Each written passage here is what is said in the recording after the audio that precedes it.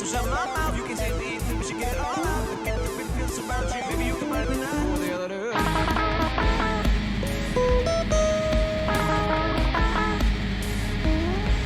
So you wanna take a stroll here with the lights are out, holding out scary things. I don't even care that much. It happened before, and I was cynical then, and I'm cynical now. You're all done on the floor while I'm up in the clouds. Am I feeling it out?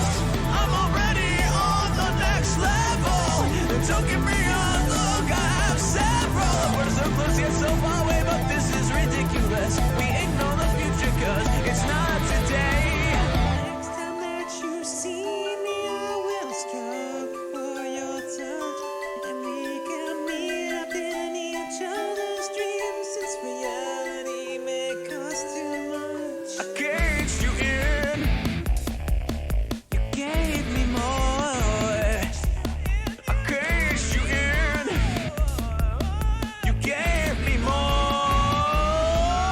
I caged you in, you gave me more. I caged you in, you gave me more.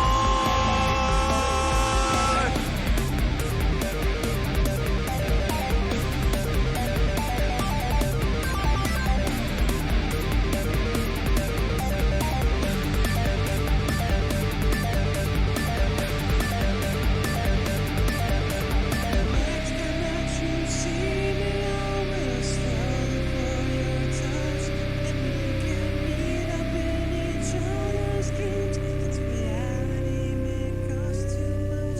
I must myself a battle between prayer and pray. If all this really starts to stray, I hope then something has to change.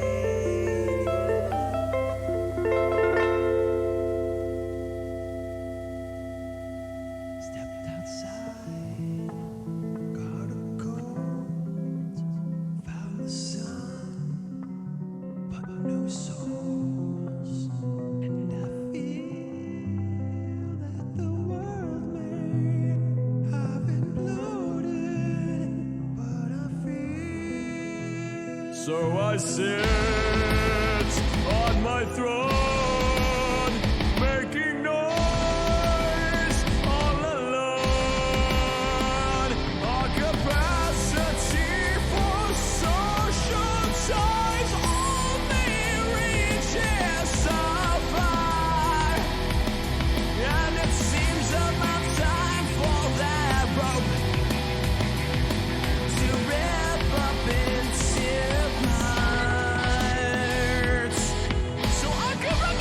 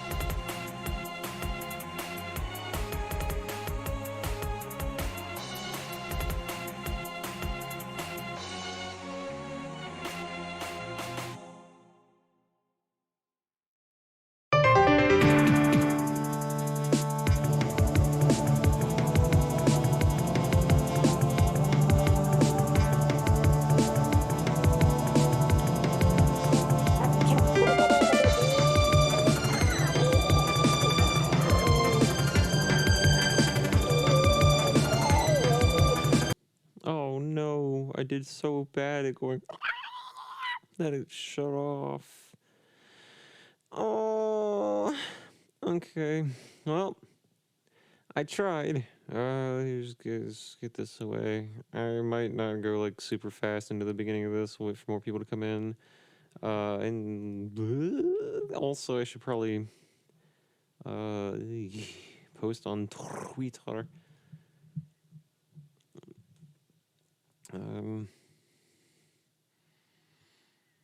Time for the Diamond Walk of... No, I need to specify. Diamond Nuzlocke Walk of Shame. Twitch.tv/randomrings. It came up. Booyah. Speaking of... what was I going to say?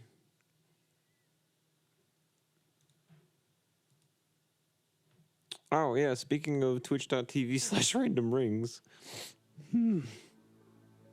I knew that. I knew I was going somewhere logical with that and couldn't remember. Welcome to twitch.tv/randomrings. I'm the hoster with the moster, Aiden. This is my stream. Okay, cool. So, I want my streams and chat to be inclusive. No biggity bullshit. Or I'll ban you. As always, my streams are 18 plus. If you're a child, probably shouldn't be hanging around. Just abide by Twitch guidelines. I want to say fuck a lot and probably talk about penis once or more times. It happens. That's pretty much what's up with my 18 plus rule. I'm not like flashing my tits upon all of you at once. Don't get actively horny with each other in my chat. Don't advertise, solicit, or spam anything. This includes follow for follow. Feel free to tell me if there are technical difficulties that I'm not noticing. And being a goon is not required, but it is certainly allowed. I need to open up Discord in case anyone wants to join in. Probably won't, but... Probably won't. Yeah, I probably won't, but we'll see. We'll see. We'll see what happens. I'll open it up and we'll see what happens. How about that shit? Alright, well... Okay, I guess let's fucking get into it, I suppose. For those who have been sticking around, even though I died in the Nuzlocke, so this is just me casually playing the fucking game, like a little pleb. Thanks. Actually, did I put casual as a... Okay, I did. So yeah, Nuzlocke Walk of Shame. I died, so now it's time to just play the game normally. Like a big baby. Wah. Alright, cool. Let's do it. I fucked up my throat earlier somehow. I don't know what I did. Maybe it's talking for 3 hours straight every night. Alright, so next thing I was gonna do, which also isn't very eventful to watch probably, is just go find all the rock climb locations that I've been skipping.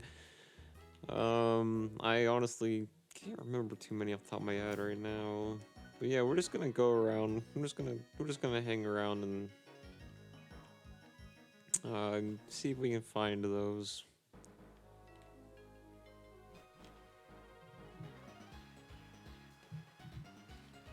I don't recall one being here. While I'm doing this, might as well put on the berry monitor. Oh, that reminds me, Barry the character, it's probably still just, like, hanging out.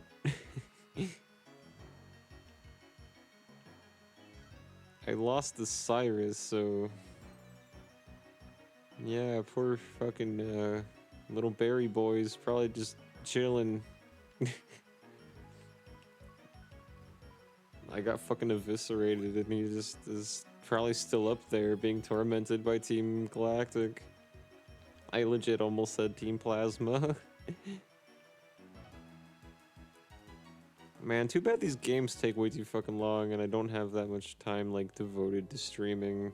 Because if that wasn't so much the case, I could stream Pokemon White, because I like that game.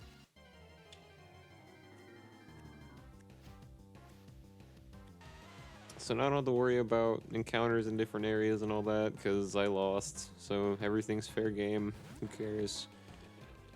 Oh, that reminds me. Oh no, I didn't catch that Medicham. Never mind.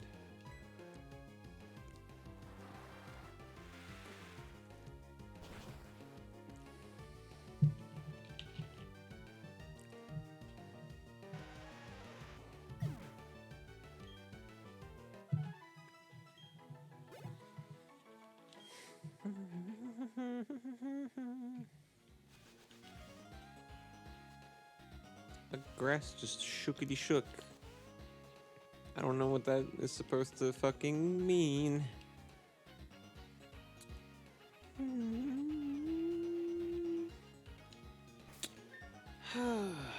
Fog. Gotta love fog. Alright, get that shit the fuck out of here. I still don't have cut. Now it's not for Nuzlocke reasons. Now it's just because I didn't bring anybody along. Okay, so here's a rock climb place. Let's see where this leads. No, nowhere?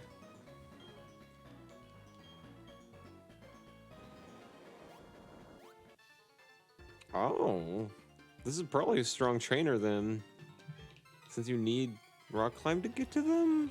I'm confused.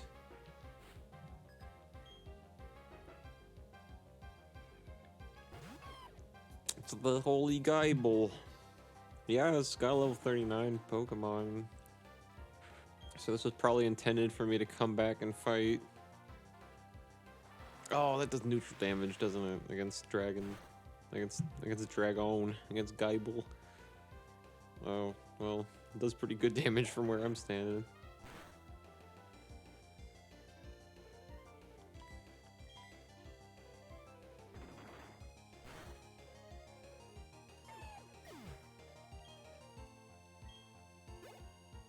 The good news is, because I'm no longer adhering to the Nuzlocke rules because I lost already, I can now catch Dialga, which will be fun. And the bad news is, I've lost.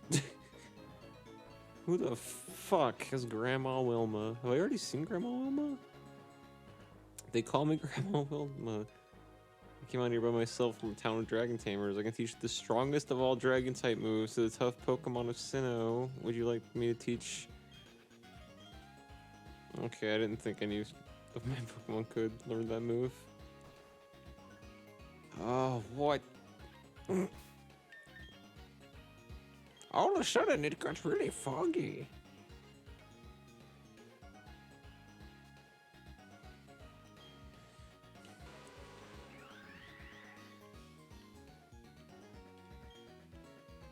Okay, so this is kind of, well, hold on. So is there more stuff out here? I'm really confused because I guess I just skipped that trainer. I don't know. I don't know what's happening. No, okay, I understand what's happening now. We're good. That sent me through a fucking loop though.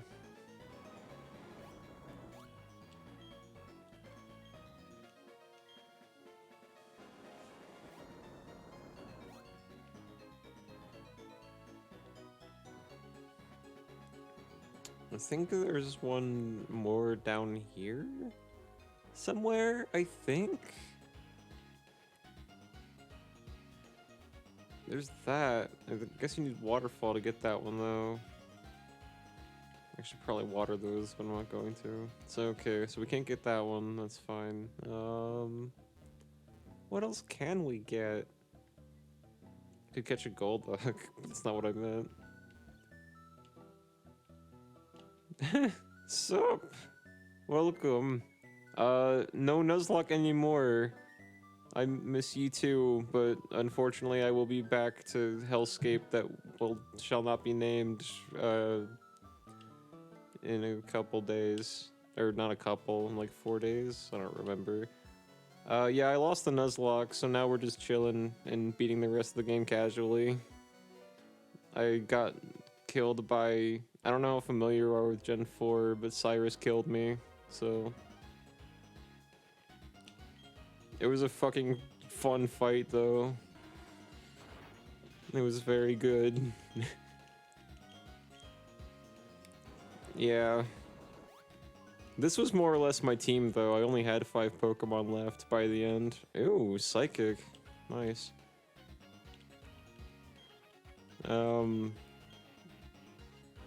Except I didn't have the Bronzong, I had a Pelipper. Yeah, I had Cyrus down to the last Pokemon, which was a Weavile, but I didn't have any potions at all, so I got fucked pretty hard. Oh well.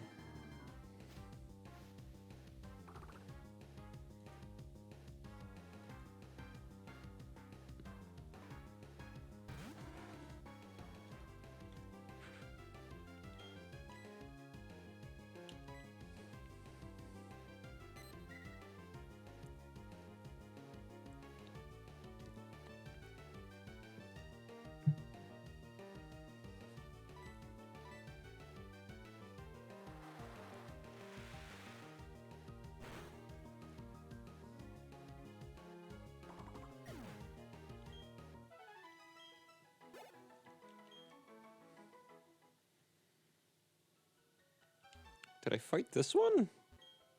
Oh, I guess I did.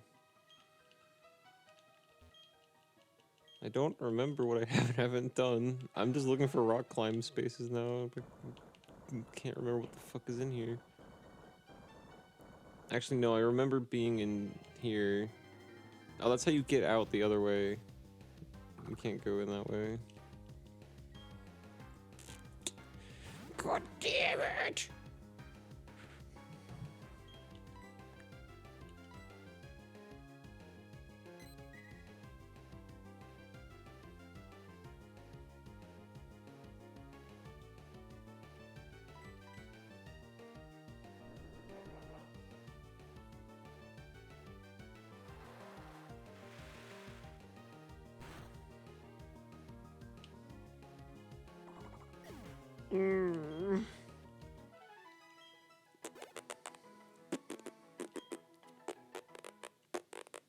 Well, that was off rhythm. I couldn't do it fast enough.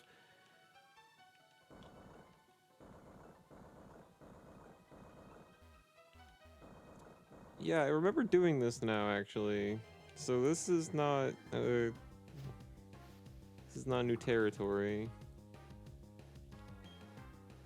I guess I'm just playing the game casually. I could just Google all the rock climb locations I missed. But I kind of want to see how many I can find on my own first.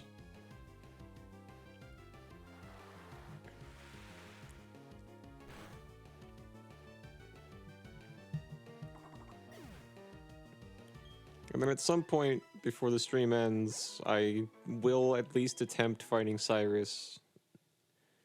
Unless something incredibly more distracting happens, but I cannot fathom what the fuck that would be. So, yeah, that's what's happening.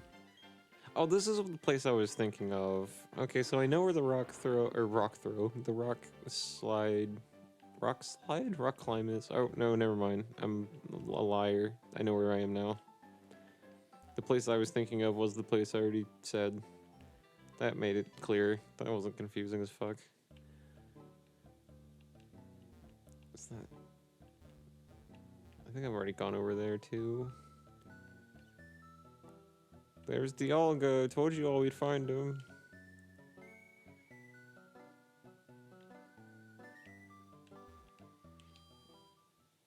I love Dork. He's my best friend.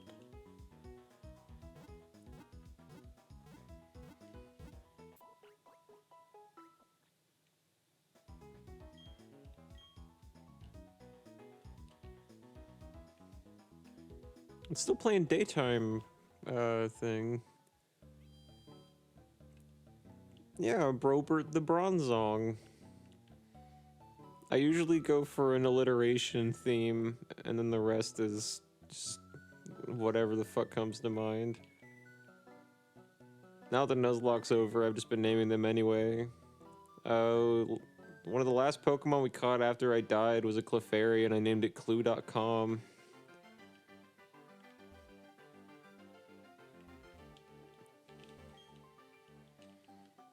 Personally, I like Weeby. Weeby was one of my favorites because people who haven't been like frequenting my streams, or at least this stream series, they won't know to pronounce that like Weeby because it doesn't fucking look like Weeby. So they'll just be like, why the fuck is he being so mean to his Sneasel? I don't think there's any rock climb shit in there. Just fly to the next town then.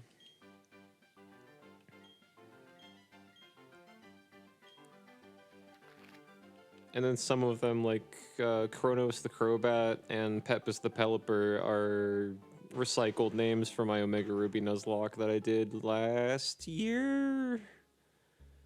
That I didn't stream. That was pre-recorded, and I still haven't released all the episodes of it.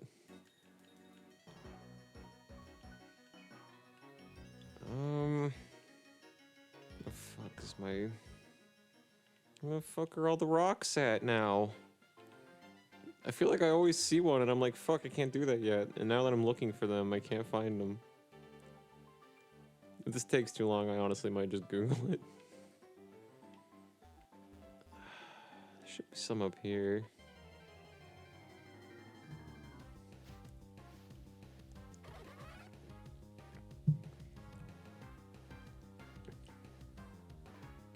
Hopefully one of them's a Razor Claw so we can evolve Weeby. Because otherwise she's just called Weeby for no reason.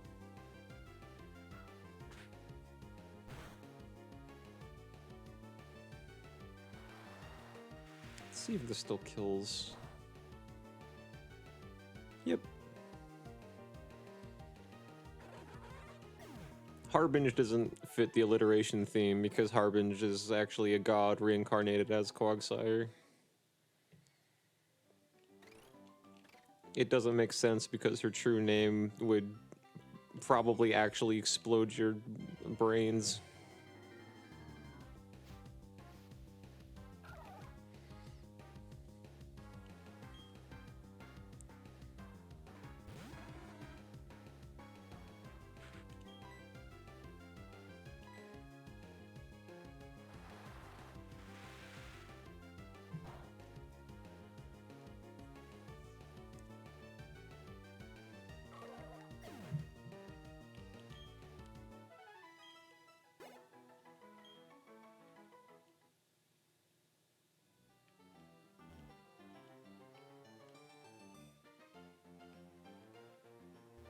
Fuck. Nope.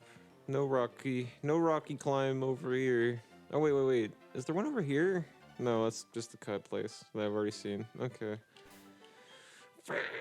I might just Google it. This is taking a while. Alright.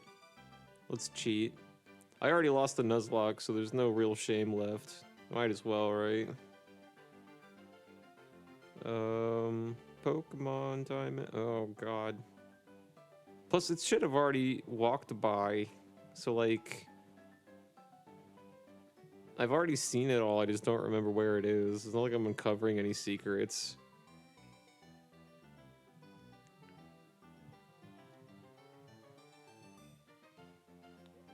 Get rock climb. I already know where to get rock climb. I want to know where all the places are at.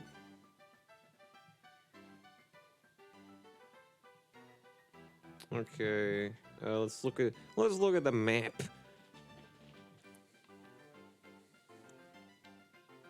So 210. Oh, wait. Okay.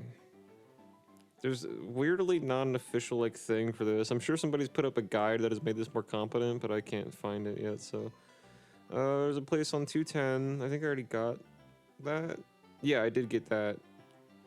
213. 213. Where the fuck is 213? I don't know Sinnoh. I've been saying this the whole fucking run. I did something really stupid, but it's okay. I just don't know Sinnoh.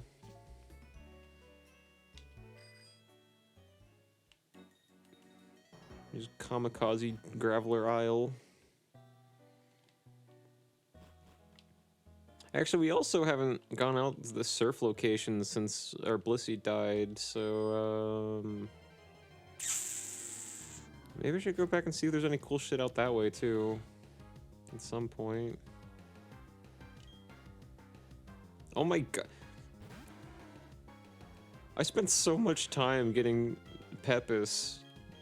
I got Pepis here, but like there's only a 20% spawn rate of a Wingull like fucking appearing here, which isn't terrible. It just wasn't showing up for me. We tried for like an hour and I finally got it. Now I come over here and I'm not trying and they're like, "Hey, look, you want a Wingull?" Pokemon sucks, that's what I'm saying.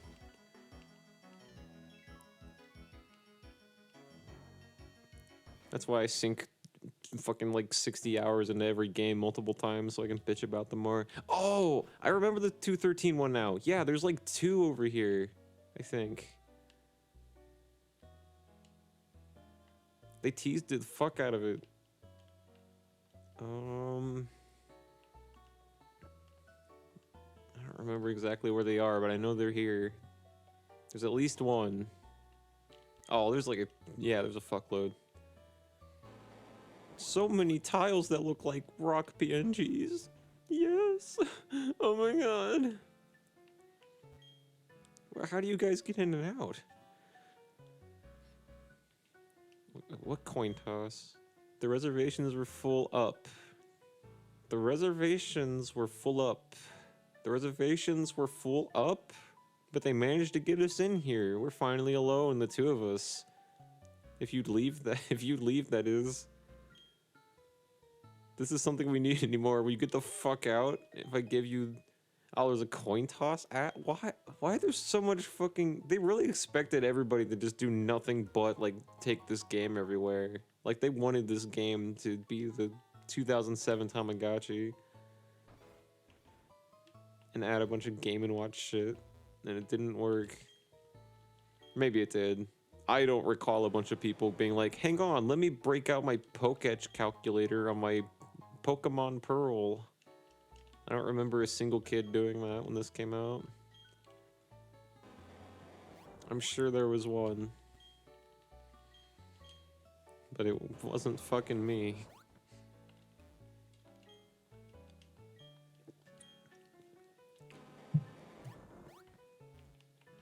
This is like a whole new fucking whole ass area.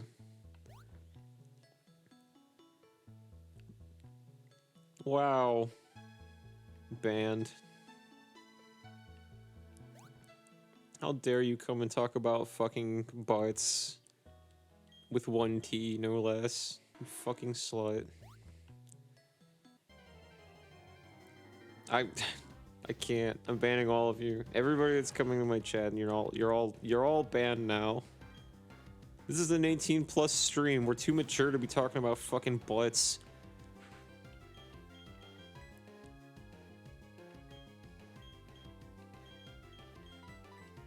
If my mom walked in right now, she'd be so pissed at all of you.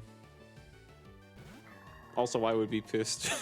Because that means she fucking went quite a ways out to stalk me. And be like, what the fuck is Twitch?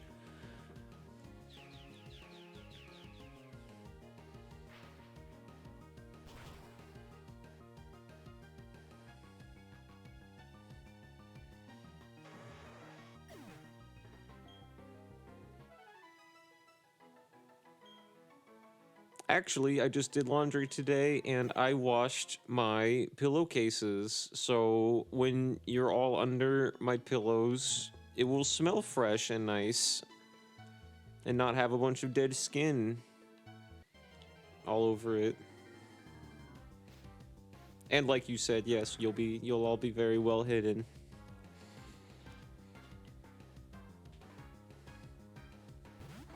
My parents are all not only incredibly transphobic, but they also lack object pertinence, so they won't know where you are.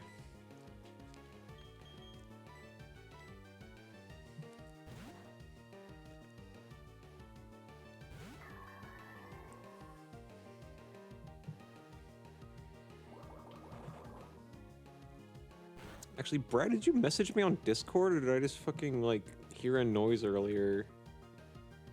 You're not even on Discord, I'm just fucking insane. Never mind.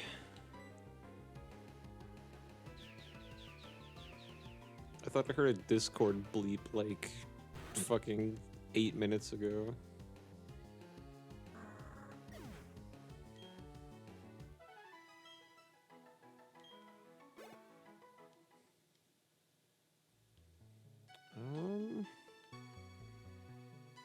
Oh, can't get in there.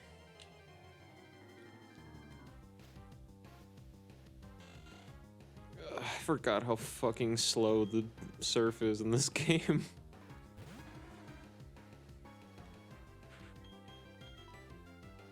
This is going to take a while.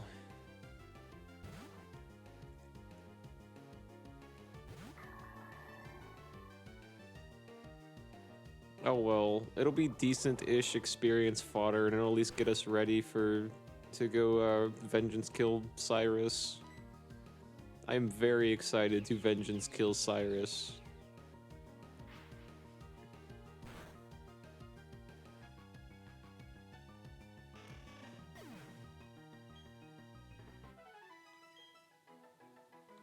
How many Twitch streamers do you think have on their soundboards, like on their stream decks or something, the Breaking Bad quote from I think it's like Breaking Bad, like season 4 or 5, when he's like, "You can't keep getting away with it."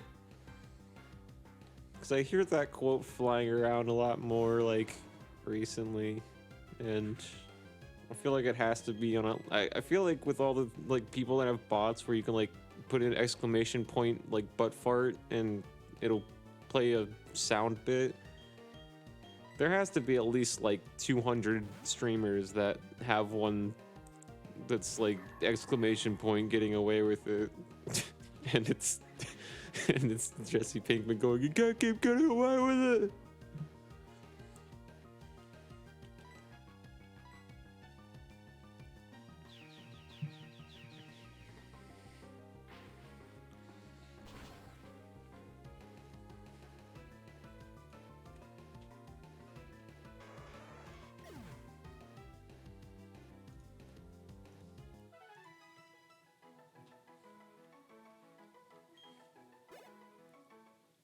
Robert says don't do drugs.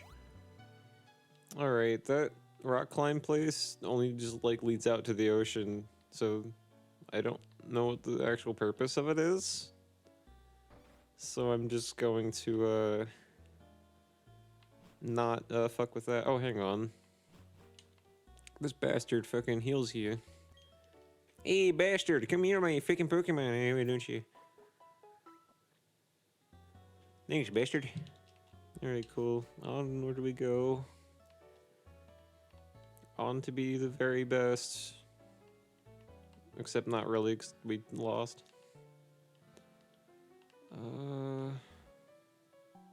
So there's a Pokeball. How do I get there? Do I go, like, down? I can't go behind the building. Oh, there's another place out that way. Okay. Getting smarter. Is this guy still blocking off Sunny Shore? They've been blacked out for fucking weeks. What is this, America?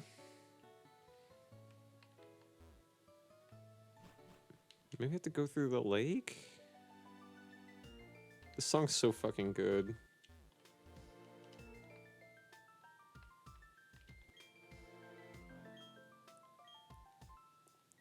Like, this is definitely, at this point, one of my least favorite games in the franchise. Or, I'm sorry, one of my least favorite RPGs like main line in the franchise, but god damn it if there aren't some beautiful fucking things in it that are very nice and unique to this one.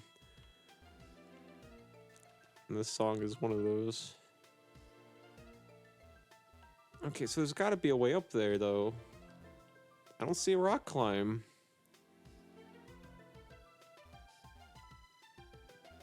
Well, ass.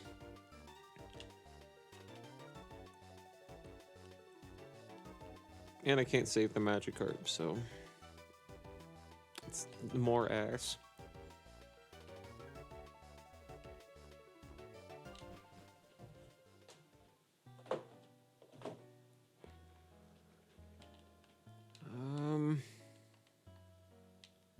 Well, I see them, but I don't know. Fuck! I don't know how to get to them. I don't know why I'm coughing.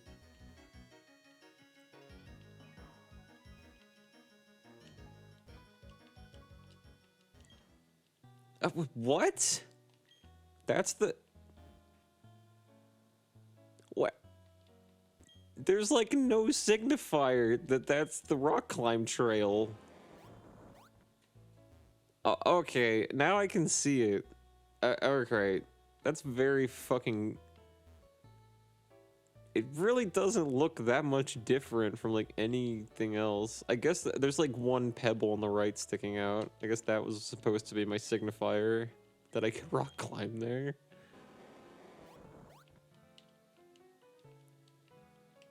Okay, there's nothing hidden here. So we just go up here. Why did they make it labyrinthian? Just fucking... Give me the Pokeball, bitch. It's gonna be like Carbos too. It's not even gonna be anything good. It's gonna be like X Defense. Dream Eater. It's fucking Dream Eater. Everyone's favorite move. Son of a fucking cock. Alright, that was this place. All over the place at the island with the resort. We haven't reached an island yet, so... No? Mount Coronet, but we already kind of fucked with those, I think. Alright, so... Next one says 216. Is that one we already did? 215... That's 214, 213, 222... Whoever founded and named the routes in Sinnoh needs to fucking stop. Look at this. Here's where you start. Route 201, right next to Verity Lakefront. Very nice scenic place. Route 219, just off to the east. You take a right off of 201 and end up at Route 209. Perhaps 220 if you're feeling extra adventurous. Idiots. I knew the gangsters in fucking Pokemon World were bad, but I didn't know that the cartographers were even shittier. 222, 214. The fuck is 216? 230, 228, 226, 227. I'm losing my mind. 216 is where we caught that Snover. And I don't want to go back up there, but I guess we have to.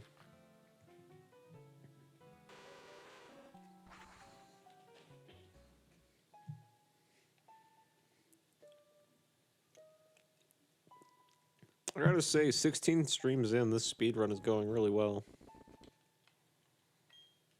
Oh yeah, I can't use a bike in the snow.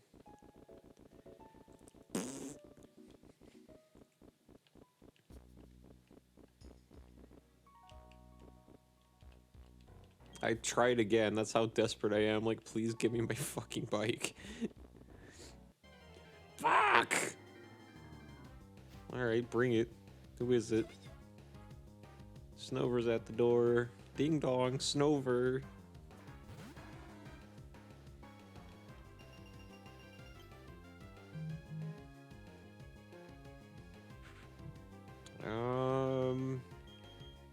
Harbinge can probably kill it, actually. Let's see. Let's try it. Let's experiment. I mean, Harbinge has already brought forth the end of days, so Harbinge already has us all dead to rights. If we don't die directly by the hand of Harbinge, we will die by her actions and willpower alone, but in this specific fight, I want to see if she can knock out the Snover without help. Oh, nice. Oh, crit, though, so maybe not. I think she still has soft stand, too, so it's not like raw strength, but I don't know. I was just trying to gauge where we're at with Harbinge. Okay, let's try to find more rock climb.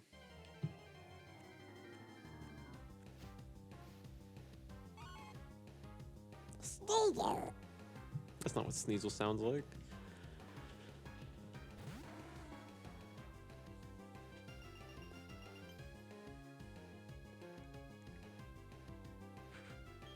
What did Sneasel sound like in the anime?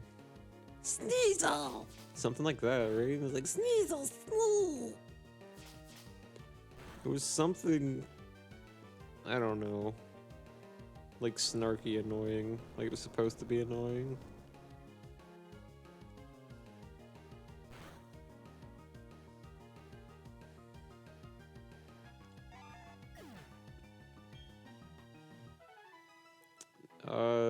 Great impression, do monkey next. A-bomb.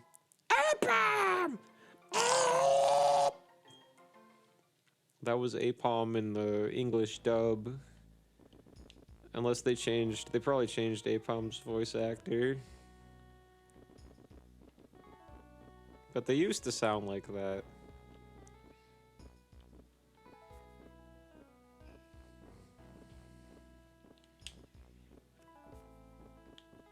What does Ambipom sound like? I didn't watch the Gen 4 anime.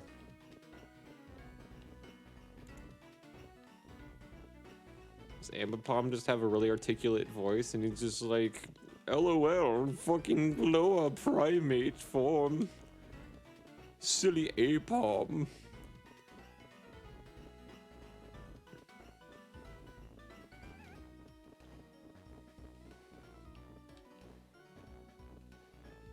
I hope there's no rock climb walls here, because that would be really annoying. Oh, no, wait, we're still not in 216 yet. Okay, I got it. Brain is worky.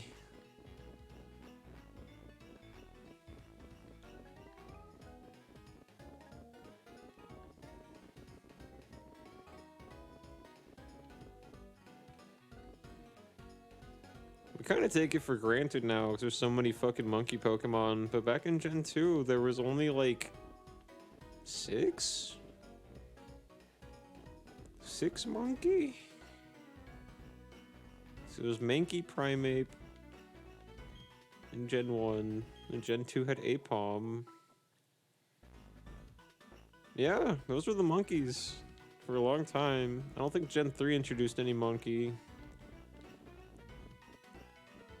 Gen 4 had Fire Monkey and Ambipom. Oh, there's a rock climb. So used to ignoring it.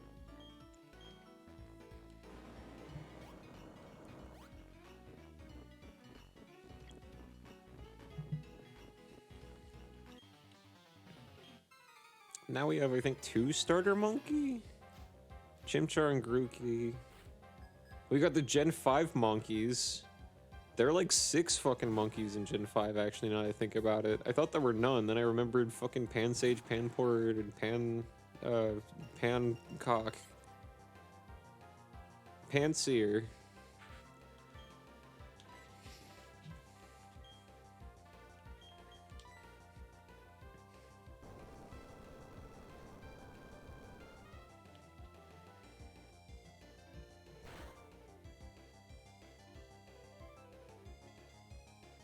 It didn't kill it. Harbinge.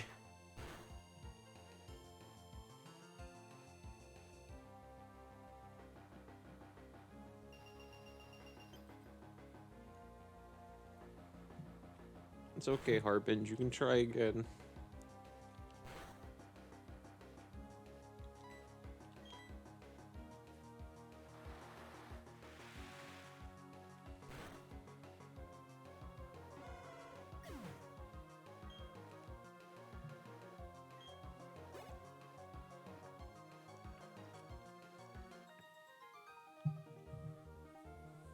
It's over, you say? Yes. Now I have to push you off this cliff. It's Pokemon rules.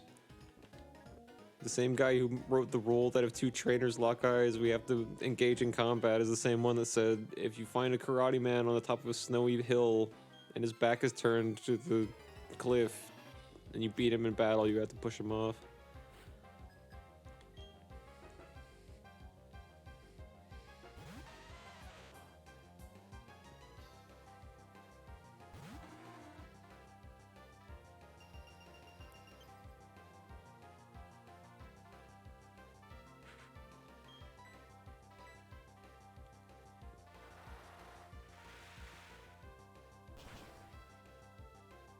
One shot?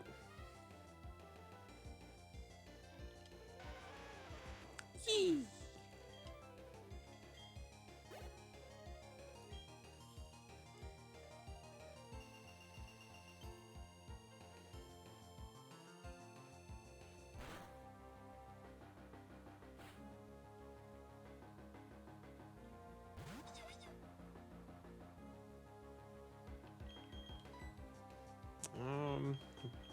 Just send out Ratty. Ratty hasn't been out in a bit. You gotta take your pony out to do stuff every once in a while.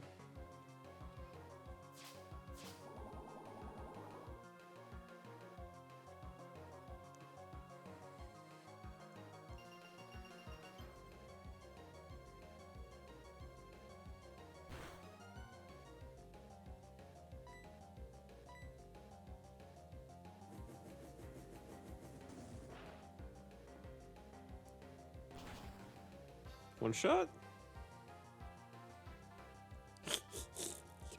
What's that? I fucking killed you.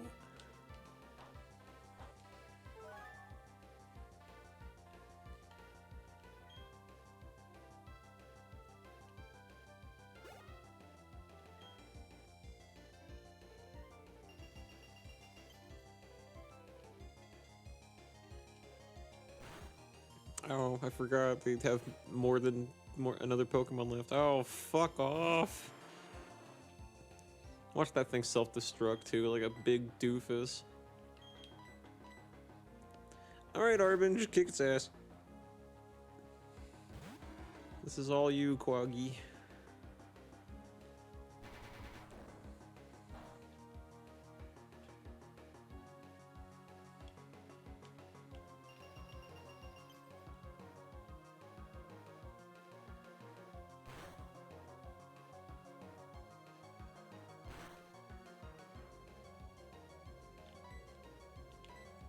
Well, yeah, it is a weird arrangement considering Harbinge is the bringer of the apocalypse as she sees fit. I don't know why she decided to come along with me. But yeah, since like the level 35-ish mark, Quagsire's been kind of fucking insane, so you'd be surprised the type matchup of water and ground paired with a decent attack stat. If I remember correctly, let me look real quick, actually.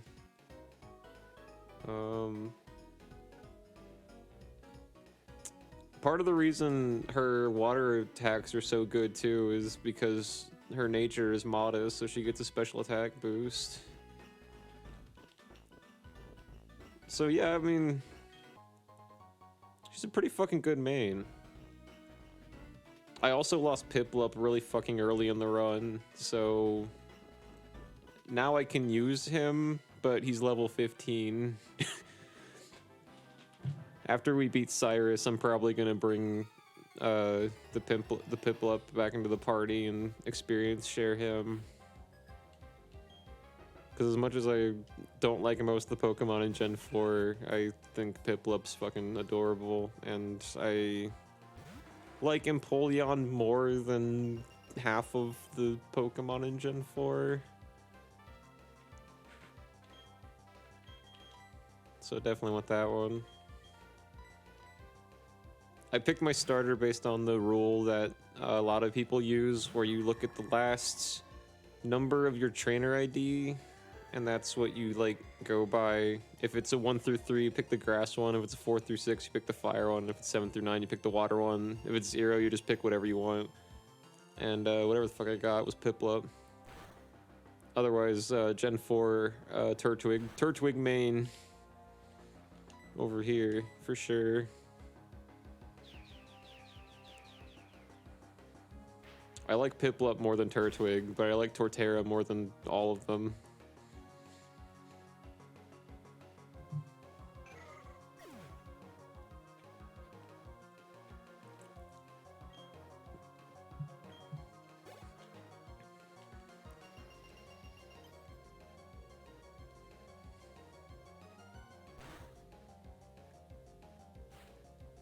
Actually, I'd say before Brobert died, Brobert was pretty much the main. I think Harbinge just kind of took over.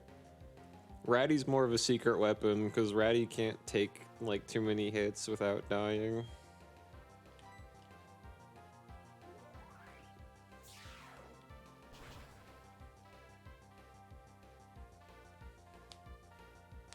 I forgot, Gyro Ball fucking sucks.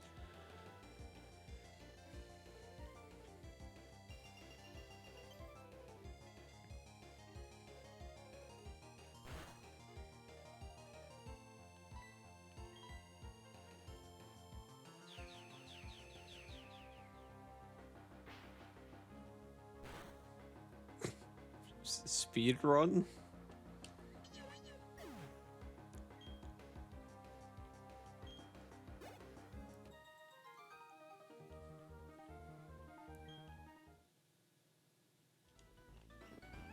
That's what I'm doing. But there's snow on the ground.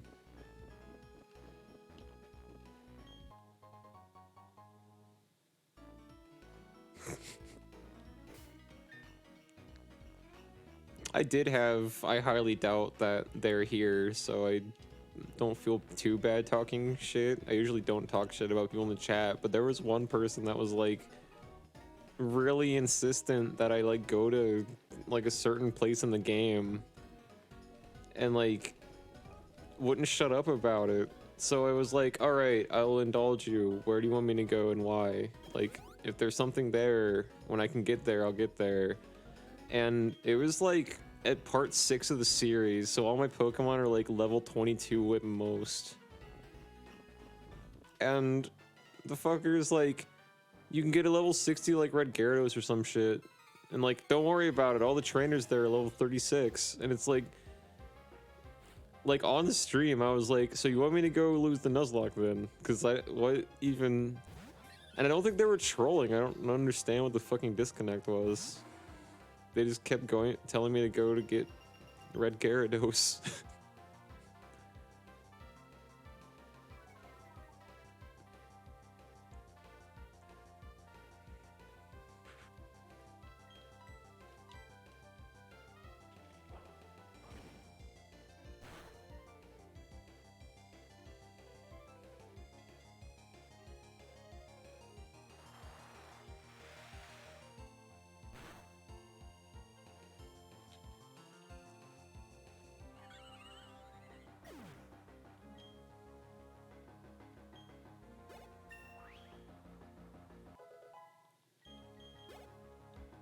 Woo!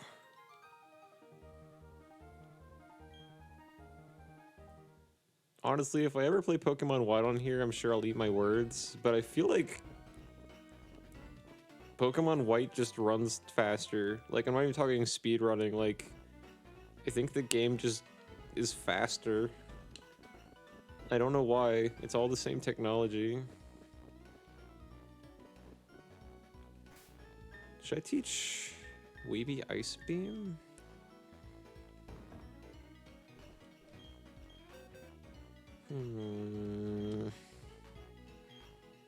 Could teach Hard Pinch Ice Beam.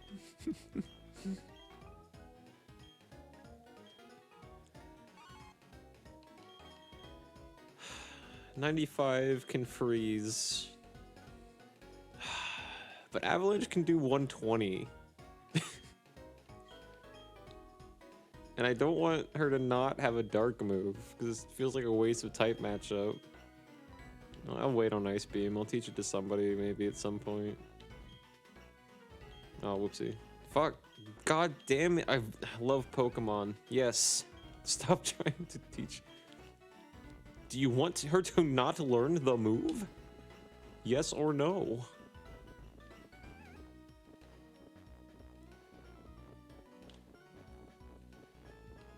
Okay. That was that ledge. Let me see if there's another rock climb down the way. I'm not sure. I still can't bike. I just am hitting it by impulse. By instinct. Alright, I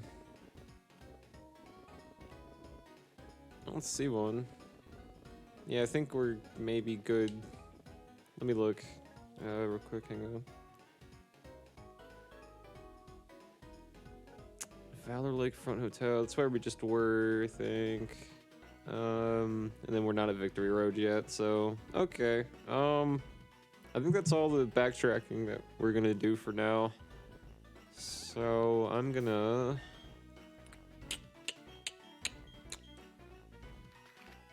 it sucks because I want to assemble a good team of 6 Pokemon to go fight Cyrus again, but I can't get rid of Anyas because that's the rock climber. None of my good Pokemon can learn it. But now we have Brobert, so like we might still die, I'm not sure. How many potions do I have? I have 39 hyper potions. Yeah. Not worried about it. Alright. Oh, I should probably heal my fucking team. That would be nice. Also, scaling that mountain takes goddamn fucking forever. Because there's like a lot of ground to cover, and most of it's in caves, and Golbats and shit spawn every 2 seconds. And sometimes Repel just doesn't work. Which I never looked into further to see why they didn't work for us last night. Don't know. So, okay. We're going... fuck. No! Stop it! Alright, cool. Alright. I'm gonna go vengeance kill Cyrus. That's the new goal. 'Cause he's a little bitch. I hate him. It's going down.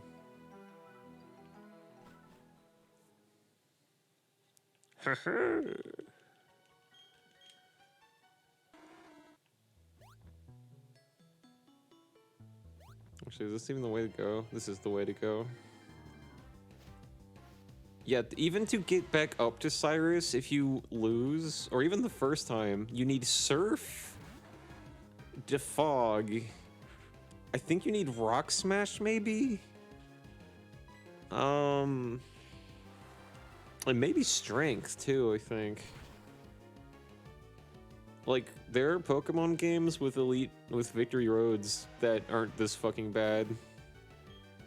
And this is just to get to fucking Cyrus. Oh, I just thought of something. That reminds me, I was thinking about my Pokemon, when I was playing Ultra Sun by myself, and I caught Necrozma with the fucking Quick Ball. I think I have 1 Quick Ball. And now that we're not Nuzlocke rules anymore, I can catch and use Dialga. So I'm gonna try to Quick Ball that asshole and see if it works. This is gonna be great. If I ever fucking get up there, this is gonna take way too long. Actually, Brobert's level 40 now. I could probably just put Brobert in front. Because Brobert's kinda OP. Here you go, Brobert. Welcome back to the living. Mental Herb. Mental Herb. Where the fuck is the thing? Not spell tag. Yeah, Audit Incense, that's fine. Okay. I don't really need Anyas to have the experience share, really. Let's give it to Weeby, because Weeby's kind of weak.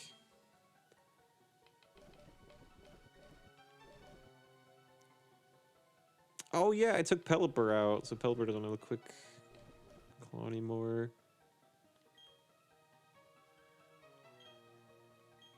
Oh, you know what?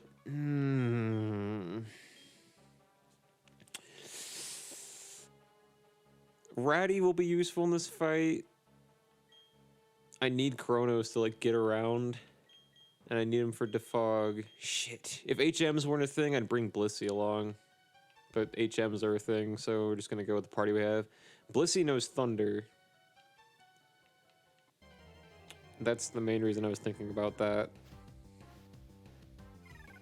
If we had Blissey, if Blissey was alive during that fight last night, we'd probably still be doing the Nuzlocke.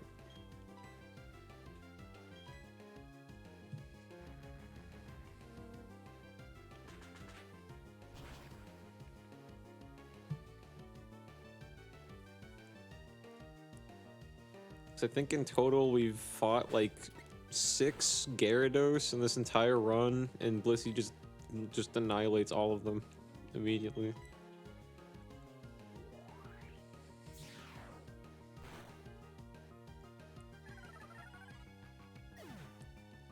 But I don't have enough slots, and Cyrus has a fucking Abomasnow, so I need Ratty.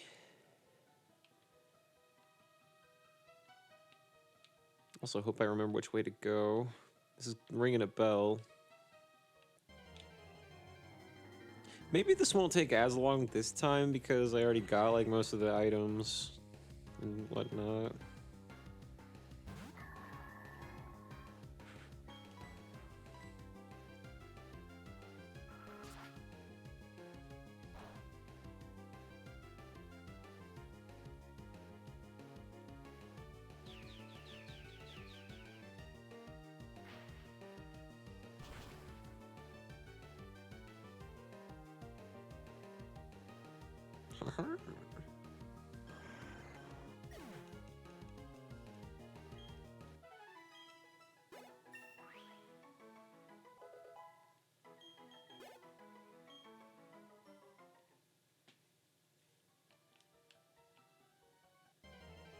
Fuck! Fuck!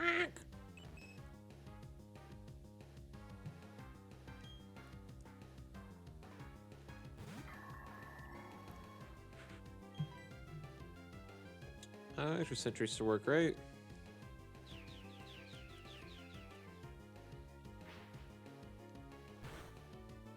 I just don't know if it'll one-shot. Okay. Oh, nice. Okay, it doesn't matter. Can I kill it with Gyro Ball? See if Gyro Ball's worth of fucking anything. Nope, it's pretty worthless. I regret teaching this fucker Gyro Ball now. I don't remember what I got rid of to give. What was there before? I don't remember. I think it was Confuse Ray. I hope I'm wrong. So if I got rid of Confuse Ray for that fucking move, that's really sad. I think I already got rid of Confuse Ray for something else. Oh, it was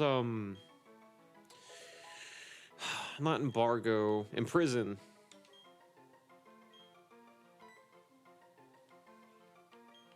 Metal Claw.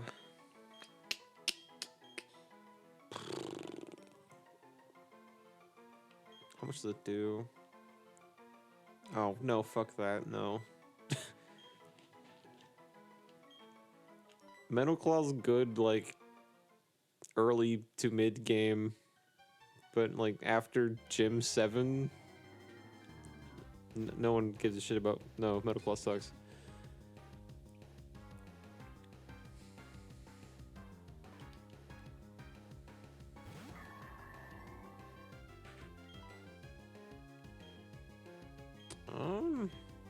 Ironically, I think this is the one thing that Brobert probably can't insta-kill.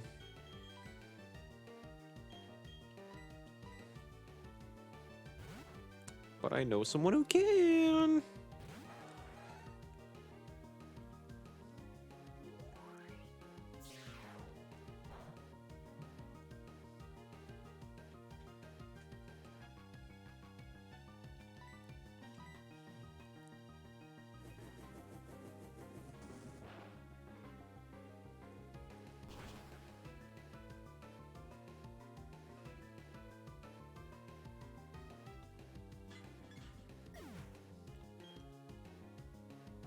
Get out of here, coin ass piece of shit.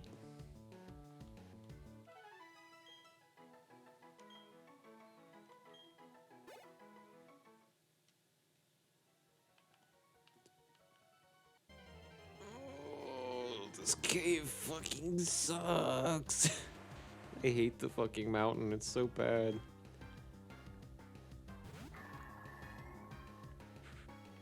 Let's give Harbinge a little more screen time, a little more spotlight. And hope this thing doesn't just self-destruct and kill her. Although, this was a Nuzlocke just yesterday, so if someone does die, I have plenty of revives that I wasn't able to use. Actually, yeah, now that I have revived, this will probably go way better. I think we can actually kill Cyrus this time, even though we're technically still under-leveled.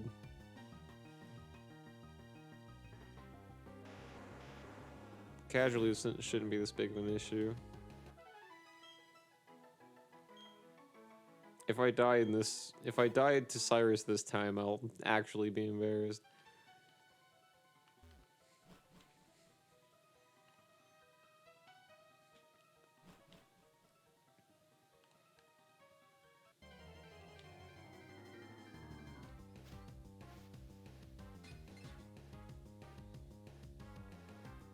It's a big blue coin.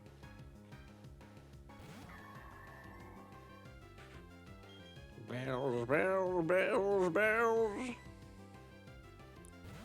Oops.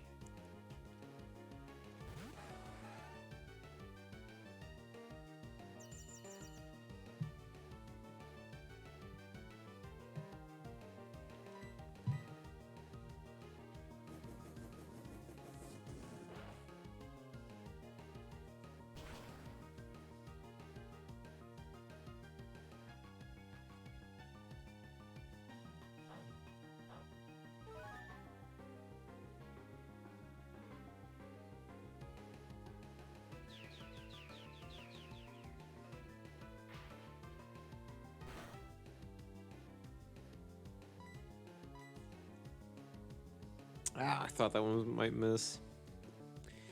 Gosh, dang it.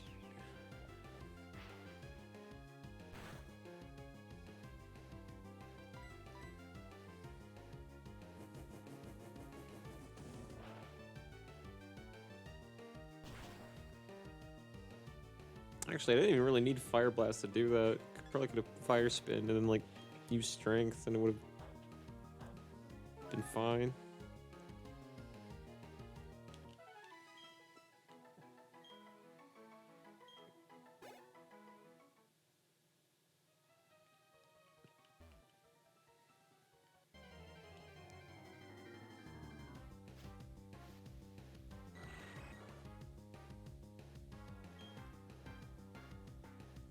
I think I said this last stream, but I just want to reiterate. I get really excited seeing Golbat on screen.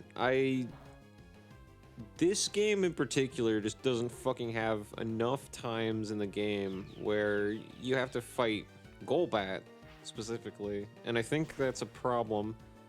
I hope in the remake they address that. I have a mock-up for level design called it's called Golbat Cave.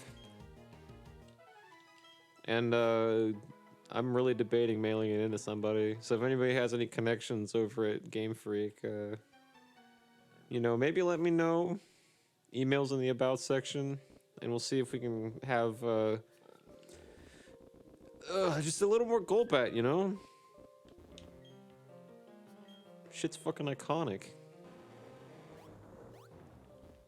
If I can't fight a Golbat 17 times a day, while playing through a Pokemon game, then the game's shit, really. It's a bad Pokemon game. Oh, I was trying to catch a Noctowl at one time. Kind of just want to catch this one just to have a Noctowl. I just like Noctowl. That's it. Full stop.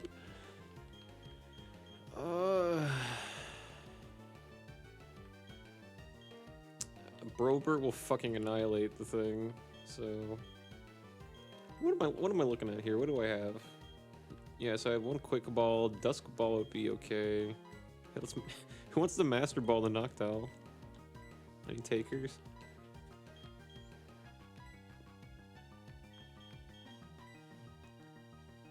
Some people, when they do a Nuzlocke, have a clause where they don't allow themselves to use Master Balls. And I don't remember if I set that for a rule for myself in this Nuzlocke or not, honestly. Oh, of course you know Zen Headbutt. Of course you know the only thing that can put a dent in Chronos right now. Gosh damn it.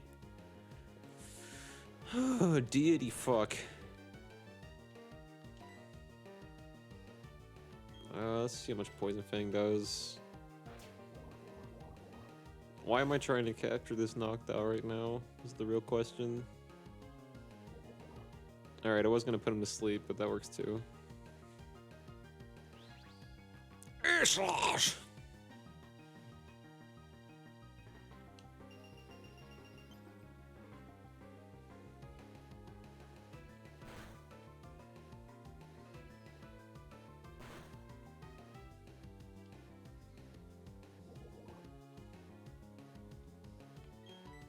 Okay, I might not even need a fucking... Oops, that's not the right pocket.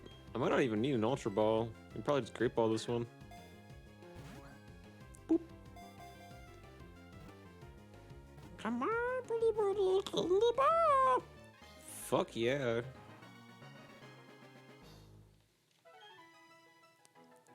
Hey kids, let's learn about Noctowl. Its eyes are special. They can pick out objects as long as there is the tiniest amount of light. That's pretty cool, Pokedex. Thank you, Southern Pokedex. What should we name our new friend Noctowl? Especially considering the fact I'm probably never actually going to use him, and I don't know why I caught it. I just like Noctowl.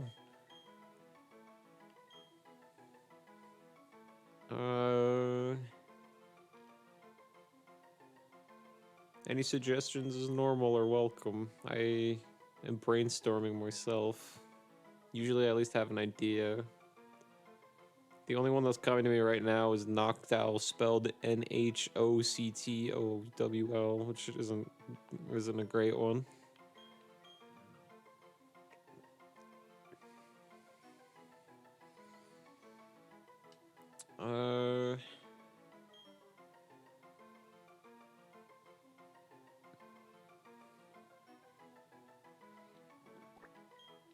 Your name...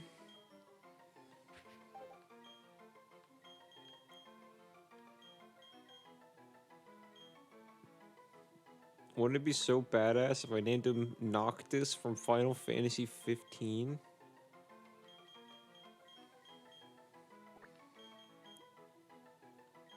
Your name is...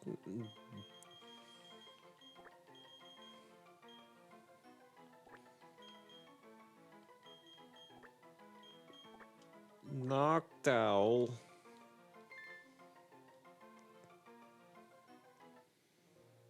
Fun fact, that's what they call him in Russia. Don't look it up.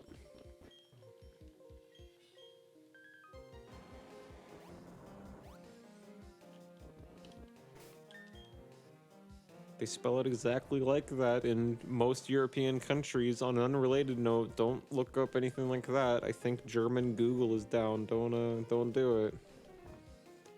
You can fact check me on it later, after the stream. It's very real, I assure you, but also don't look it up.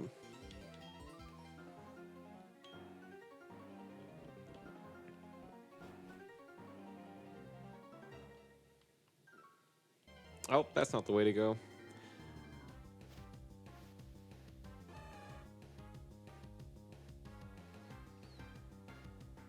My first shiny ever was actually a golden Hoot Hoot, I think. I was really excited. It was on Pokemon Gold version. It was like one of the first Pokemon I saw on my adventure. I restarted Gold for whatever reason and then went through the grass and I found a golden Hoot Hoot and lost my shit and caught it. And I had a golden Noctowl. And I tried to use him for as long as I could during the run just because he was a shiny Noctowl. But, you know, he's still just a Noctowl. He's not that fucking strong. So I eventually, like, didn't use him anymore. Oh, I went the wrong fucking way completely. Huh. I don't remember where to go. What have I done?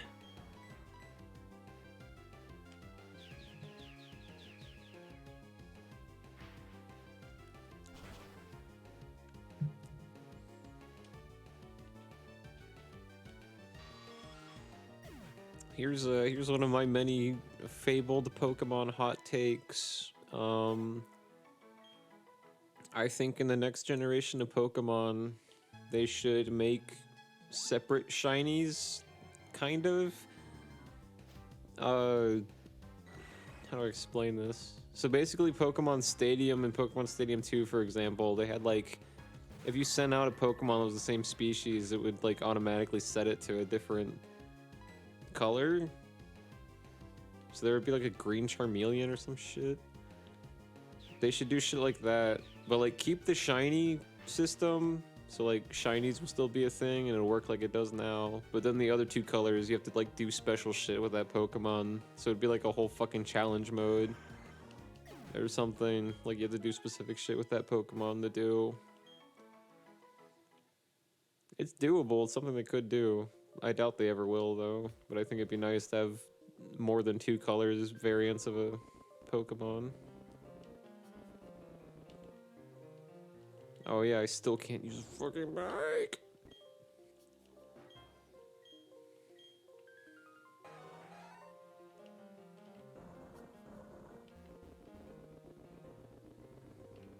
I think it's this way. Yeah. There we go.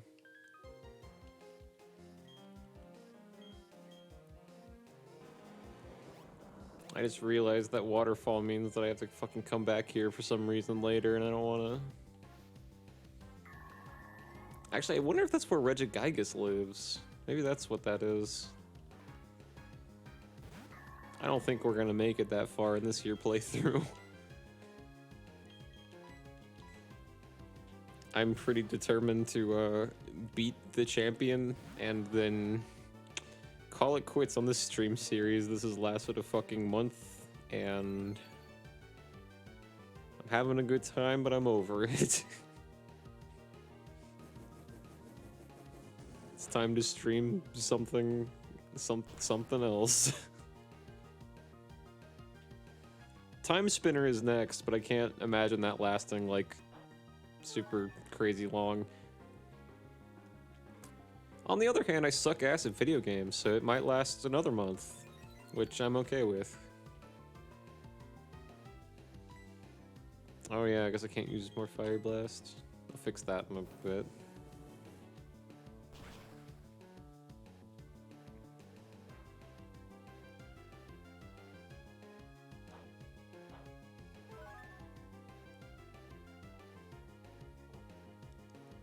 I've always hated that Fire Spin is weak as fuck. Because if something like Fire Spin could exist, like look at that shit. That would hurt so fucking bad. I mean, I know Pokemon's not one for realism, but like, it's just weird to me that Fire Spin does less than like Constrict.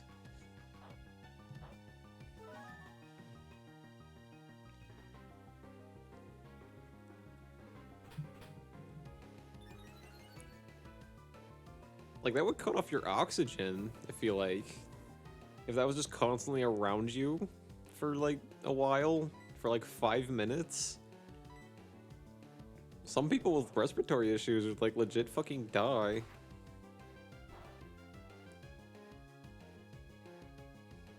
To pet Ratty, actually, usually now that they have like petting in the games, there's some Pokemon that they actually like confirmed that canonically of whether or not it would hurt to pet them or not. I think Ponytas and Rapidashes, if I remember correctly, are okay as long as you don't touch the fire. The rest of them is fine.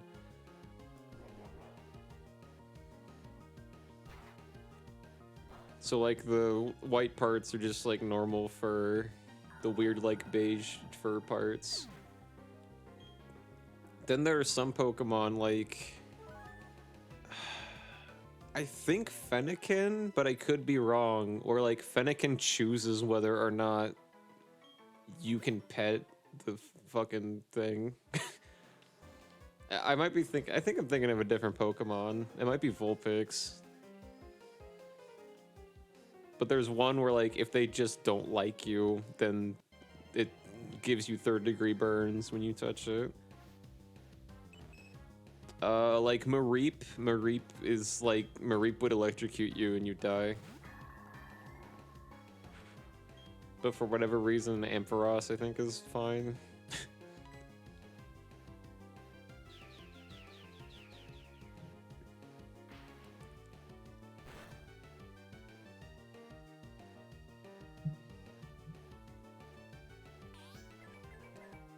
But yeah, no, if I'm not mistaken, you could pet Ratty.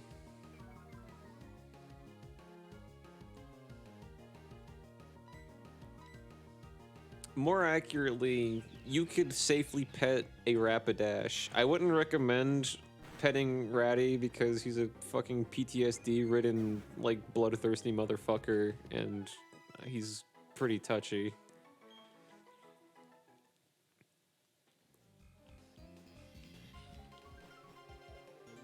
Like, if you catch him in a bad mood, I think it would hurt to pet Ratty, but not for the reasons one might think.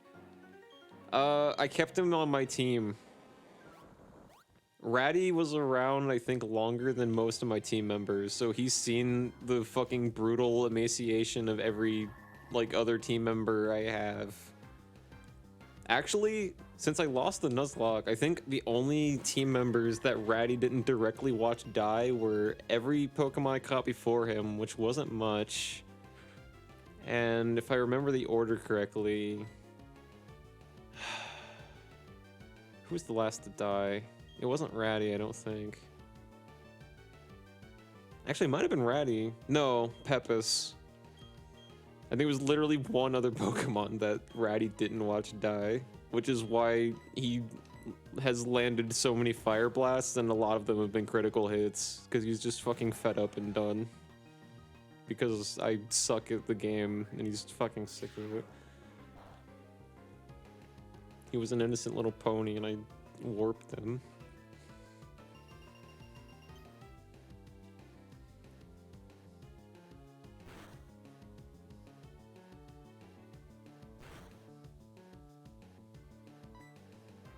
Oh, I still didn't give him... I have to give you a pee-pee! Actually, Lepa Berry would work. Forgot to get ethers. Oh.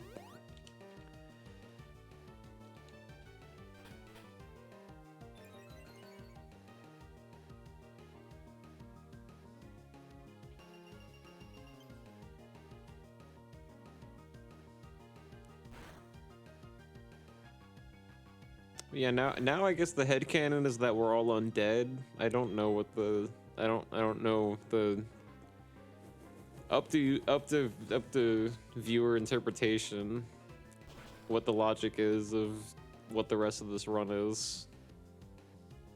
Since Cyrus killed us all.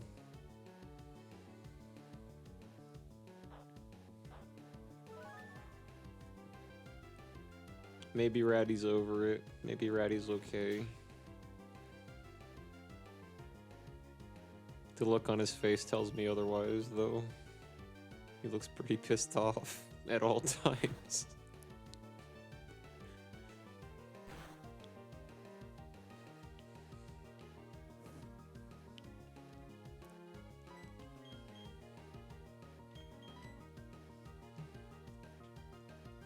Oops. Well then.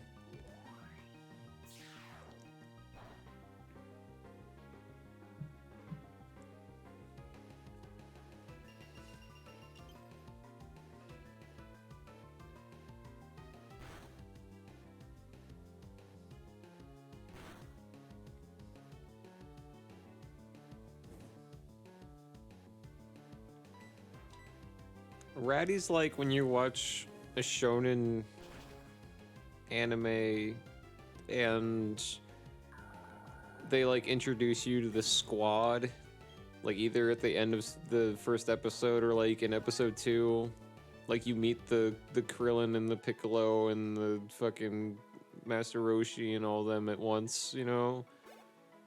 That's not really how it worked in Dragon Ball, it's a bad example, but anyway. Ratty's the one that, like, everybody else is like, oh, I'm really quirky. I like to eat rice balls. I eat too many and then I get sick. Ratty's the one that's in the corner that has, like, his own little scene, and everybody's like, that's Ratty. He's fucking kind of touchy. He doesn't talk a lot. And he's like, and he's constantly smoking or something. He's that trope, I think.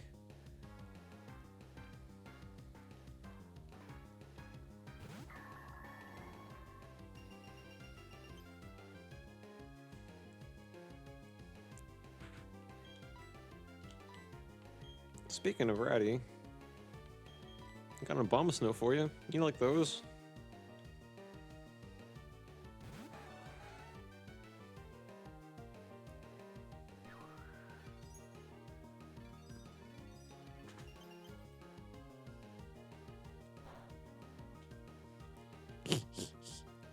More like ice shart.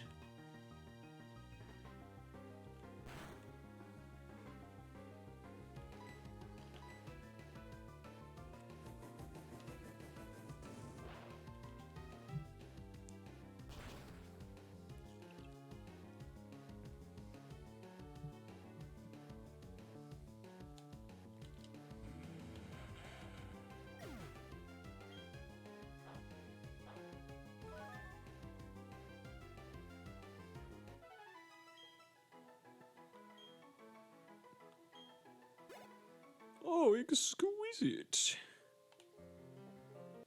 Oh my god. You can't fucking go anywhere. It's terrible. Actually, okay, so Repel will work out here, but I guess Repel just doesn't fucking work in caves or something, which I never thought. Well, no, because we used it earlier.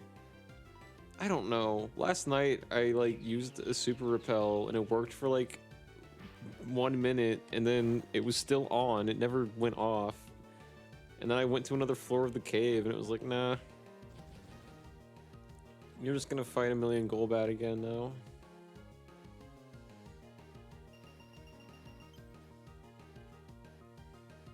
Oh well. We definitely need the experience anyway. I think Cyrus's lowest, if I remember correctly, Cyrus's lowest level Pokemon is 45?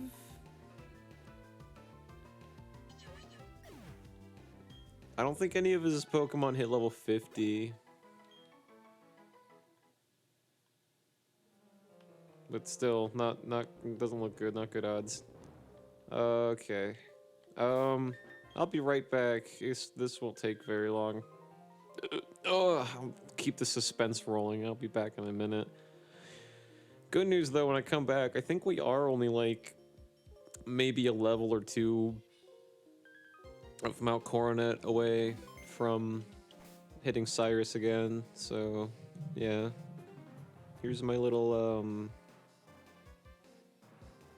boop. Alright, I'll be back in a minute.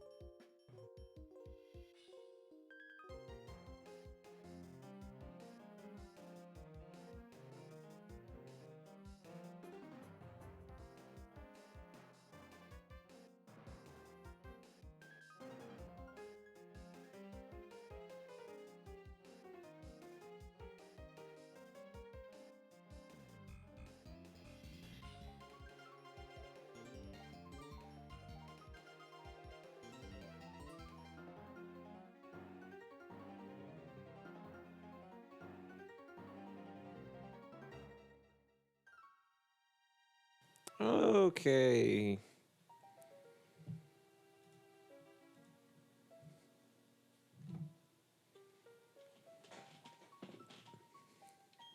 I wonder if I would lose or gain followers if I was playing a big stream series like this, and on like part 5 of it, I came back from the bathroom or got a drink and came back or something, and it was like, okay, everybody, let's switch over to Fortnite now. Just like in the middle of like Final Fantasy 9 or something.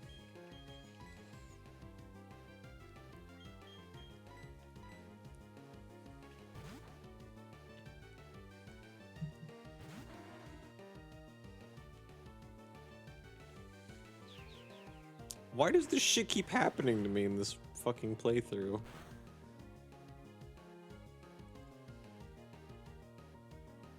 No.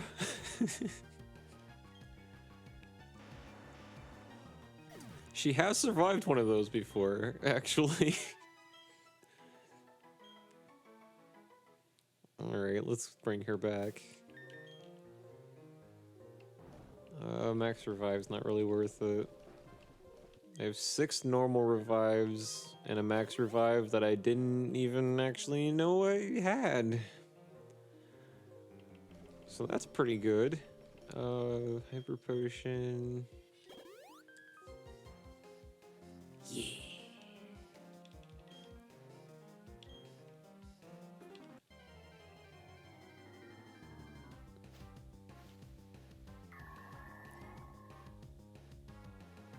Did you just give me the D?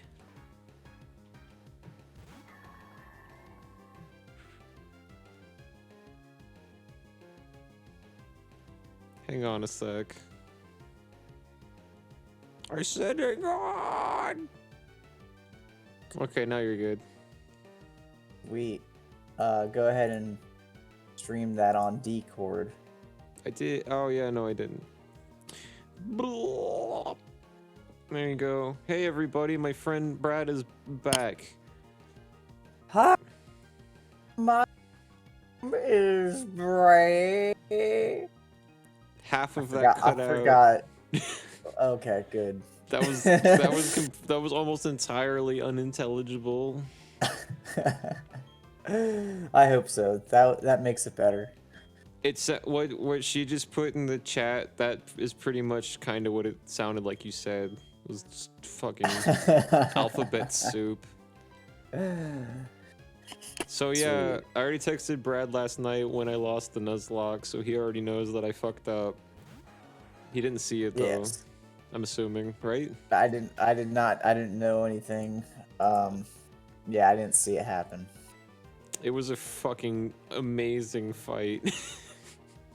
It was like the best fucking fight in the Nuzlocke, but it was also the last. Well, at least you ended it with a bang. Yeah, I'm not like ashamed that I lost at all. Like it was fucking insane. The fact that I lasted as long as I did was crazy. But yeah, what we're doing right now is going back to fuck them up.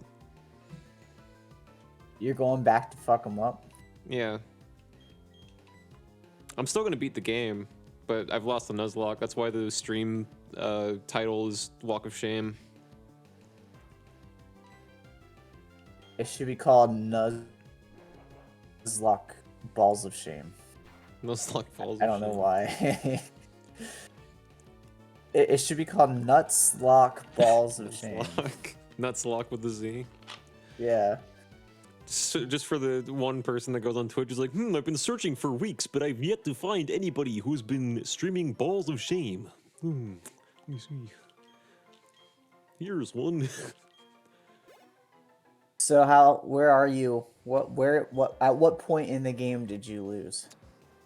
Dialga, actually. We're gonna catch Dialga. Oh shit, you lost to Dialga? No, I lost to Cyrus. Which he's Giovanni, I guess. Or he's Maxi or whatever.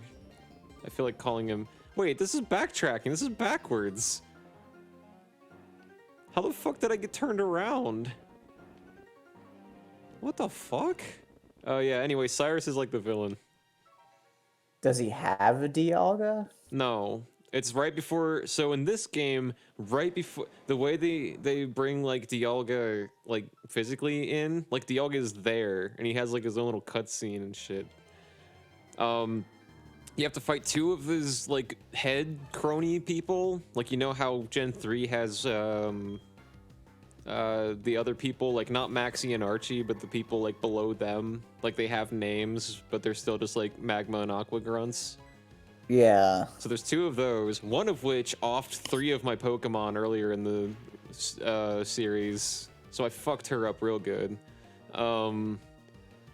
And you don't get to go to a Pokemon Center or anything. You don't have the opportunity to fly or anything after that. Barry heals all your Pokemon, and then Cyrus is just like, you interrupted my Dialga fucking crazy Kingdom Hearts Distortion World summon, so now I'm gonna fucking kill you. And he fights you. And most of his Pokemon are between... Actually, all of his Pokemon are between level 45 and 49. And you're stuck with a level 41. I've got, yeah, all my Pokemon... Well, that's the thing, I didn't have Brobird either. I have him now because he's fucking badass. And, you know, I lost already, so might as well. I had Weeby. Oh, I also used, I don't remember if I talked to you about my Jesus Claws, but I used my Jesus Claws on Ratty, because one of the girls did kill Ratty, but they didn't kill anybody else. So before the battle ended, I did a max revive and brought Ratty back. Why were you allowed to do that? Some people do that as like a clause thing where you can do certain things with revive. So I did that at the beginning of the run. So basically I call it the Jesus Clause. So what it is I can revive 1 Pokemon per like Nuzlocke. Like only one ever, and it has to be during battle. So like I can't just do it afterwards. Like, oh, I missed my Trico. Like I have to do it. I have to it's still a challenge to heal them, I guess, and not lose someone else. Yeah. So it has to be, well, it has to be the one that you lost during battle. Like, you have to revive them the same battle they die. Right, yeah. Okay. So like right after I wouldn't be able to heal him. He's just dead after that. Normally I wait really late in the run to do something like that, but I was like, we have 5 total Pokemon, and this is my most like strongest hitting one. Ratty survived up until... Actually, let me pull up the thing. I think... Who's the last one to die? Pelipper! Pepis was the last one to fucking die. Pepis took on a Gyarados and won. And he was like 5 levels under level.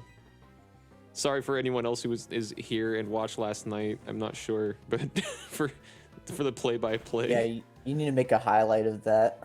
Of just that fight. I don't like doing that because then if people go back to watch the Nuzlocke, or like if I edit it into something, like if people go back, then it's spoilers for like what happens, you know? It's up to you. One day I'm gonna do what I did with the Omega Ruby Nuzlocke, except this one will probably take way less time because it won't have huge technical difficulties, and just edit in like the highlights into like a... I don't know how long it'll be, but like just the big, you know, the big fights and like when I catch someone and when someone dies. That's a good idea. Because the Omega Ruby Nuzlocke I recorded in like February of 2020, I think, and I'm still not done editing it because there was a huge audio hiccup. The audio caught coronavirus. Yeah, the audio got coronavirus before I even knew it was a thing. Oh, this is where we're supposed to go. Okay, I'm not turned around anymore. I got it. Anyway. So Cyrus had a Honchkrow at first, and that killed Sneasel. Then I came back with Quagsire. Quagsire fucked that thing up, I think, or Crobat. Somebody fucked that thing up. Then Quagsire got killed by the Crobat. Then my Crobat got killed by the Crobat. Holy shit, that Crobat was a fucking monster.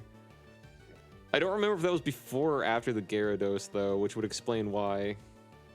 Because I used almost every literal potion I had. Fighting the Gyarados, yeah. Nice. Yeah, Gyarados is OP, dude. Yeah, if I had Blissey, I just said this earlier, but before you were on, I think, but if I had Blissey during that fight, we'd still be doing the Nuzlocke. I guarantee it. Because every other Gyarados I fought in this run was just like a one-shot kill for Blissey. Like it wasn't shit. I thought Blissey in general was basically your best Pokemon. No, because the problem with Blissey is that her attack stat was fucking nothing. It's kind of like a give and take that you have with any Chansey or Blissey, really. Their attack is always going to be very low. They're not particularly fast. And the thing is, too, they have a high HP stat, but they're not particularly tanky. Like, they just have a lot of HP. Which makes sense in the world of Pokemon. In, like, an action RPG, that would be like, cool, this thing fucking sucks. Right.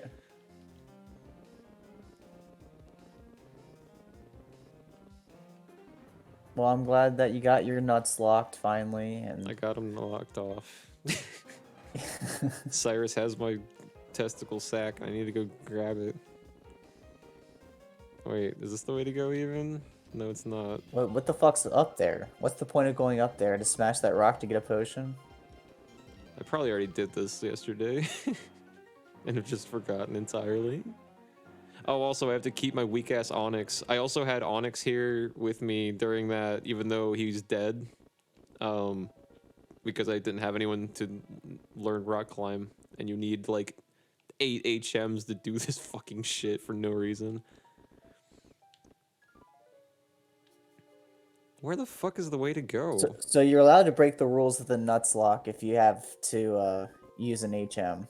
It's a part of the rules, yeah. So, like...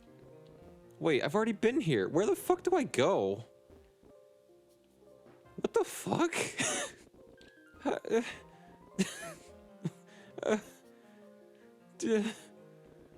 don't know where to go. Alright. We've already been down here, but I guess I'm going back down here. Yeah. Yeah, if none of the Pokemon that you currently have alive can learn an HM move that you need to progress the plot, not get a cool item, progress the plot, then you can bring it back into your party, but you can't use them in battle or anything. Yeah. Yeah, So I figured it was something like that. This is the way I came in. I'm so fucking lost right now. I have no idea where the fuck I'm going. Did you know that Gravelers evolved because they liked to grab Pokemon that had 4 boobies? Is that what? Is that? Canon, yes. Ah. Historically accurate, also, yes. Why did they lose the second set of arms then? When they evolve? Oh, when they evolve again? Yeah. Because then they evolve into human ladies. That is... Alright.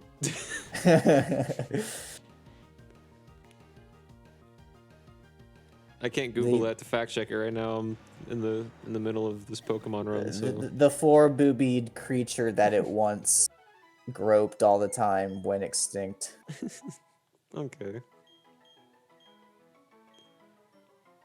I mean, they should all basically be in prison. I mean, most of it's not consensual.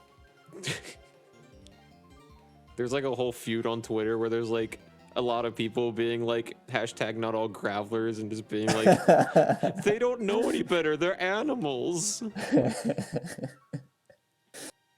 They're a pile of rocks.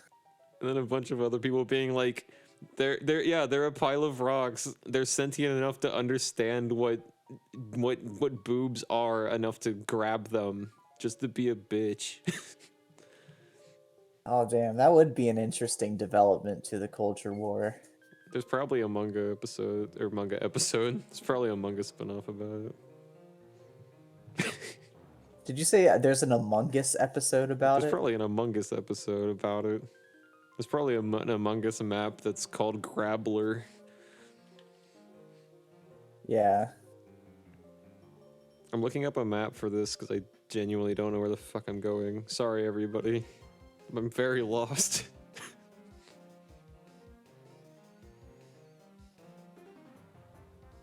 I'd rather stand here in one spot and be embarrassed about it than backtrack through the same fucking place a million times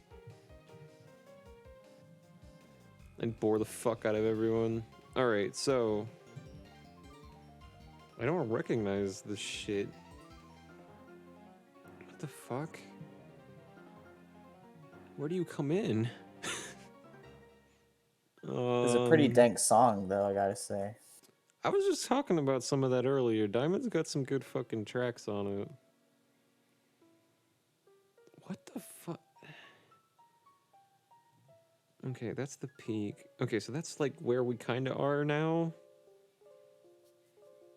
All right, so that's the side thing we just came back in through. And there's no other entrance that goes back into the fucking... Wait, so where does that... It doesn't say where any of the entrances and exits fucking go, though, so I don't know what any of this is.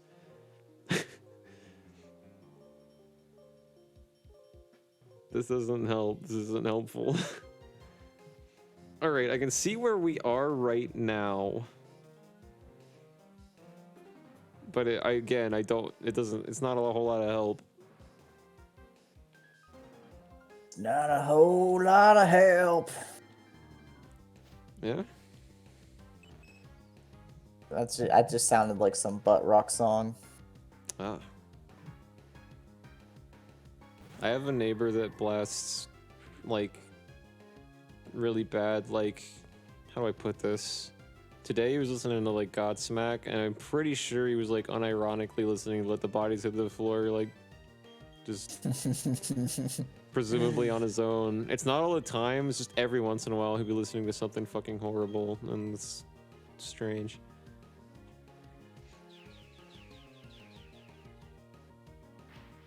Yeah, mainstream rock radio these days not so rockin'.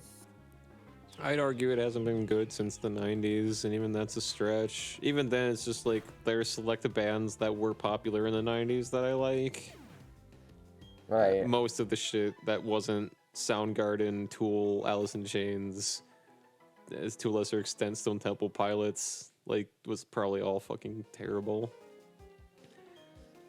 I mean, yeah, like, it's always not been super amazing, because that's just when the 90s was when all the alternative music started happening. So it was, yeah, you had those decent bands, but ever since then, it's basically just been, like, a more distilled version of those bands. Yeah, So, like, absolutely. even, like, just completely getting rid of, like, any appeal whatsoever, because they're just, like, it's like derivative of a derivative, you know? Actually, yeah, I 100% agree. To the point where, I'll say this. As much as I shat on it just now, I would prefer listening to just a fuckload of grunge for like an hour on the radio than listening to like 30 minutes of just fucking like shit that kind of sounds like Linkin Park.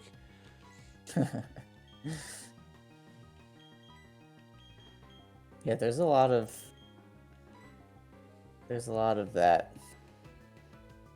I fucking A hate lot of it. just like, I don't even know like how to describe it. It's just, I mean, it's all pretty. I think it's pretty much like they say, like, you know, rock is dead, but I think that's like why. Like, it deserves to, I'm saying it deserves to be dead if that's the best they can do.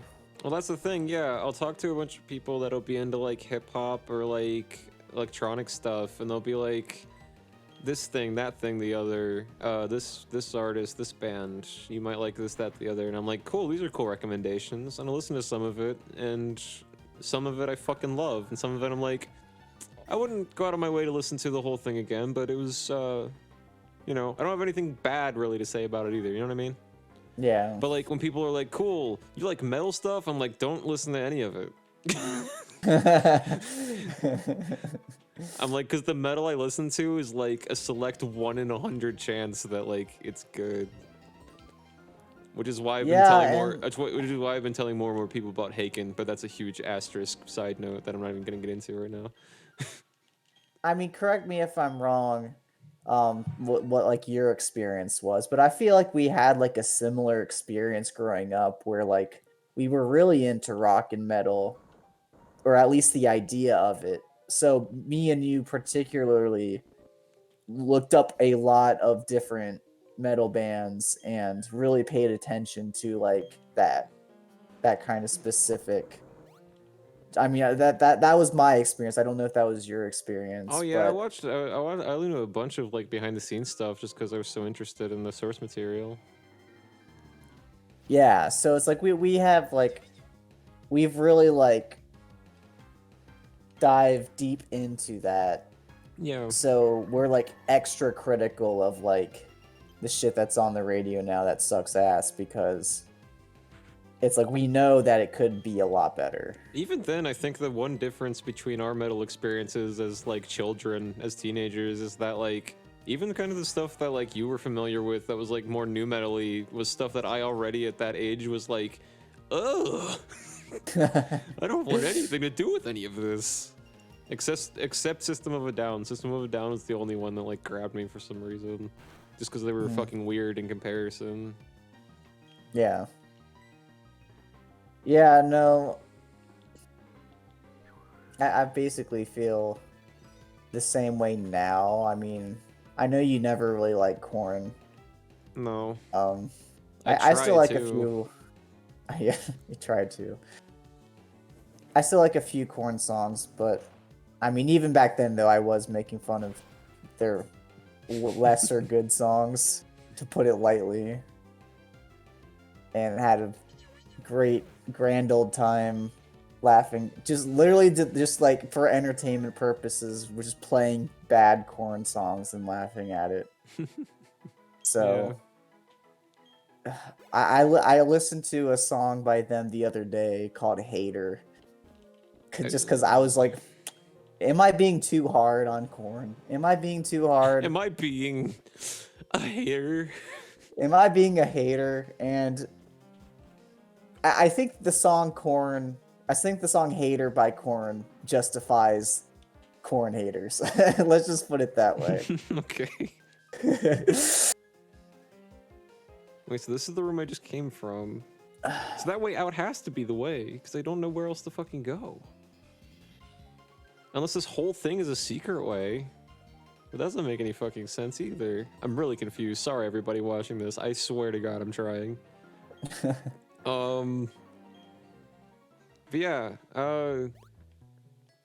one of the things I'm still salty about. Oh no, it's a different room. One of the things I'm still salty about with Korn, which is kind of baby mode for me to still care about, is that not only was I a metalhead up until like I turned probably like 19, and even then a lot of people would still argue I was, but like I definitely was like, okay, I realize now that I hate most of this. So many people like gave Korn so much credit in the guitar world, like not just the metalhead world, like the metalhead guitarist world, for like knowing what a 7-string is, and that shit always made me mad because they didn't. There was nothing to that. They just got popular and also used 7 strings. And people were like, "This is such a sound no one else used." I was like, "Fucking Queens of the Stone Age," and I think even Linkin Park also used down tuning. Like it's not, and I don't even like Linkin Park. Not Linkin Park.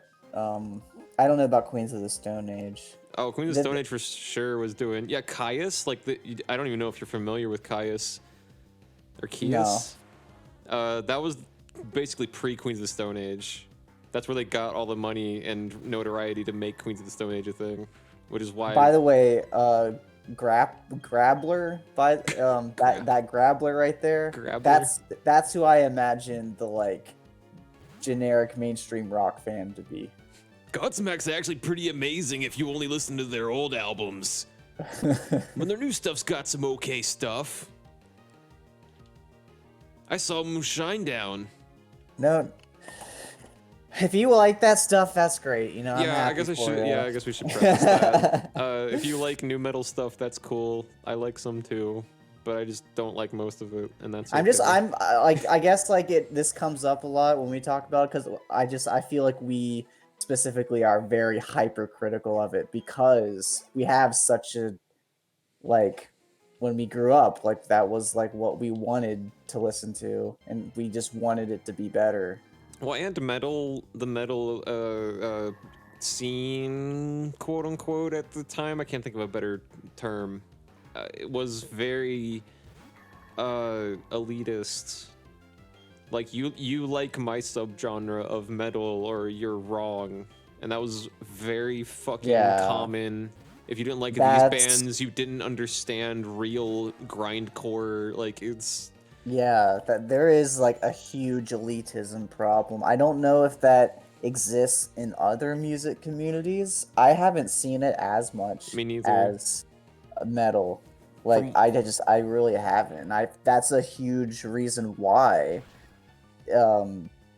they say rock is dying, quote unquote. I don't know if that's necessarily true. I think that it is possible for like rock and metal to make a comeback in some ways, but that's a huge problem. I don't think it will in any time soon, because what comeback means is for it to make the genre itself, to make it widespread enough appeal and have enough artists / bands like really pioneering that sound enough to like make it to where it's sellable again. And I honestly I don't think it'll happen in the next like 20 fucking years, because they can put out. You don't even need a guitarist in the studio. You could pump with the right plugins. Like these producers that have worked with all these people, they could pump out a fucking nu metal album in like a week. Yeah. And I'm not saying that all the people that do. What the fuck? I found a trainer I haven't fought? Where am I? Anyway,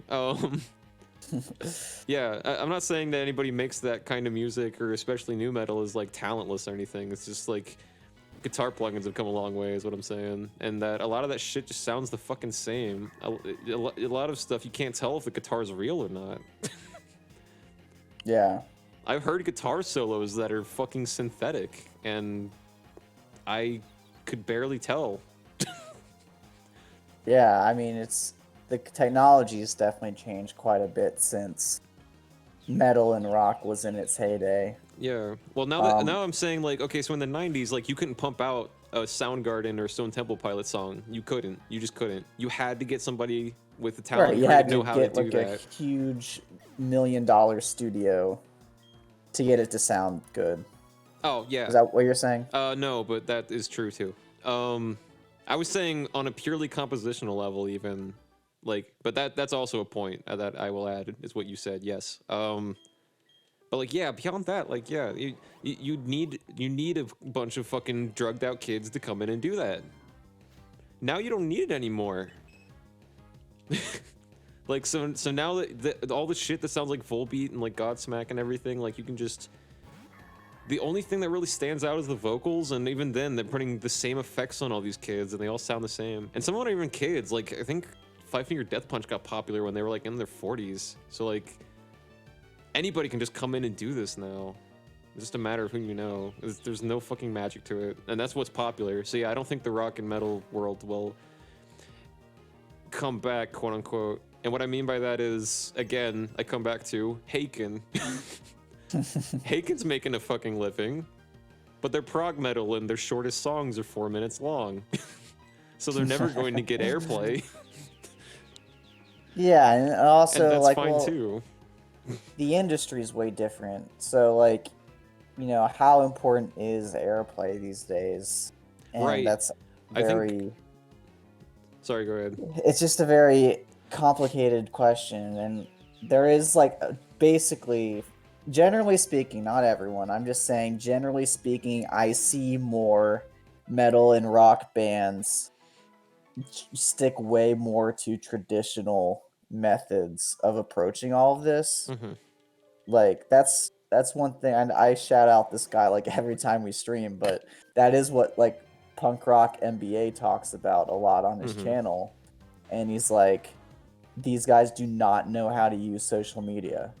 They don't know how to, like, they come off as like just boring boomers, you know, when they post whatever on Facebook. They don't actually engage with the platforms and with the new technologies we have. And again, it's a generalization. I'm not saying every band is like that, but I think that is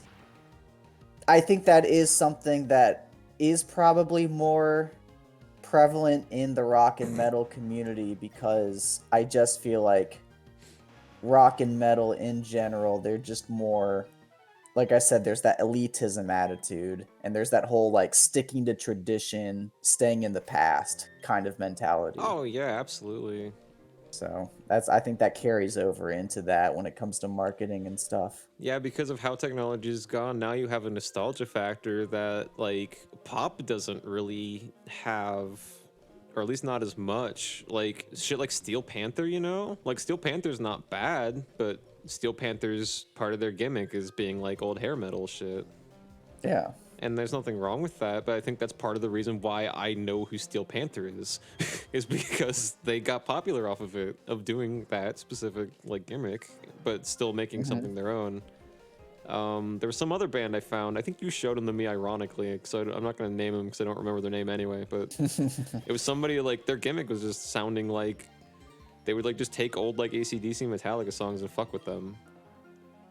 And they're getting way more views than a kid who like is 21 and making like 20-minute fucking like prog metal epics in his basement. They might sound fucking amazing, but right. Well, that also comes down to, not only does that, like, I know what you're saying and I agree completely, like it's because rock and metal are so like the fans are like so traditionalist and stuff.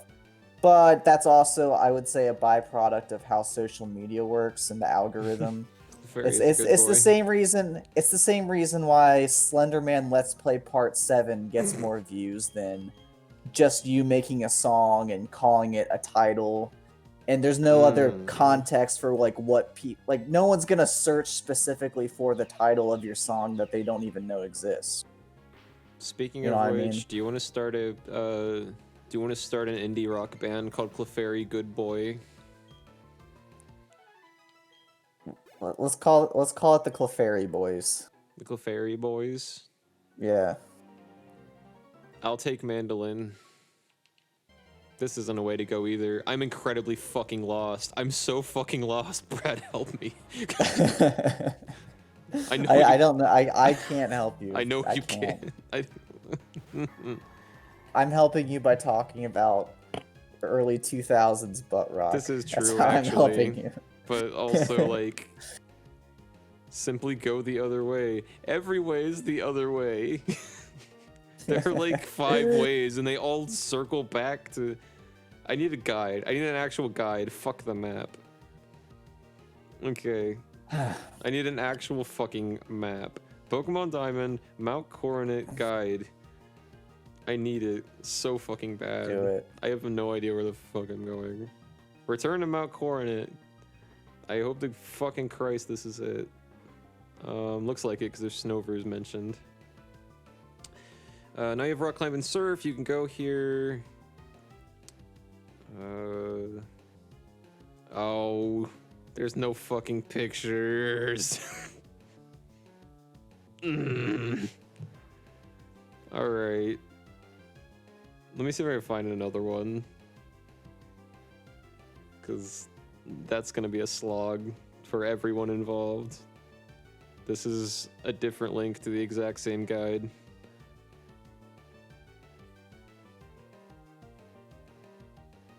But it is of this part of the game specifically, so, Okay, God damn it. I don't know. Let's kill this Graveler while I'm doing fucking whatever. It's just gonna explode again, actually. Fuck this Graveler. Oh my god. If anyone is seeing what is happening... You got away safely from the Godsmack fan. Nah, I'm just kidding. Wait, come back. They're influenced by Pearl Jam. They're really good. If you like that stuff, and we haven't even name dropped like a lot of bands. Like, I like Pearl Jam. Legitimately I was talking about like more of like the more modern day rock Yeah. bands. Like if you like that stuff, that's genuinely fine. Like there's nothing wrong with like that. modern day Pearl Jam, a different band that sounds like ass, Yeah, like I said, comprised like of all the members everyone. of Pearl Jam. I'm not trying to be like that elitist guy, you know, like I don't want to be like that elitist guy that I was just complaining about. So like if you like that stuff, that's fine. But you have to, even if you're a fan of that stuff, you have to admit that when it comes to like the social media marketing and stuff, like there is probably, again, I'm speaking in generalizations, but I don't see a lot of people in the rock and metal community really take advantage of this new stuff we have. Yeah. I think that's something that people should pay more attention to. Me personally, like I just don't really like a lot of that genre, except I was talking about new metal. And even when it comes to Korn, I said I like a few Korn songs. That's like mostly their old stuff. Like their Yeah. new stuff to me just sounds like, again, I haven't heard every single new song they have, but to me it just sounds like they kind of found a formula and they're just cranking it out Yeah. without any like, you know, goodness to it. Without any goodness. Yeah. Yeah, they really lost their goodness in 2000, the beginning. So many of those bands did.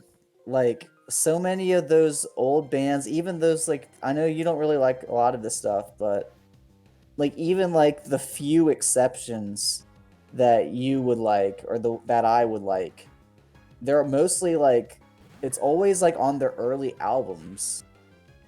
And I feel like it's because...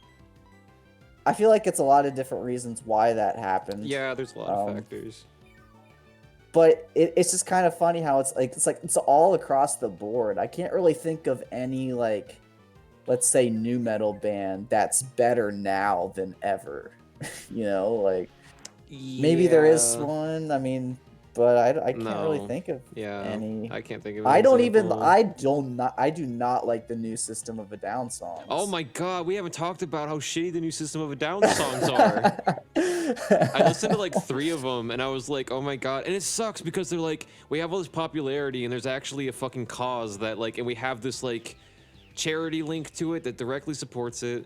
It's all this good shit behind it. And I'm like, holy shit, they actually took their fucking platform that anyone else would have just milked. And they actually did something really cool with it. But the songs themselves are fucking garbage. Oh, they're so fucking bad. I did not like them. I know there was 2 of them. One of them was less bad than the other. I'll say that. There was one that like legit had like the BYOB riff in it, didn't it? Or something? Or no? There was one where it just sounded like something else. I mean, it was just like pretty, very basic and safe. I thought it sounded like a bunch of people doing a like. It's like a cover band that's been in the scene for local scene for like 26 years, and they were a System of a Down cover band. And then one night they're like, "We're gonna pull an original out on you." Yeah, it sounded like that. And that's just like, that's saying something, because I have always been a huge fan of all 5 of their albums, and like that they were like one of my biggest influences growing up, and I always respected and liked them a lot. So it's like, even them, it's like, I always introspect myself. Am I just nostalgia blind? Like, is this me? Is it not them but me? But I don't know. Like, obviously I can never like truly know the answer to that question, but I feel like you could make the argument that over time they just got shitty because well, I think that the whole typical story of the fame going to their heads is always going to be true. Yeah. I think that fame always goes to people's heads. They're surrounded by yes men. financial security, so they don't have to like fight to survive anymore. Oh yeah, They after can just be- Toxicity, yeah, the fact that they made 3 good sounding albums after that is kind of miraculous. Right, yeah, it's just now they have every opportunity to be lazy. Honestly too, I think a lot of it's just drugs.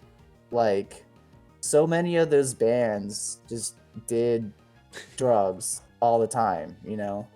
And that's not ever going to have a positive consequence. Like, that's not gonna result in anything positive ever. Yeah, that's why I'm, well, not, that's not why, but like with like specifically like Rush and Protest the Hero, like a lot of the reason why their shit was more consistent over that, like, you know, millionaire hump, I guess. Well, that never happened for Protest, but for Rush specifically, is like they'd never really like had that phase. Mm-hmm.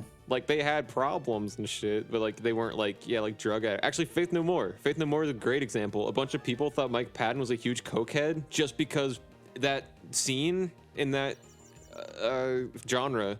That's just what people were fucking used to. So they just expected if you were crazy and shit, like that you were constantly on coke, and he wasn't. He just drank a lot of caffeine and like drank alcohol sometimes. Yeah. He said too, like he doesn't, in interviews, he doesn't even drink that much.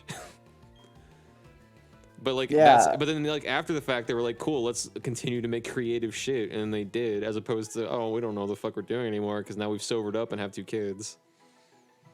Yeah, exactly. And that's another thing I noticed too, like even in System of a Down, like I think that John, the drummer, is like talented.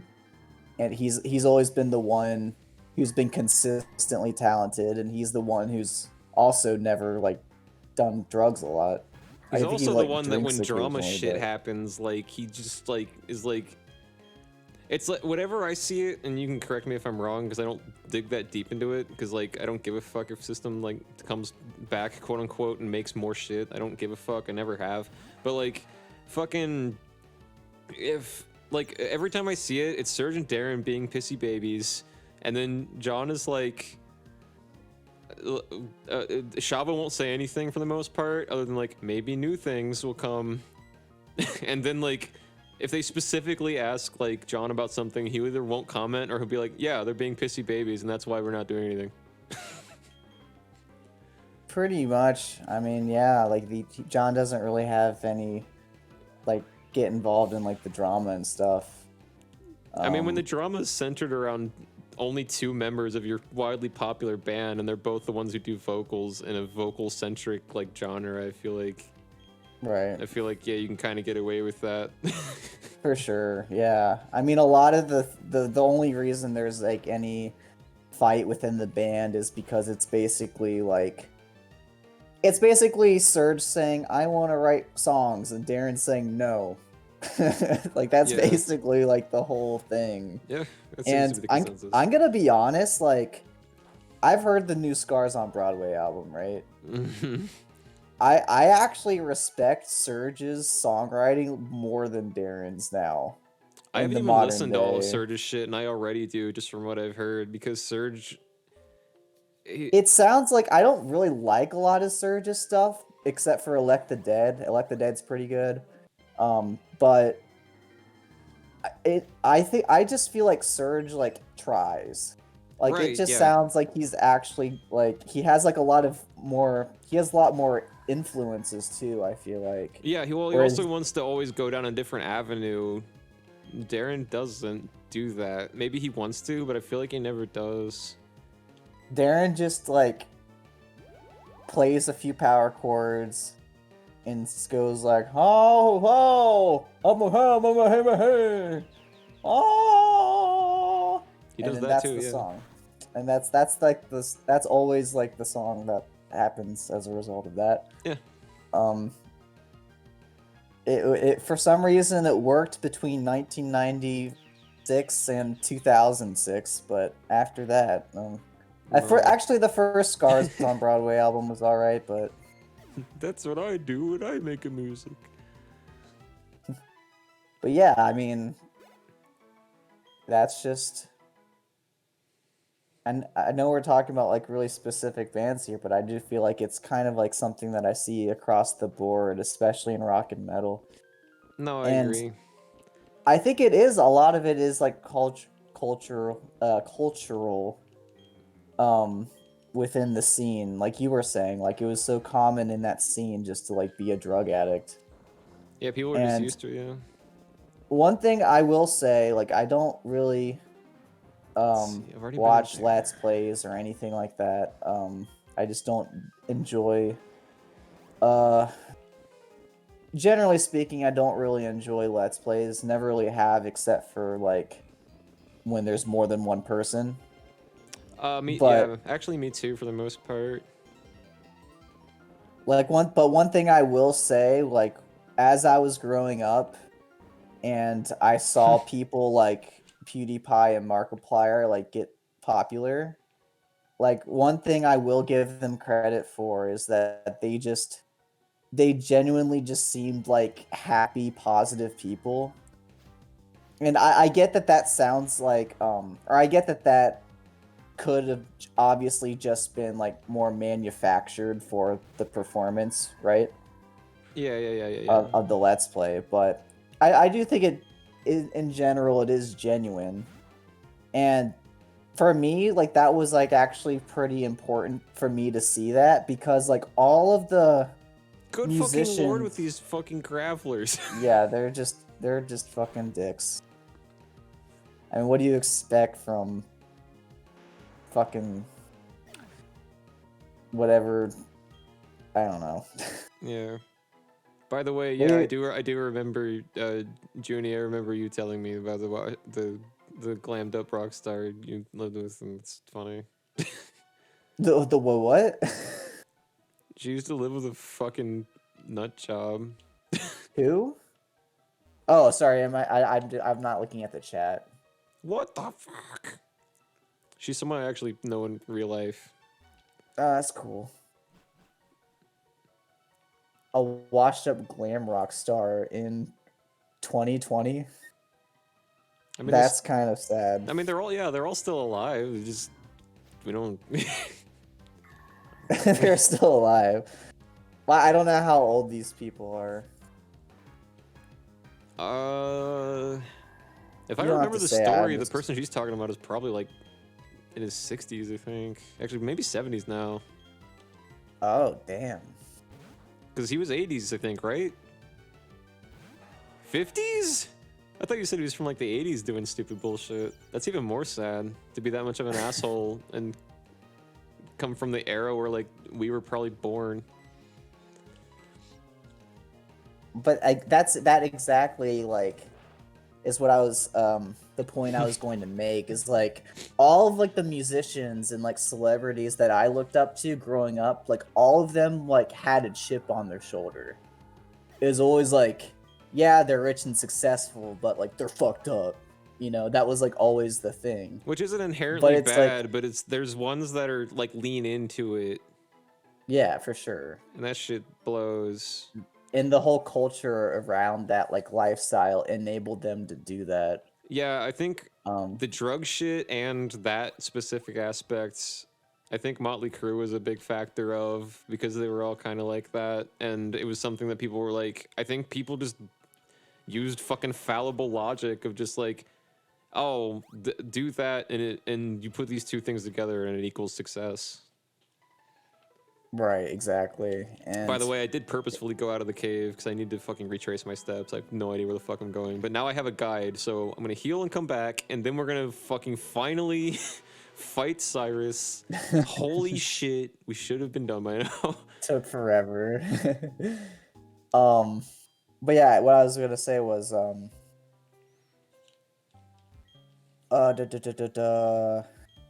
that's what I was gonna say. I was just gonna Is it Death Clock? make up a no. Oh, I was gonna say, I'm It's pretty sure not- it was nothing. Which one is that? Oh yeah, electrocuted. Oh yeah, it was a good one. Anyway, I was gonna say that like I also don't think like the dangers of drugs and alcohol were really documented well back then, like back in the 80s. I Oh couldn't hell no. imagine. Yeah, no. So like a lot of that is hindsight. It's like we got to see like, you know, all those people get fucked up, Yeah. so we don't have to. That but what and I was gonna AIDS. say, that yeah, That and fucking everything that moves without a condom. lots of STDs for sure. But anyway, back to my original point was, so that was like when I saw people like these happy Let's Players, like, or at least on the surface, like these happy people. It's like it's possible to be rich and successful and not be this fucking drug addict asshole Yeah, piece of yeah. shit. So, or a popular entertainer, I should say. It's possible to be a popular entertainer without having like this chip on your shoulder. I think it's harder to mask any of that too when your entire selling point is you playing a video game or you doing makeup or whatever. Like when you're like in a huge metal band that like sells out arenas, like what people mostly hear about you, if it didn't come from the press or some tabloid bullshit or some other band squealed about something in your past that they knew you, like it's something that you chose to put out there, you know? But like if you're a celebrity in the internet space, if it's you have to just constantly be on, I guess, depending on what you make. Everything's like super transparent. When you're when you say that, I'm assuming people that are like kind of like Markiplier, like Jenna Marbles level, where like they're constantly, their entire thing is constantly being on and making shit like at least once a week. Oh yeah. Yeah. Yeah, for sure. And like streaming and like just talking to fans like all the time and stuff like that. Like yeah, like that's you can only hide so much like when you're in that position. And I understand that that comes with like its own problems and anxieties too, but it's just yeah, I think overall it's probably that kind of culture is probably a lot better and healthier than just just do drugs and fuck whores all the time. A lot of those people that are in that fucking position probably, don't even, they're so out of their mind before the fact they don't even know what they're doing. I've heard that about Stone Temple Pilots, that like, that's pretty much the reason why we know who Scott Weiland is. It was the brothers that founded the band that were like, okay, cool, this guy needs money, and we want him in the band. And that was pretty much like the origin story of Scott Weiland being the voice of Stone Temple Pilots. Because he was just, he just wanted fucking money so he could be loaded more. Like he just was constantly like high. Oh, that's sad. Yeah, Scott Weiland was real fucked up. Like I've never been a huge fan of him anyway, but like I don't think he was a terrible person. I think he was dealt a really bad hand. Wait, where the fuck am I? All those people were again. heroin addicts. Yeah, a lot of them are. I can't think of too many that it didn't at least like have like a brief stint. Again, except Rush, but huge anomaly.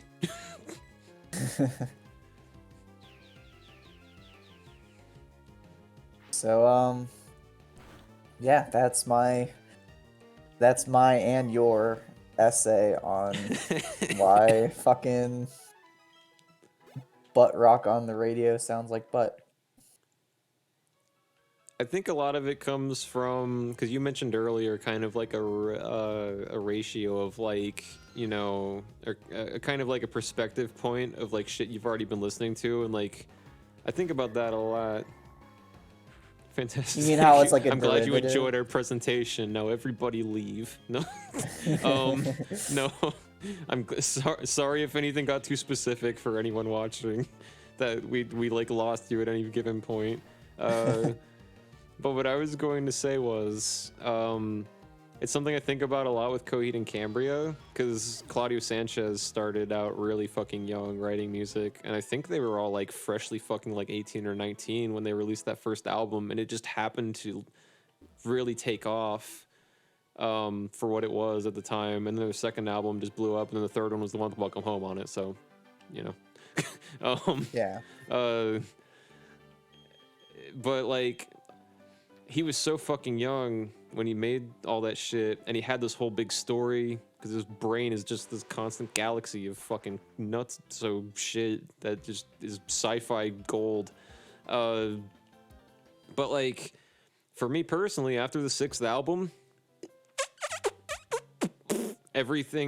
almost everything was like not unlistenable, but just like, wow, this is just like indie rock, like post-punk shit that like isn't fun to listen to. And I often wonder every time I listen to like a newer one, I listened to shit off like their 8th album, I think, at some point, and was like, I hate this, but like, what if it came out on In Keeping Secrets? Like, what if it was the same song, but it came out like in 2003? Would I still fucking despise this? Yeah, I mean, it's important to like see like what your own biases are for sure. Like I question myself all the time. I'm like, am I just a jaded asshole, or Yeah, is me there too. something to this? Like, All right, yeah, this time like I have a there's. walkthrough, by the way, so this should go a little more swimmingly. Anyways, continue. You said swimmingly. I didn't even mean to make that pun. Oh, all right, Punster. I'm gonna call you Punster from now on. That's me. Oh yeah, Cody. Okay, yeah. It's it could be bias, nostalgia thing. I mean, that's always a possibility, but like, I also think a lot of it is another factor is these people just grow up and have kids, and you know they don't have as much time to just dedicate their life to music if they even did that at all in the first place. Yeah, Claudio Like- Sanchez from Coheed and Cambria and Matt Bellamy from Muse both had a point in the same fucking like heavily looked upon musical career when they were at like their zenith of like popularity, basically, where like they both had a child, and the next album was like, I love love is fucking cool, and like that was it, and then the next album was not that. Like immediately. Huh. So that's definitely a factor, I would say, but I mean, that's a factor. I think what I mentioned Claudio Sanchez being so young too, because I feel like most of these, like we talked about nu metal specifically, I feel like a lot of those, the like late 90s, the early 2000s stuff in that genre was like a bunch of kids, like AFI kind of, but slightly older than AFI, because AFI were fucking babies when they came out with their first shit. I feel like once you're like, this is where my musical prowess is, because metal's a very guitar-driven genre. yeah. I feel like after a certain point, like they just either have to be like, I'm gonna dedicate my life to just doing guitar and also touring vigorously with my shit that is now very popular, but I need to keep it going to continue to make money. Or like, I guess you just keep making the same shit like AFI did over and over again, and it ends up sucking. End up with 17 albums and 2 of them are good. 17 albums? AFI has a lot of fucking albums, my friend. And I've listened to most of them out of morbid curiosity, and I can say with certainty, everyone watching also included, don't listen to Sing the Sorrow and never look back. Listen to Sing the Sorrow and then run away and never look at AFI again. And then never look back. Unless you want a good lull. If you can listen to music, ironically, their first album I think was the one where they were a lot more punk, and they were like 16 years old, and there's literally a song where he's complaining about getting grounded by his mom. So that one's pretty okay. Even then, for a punk album, it's not the worst I've ever heard, to be perfectly fucking honest. But like everything after Sing the Sorrow was downhill, which is why for many years I thought that was like their second album, because it's the popular one that everyone says this is the good AFI album. It's got like Girls Not Grey on it, and My Immortal and all that shit. Fucking, that's their 5th album. They were like 23, and that was their 5th album. Like, what the fuck is that about? Yeah, I don't know. That's like a lot of albums, though. But I guess that's my point, is that like the guitarist, like all the riffs and shit that were on like the most recent or not the most recent one. What was the most recent one I listened to was like 2017-ish. Fucking blows. And like you can do shit with very limited guitar work and still make a fun sounding album, but like it's not. I don't know what they're thinking when they're making this fucking shit. It's a lot of the music I've been writing has been pretty simple guitar wise, but the emphasis is on the vocal melody. And I do think that basically makes or breaks the song at the end of the day. In that genre specifically, in that kind of like popular rock metal. Oh, if you're talking the popular shit, yes. Absolutely. It's like it's pretty much vocal melodies kind of like the king. And yeah, well, that's the cool thing about metal too, is that like Dream Theater, for example, really like shot past all the mainstream shit at the time, because they came in like when the internet was becoming a thing, basically. And that's how they became like still relevant. Do anybody that listens to like, I don't know, popular artists that I don't know because I'm an old man fucking shit? No, the people don't know Dream Theater. But if you ask like people that are online and listen to all their rock and metal online, you know who Dream Theater is? They're like, oh yeah, I have like all of their albums downloaded. James LaBrie's voice is not very super enjoyable to listen to 9 times out of 10, but like they write good melody lines. Like most of the band is like Berkeley grads. Like they're all amazing musicians, I guess is what I'm saying, and they make good music. Like James LaBrie can make a good song even if he can't perform it super well, I guess is what I'm saying. So yeah, I guess that's just adding to your point, is that even in the non-mainstream world, that's true. In contrast, finding unique vocal melody in mainstream music is difficult. Well, that's what you come with when everything you hear is in 4/4 and 3/4. It's just kind of what comes with it. Nobody's going to do like Mixolydian shit for an entire song. Like Maroon 5 isn't going to release a fugue anytime soon, and if they did, people would hate it. So that's why that is, which is why I love shit like Sia. Like you can make really catchy like pop shit and do weirdo shit with it still. Just people for sure aren't. I mean, really, if you have a strong vocal melody, the background can just be like all the instruments in the background can just be fucking chaos.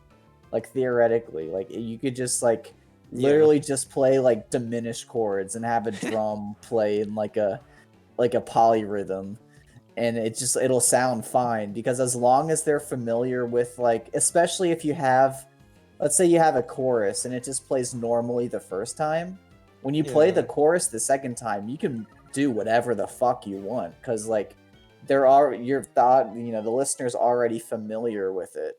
Yep. So you can get away with a lot. Sia's but no, like, oh yeah, I did hear about that. What did Sia do?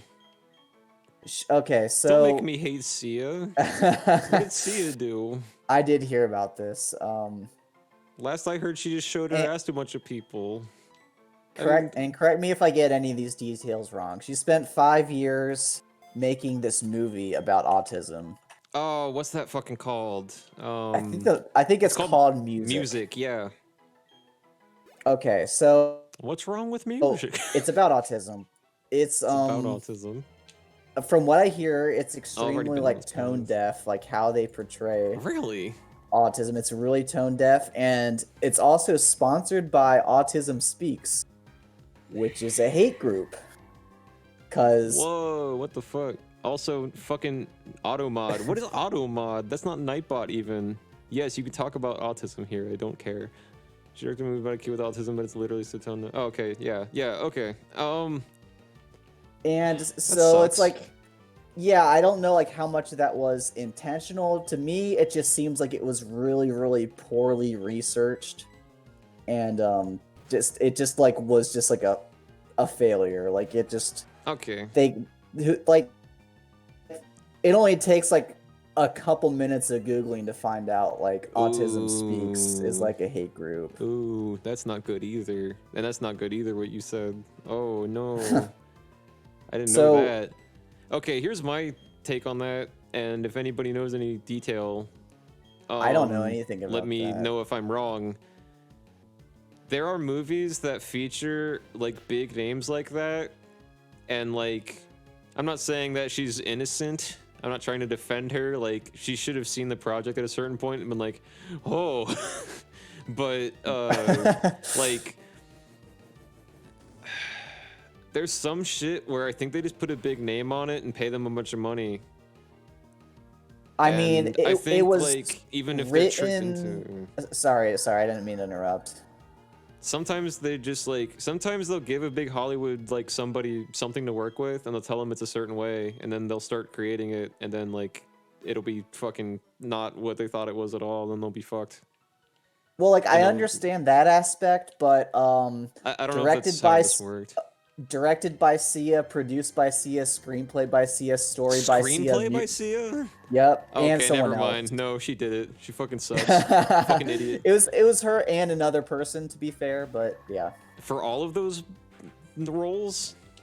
It was only directed by her. It was produced by her and someone else. The screenplay was by her and someone else. The story was by her. The music was by her and a couple other people.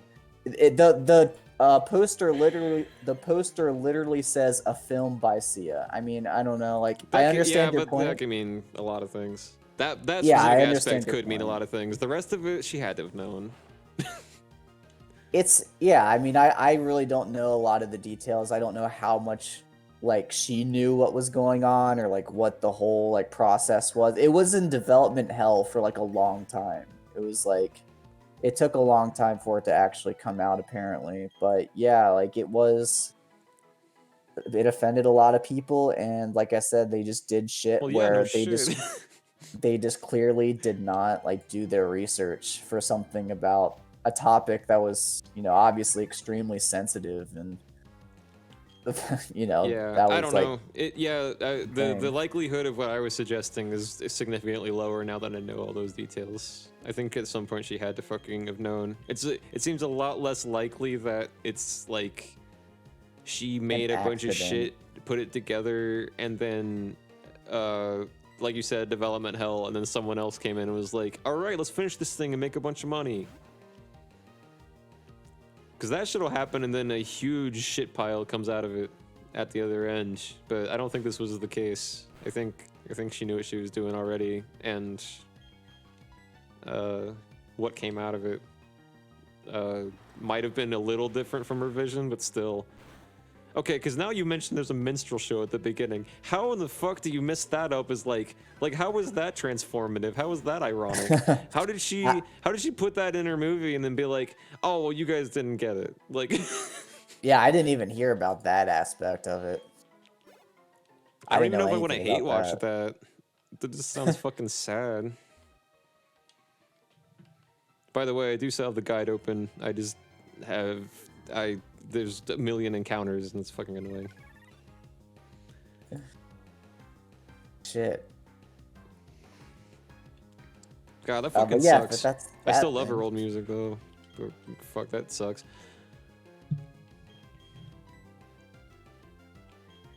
Oh, I'm seeing all sorts of shit. Like I'm on like the controversy section of Wikipedia, and yeah, like it's. Oh, she also was like a bitch on Twitter about it. Apparently, like she just like deflected all the criticism. Oh, they and called shit. her out and she was like, "Oh, actually." Yeah. It's reverse racist. I think she eventually made an apology or something. Okay. But also like whatever. after millions backlash against your fucking multi-million-dollar shit show, and then you go, yeah, me sorry. She deleted her Twitter, I think. Wow. That seems more like a publicity move to me. Maybe I'm tinfoil hatting here. That seems a little, well, fuck, I lost. Time to go off Twitter forever. That fucking sucks. There's just no way you can, if it was a development hell too, that means I'm assuming it was probably in like for 4 years of like this shit. She probably wrote it in like 2012 or some shit. Started writing in like 2012. You gotta know at some point. Yeah, just a fucking misfire in every way. Just that's such a bad just like why? Why did you do that? Like Yeah. she was a pretty well respected person, wasn't she? Like she was like I know you Yeah, liked she her a was lot. fucking Like queen shit to a lot of people. One of her big, I don't want to say gimmicks because this sounds incredibly insensitive, but one of the main things a lot of people found out about her personal life, like before she was super huge, was I also love her old music, yes. She like a lot of her songs cover this topic. It's like her boyfriend slash fiance or something like that for a long time, like fucking died. I don't remember of what. And like that's a huge like theme in the Healing is Difficult album, which is like basically a concept album. Like a lot of the lyrical content of that album is like weaves into the other songs. And that was really early Sia. That's like her second album. That was before anybody knew who she fucking was. But yeah, also like after Healing or not Healing is Difficult. I just said that. 1,000 Forms of Fear, which is like Chandelier and like, you know, bad Sia that isn't fucking good. That everyone likes but me. Fucking that was when she got like super crazy popular, and then she started like hiding more from paparazzi, and like that's when she started wearing more costumes that like hide her face on stage and stuff like that, and people thought that was pretty fucking punk and rad. Maybe not punk, but you know what I mean. she's a rebel. She could have milked shit and been like, "Oh my god, I'm so amazing, please love me," but she was like, "No, I want to go to Kroger and be left alone. Like, please, just like, I'm glad you enjoy my music." Right. There was also a story that I liked. I'm trying to read this guide while I talk, by the way. It's trying to tell me how to find all the secret shit, and that's why it's taking me forever and why I've been standing at one spot for a while. Go forward and bear left, go upstairs. Okay, so that's where I just was. She, like, some fucking creeper took a picture of her in, like, her apartment naked, and, like, there's a picture of her ass, and people were like, that's probably not even her and stuff, and she confirmed it was her and said, like, Merry Christmas, it's me, and, like, was like, thanks, you fucking disgusting pervert, and outed the guy on social media. Damn. That was pretty queen shit. But yeah, movie with racist and ableist fucking bullshit in it. I can't go for that. You run into Looker? Who the fuck is Looker? What is this guide's crack? What? Okay, that's probably a platinum thing. I hope. You can quickly run down the... I have no idea. I'm so sorry, everybody. I'm trying to progress. I swear to God, I'm... This next small area... See, here's the thing. Okay, here's what I'm dealing with right now. And I can't really paint a good picture for you, right? But, like, it's one extreme or the other. Right now, this IGN guide is, like, pretty fucking detailed, but it's going through all this secret shit that I already got. So it's just confusing as fuck to skim through and read. And on top of that, there are no pictures. So I can't see. It just says, in this next small area, go forward and right into yet another area. Another door. Another door on your right. It just doesn't help me. And then all the shit that's just a map is just a map. That's great. With nothing telling you where each door goes. And this shit winds in and out of floors. So that's why there's a lot of I'm not like distracted enough to where I'm just standing here because I'm not paying attention to the game. I'm just genuinely fucking really lost.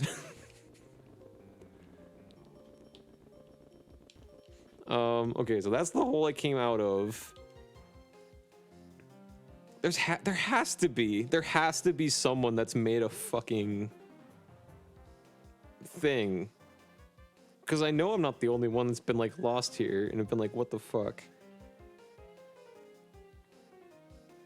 Okay, I want to try a different one. Surf across the water at the north, go up the stairs, did that. Feel free to talk about other shit while I'm trying to figure this out, I guess, and I'll be able to follow it, I guess. All right, what's your favorite new metal song? Pull Me Under by Dream Theater. Pull me under. Okay, that's not how it goes. I should have but- said Lie, because Lie pretty much sounds like a Hey everyone, welcome to my YouTube channel where I show you how to go up the mountain, but first sub to my channel. Smash that like button if you got lost as fuck on Mount Coronet, because it fucking sucks. Now you're outside in a snowy environment. Wait, is that over here? I know where that is. I recognize that fucking patch of grass. I'm getting ahead of myself. The thing is, I don't want to look up YouTube tutorials unless it's like an absolute last resort, because that could fuck up the stream. So if there are text guides, which I'm finding, that's the way to go. Because I can't like keep it open. If I was just playing by myself with no one here, it wouldn't matter, but I'm streaming.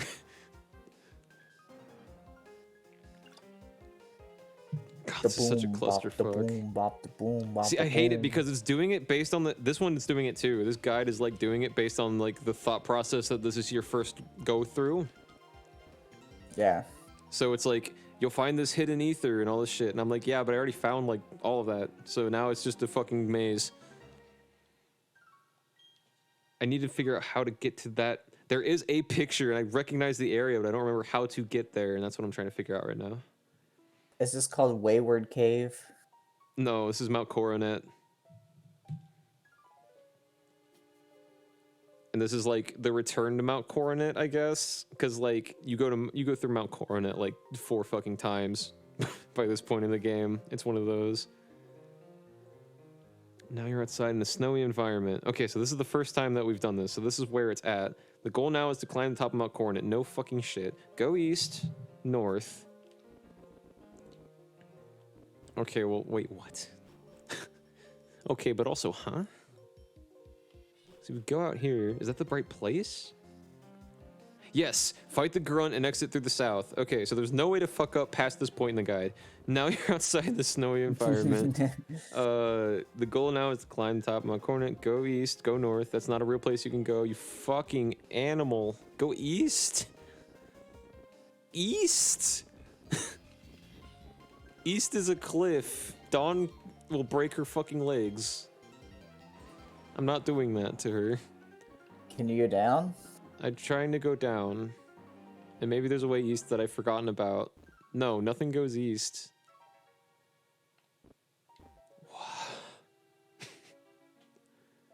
Well, Go east, north, and climb the rocks.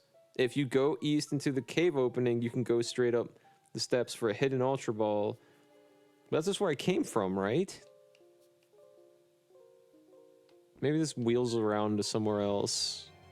Maybe that's the thing. I'm probably wrong. Smash the rock at the bottom left corner and pick up the hidden PP up. Ha ha ha. On the rock that's revealed. Go outside. When did you go back inside? Oh, if you go east into the cave. Oh, okay. Go outside, head west, then south, revealed. Oh, sorry, I read the thing wrong. Then south, not through the grassy area. South, not through the grassy area. How is that even fucking possible? What? Okay. I don't know, but I'm trying. New metal should I actually like? I don't know. just none. If System of a Down still counts as new metal, then the best new metal shit is the Steal This album. It's a good one.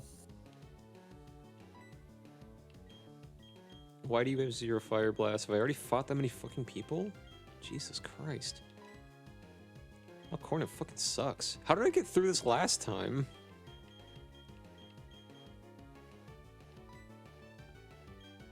That I know looked like nothing a about new star metal, shard. but yeah. I always No, tell if you this you- when we talk about metal, but you're not missing anything. I mean, you're missing some things, but if we're gonna talk about new metal, is almost exclusively like radio metal that's played on the radio or someone trying to sound like that. So like you're not missing anything. Well, yeah, but there's like it's obviously genres kind of like fluid, Oh, cherry I guess you could say, and you can say that certain things are new metal or maybe inspired by new metal, but not really new metal. You know, there's always like that argument. I would say new metal got really popular in the late 90s, early 2000s, and those are the bands I consider like actual new metal, just for just how I classify it. So everyone says Limp Bizkit. It's like that's like new metal, right? Limp Bizkit. Yeah, I guess that's a good example. I Um, always saw them as more of like a rap rock kind of thing, but I didn't listen to a lot of Limp Bizkit. yeah, well, yeah, that's the argument, I guess. Is like, is new metal mean that it's rap as well? Oh, hell no. Because that's what Linkin Park did too, right? So Yeah, but not all of it. yeah. There's a lot of So Linkin I Park don't, that I I don't, remember. I don't think that's true, but I'm just saying No. that's how some people would describe I was gonna it. say but- Taproot was new metal, and they didn't have like any fucking hip hop shit in their songs like at all.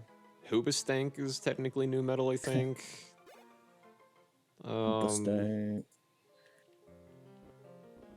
I can't think I of mean, anyone yeah, else right the now. lines get kind of like blurred, but like, Is this where I'm supposed to go? Did I find it? Or is this and another? you could even say System of a Down isn't really new metal either. You could say they're I've like read- alternative metal. I've read in interviews that they consider themselves to be a pop band, Yeah. which Which I- that's a whole other argument of whether or not how the artist defines themselves even matters. right? Because it's like you're still going to be boxed in to a label by the masses, regardless of what you say. So it's Yeah. like whatever you say, it doesn't really affect like how the masses perceive you. So it's that, which is the only reason why genres even exist at all. Brad, I need the chat is my friend Junie is fucking. It is a goal bat, yes. There's a goal. I just wanted to make sure you saw the goal bat. Anyway, we don't see a whole lot of goal bats in this playthrough, so I just wanted to point it out. Okay, that's good. Thank you for pointing that out. Thank you for pointing out the goal bat. I'm very excited. And they say Korn invented new metal. I mean, obviously that's an opinion some people have, but I wouldn't be. I feel like that's not true, but I also wouldn't be able to point at a band to contest it. So fuck it, I guess. right. So that's the kind of shit like what new metal is. It's like Korn, System of a Down, Linkin Park, Limp Bizkit. Those are probably the biggest ones. I think Tool got roped in with that, and Tool's like fucking prog rock. That's not even close. I would Big not Time say Rush. Tool was that. My Big Time favorite new metal Rush. band, Big Time Rush. That would be amazing. That's what I meant actually. earlier when I said Rush, by the way. I didn't mean the stupid shitty prog rock band that I listened to too often from the late 70s. I meant Big Time Rush, because only fans call them, the Rush, so. Yeah, I'm gonna do a Big Time Rush new metal remix. Good. I guess I'll just scrap mine then.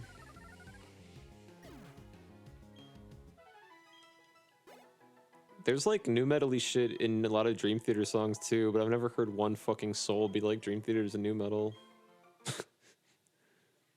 What songs? What dream metal or what dream metal dream songs metal? are new theater? Lie is like pretty much just a new metal song with like a weirder bridge-ish and like a longer guitar solo and like an instrumental break at the end. Like it's a 6-minute new metal song.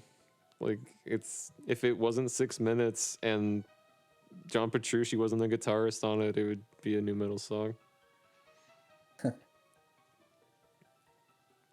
That album fucking rocks. Lie's not that great of a song, but they have an album called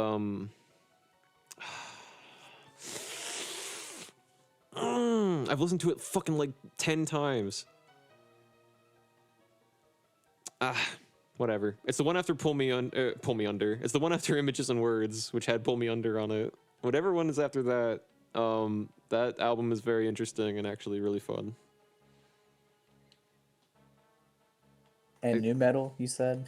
No, not really. It just has more like down-tuned like guitar shit and like drop tunings and stuff than like the Images and Words was a lot more like Yes, like a Yes Iron Maiden hybrid. It was like a Yes Rush Iron Maiden hybrid. And then the next album was like, what if we really leaned into the fucking metal part? And it's their last album with the keyboardist, and he wrote one of the fucking saddest sounding songs on the entire album. And a lot of the lyrics apparently are like shit that they wrote, that other band members wrote after What's His Fuck was like, yeah, I'm probably gonna leave the band. And they were like, this makes me sad. So a lot of like the lyrics are just about them being really sad that their like friend's gonna go do other shit, and they're like, we you know he means well, like I'm gonna fucking miss him. Okay, that's not the way to go. That's pretty good. Even with the guide, I don't know where the fuck to go. Okay, it's me. Blame me. I don't know where the fuck I'm going. There's a scene in Toy Story 2 where when Woody first meets the prospector and Jesse. Yeah. And literally, I think the prospector's first words are, "Oh, the prodigal son has returned." I'm like, this isn't a fucking Iron Maiden album, dude. Like, who just says that? The just secret like, oh, the villain in a it's the Pixar prodigal movie. son. That basically, yeah, that's foreshadowing right there. You could call it foreshadowing. I would call it a complete fucking giveaway. Actually, that's a good point too. If Prospector was a little culty in his views and motivations, he wanted things a certain way. So yeah. I mean, he just wanted. I mean, it was all for him. He just wanted to not be in storage, which is understandable. I mean, some of the Pixar villains, I should say, have understandable motivations. I don't remember the Prospector being a bad villain. It's just that like Incredibles 2 was like this too. Like Screenslaver wasn't a horrible idea, but the movie, like, I feel like it's Disney. I don't even think it's Pixar's fault. Probably there's always just like one scene or dialogue where like if you're above the age of 20, you'll be like, oh, good, that's the villain. Yeah. Like you figure it out immediately, and everything interesting about them like is now only conceptual because you already know. I've seen it too many times and I watched it too much as a kid. I don't know if Incredibles 1, I don't know if Buddy holds up in that category though. I think Buddy might be the exception. But they also reveal him like halfway through the movie, so I don't think that like counts. He's not really a twist villain. Yeah. I mean, he kind of is. I don't know. Anyway. And they don't like. I don't know like why they always have to do a twist villain. Like you don't have to do a twist villain. Oh my god, it's because you didn't go to fucking writing school. They pound in this fucking shit into your brain where you have to like adhere to this just checklist, and a twist like an M. Night Shyamalan twist is like it's dumb. Something you needed to do. It's part of the reason why I haven't released any of the scripts that I wrote in school because, well, partially I'm just fucking depressed, but also because I fucking haven't finished out, like, the, like, there's shit in it where I'm like, I want to fix this because I put in certain, like, foreshadowing and or reveals to get a good grade. But the story around it is not this stupid.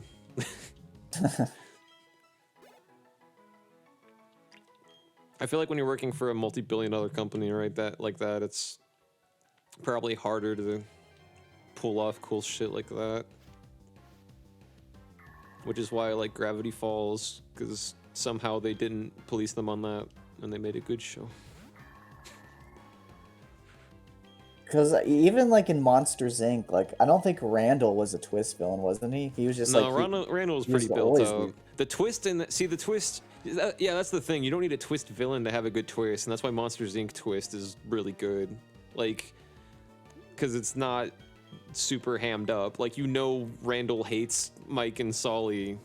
You're just not 100% sure what he's going to do next. So I guess if there is a twist villain, it's Waternoose. But even then, like, there's kind of little hints about it, but it's not, like, Screenslaver.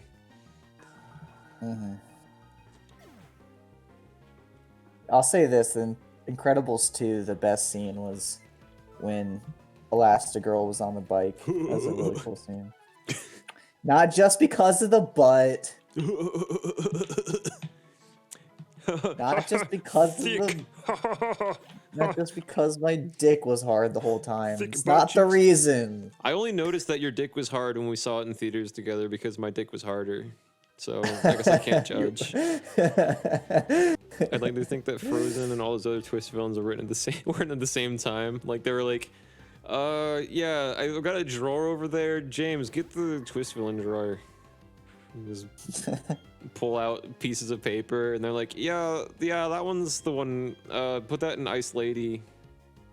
What's her name? What's the movie's name? Elsa? Frozen. Put that one in Frozen. All right, time for lunch.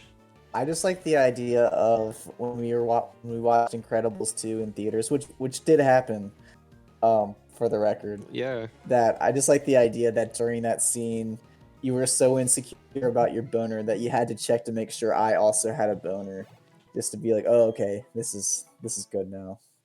I was like, I'm a fucking prominent public feminist. I can't fucking. This is unreal. And I looked over and I was like, oh, okay. And then I realized I realized kids in the theater were getting their first boners, and there were like old people that were like, oh my god, what's happening to me? So I was like, all right, for one scene, it's not so bad. And then it became a competition, and you're like, well, mine has to be harder now, obviously. No, mine was already harder than everyone's. Okay. Yeah. It's only 4 inches long, but it's 3.5 inches long, but it's where it counts. It's a fucking jigsaw. It's a fucking jigsaw puzzle? No, a jigsaw. And next thing you know, you're nutting in the theater. That just Is reminded me what of they that extra said. credit. I don't know if that was intentional, but that reminds me of that extra credits video that I've been thinking about recently for some reason. The one where he's like, you're playing the video game, and then all of a sudden you're a Nazi. You didn't ask for this. You didn't choose this. I don't even know. You haven't what seen that? is. No. Oh, it is the worst fucking video. It's so funny. It's like this 16-minute think piece about like Call of Duty making you be a fucking Nazi. Like it says like CS:GO is bad because it makes you become a Nazi. And it's like, if you're playing a Fantastic. World War II game, you know what you're fucking getting into, you fucking idiot. And it's not like a 14-year-old making this video. It's like a fucking full-grown man with an established like following, and all his videos are fucking not that shitty probably, but that one, like, I watched it in awe. I've never seen one of his videos all the way through, but I watched that one all the way through because I was like, I can't believe this is real. It's funny. It's not funny boy. for the reasons he thinks, but it's funny. That's what that reminded me of. And all of this, next thing you know, you're nutting in the theater. You didn't ask for this. You didn't masturbate. But now you're nutting in the theater. I enabled it. It's my fault. My boner enabled it. Yeah, I guess you're right. He's like, I want a nut, but it's not socially acceptable. Oh wait, Brad has a boner. Okay. Pee Wee Herman walked so I can run. Incredibles Pee 2. Herman wanked so I can jerk. Nobody's looking. Believe in yourself. Oh man. That guy still gets shit for that. He's gonna get shit for that till he dies. I mean, it's fucking funny. So fuck it. Okay, that is a legitimate thing though, that the Pixar butt is a real thing. Pixar butt.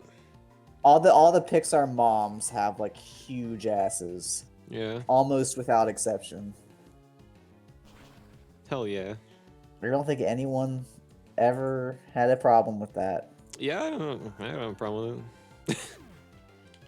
I don't But, really get turned on by cartoon characters, like, even, like, conceptually. So, like, Elastigirl even wasn't even a thing, like, that I gave a shit about. You know who did give me fucking teenage feelies though, and I forgot about it until like a few years prior, and then I was like, oh god, I forgot. I like girls. Fucking Mirage. Oh, the white hair girl. Yeah. Yeah, Mirage is pretty. If she was real. True. Pixar Ass is my favorite personal favorite supervillain. It was the asshole. Oh, that would be great. Like they do a crossover universe thing where all the Pixar moms' asses join forces, and it's just this giant butt collage. I would probably maybe consider paying money, as much as I hate Disney, to see a 20-minute short animated film that like Pixar alum made. That's just like a fight scene with all the Pixar moms. Actually, that'd be kind of lame because Elastigirl would just win, but still.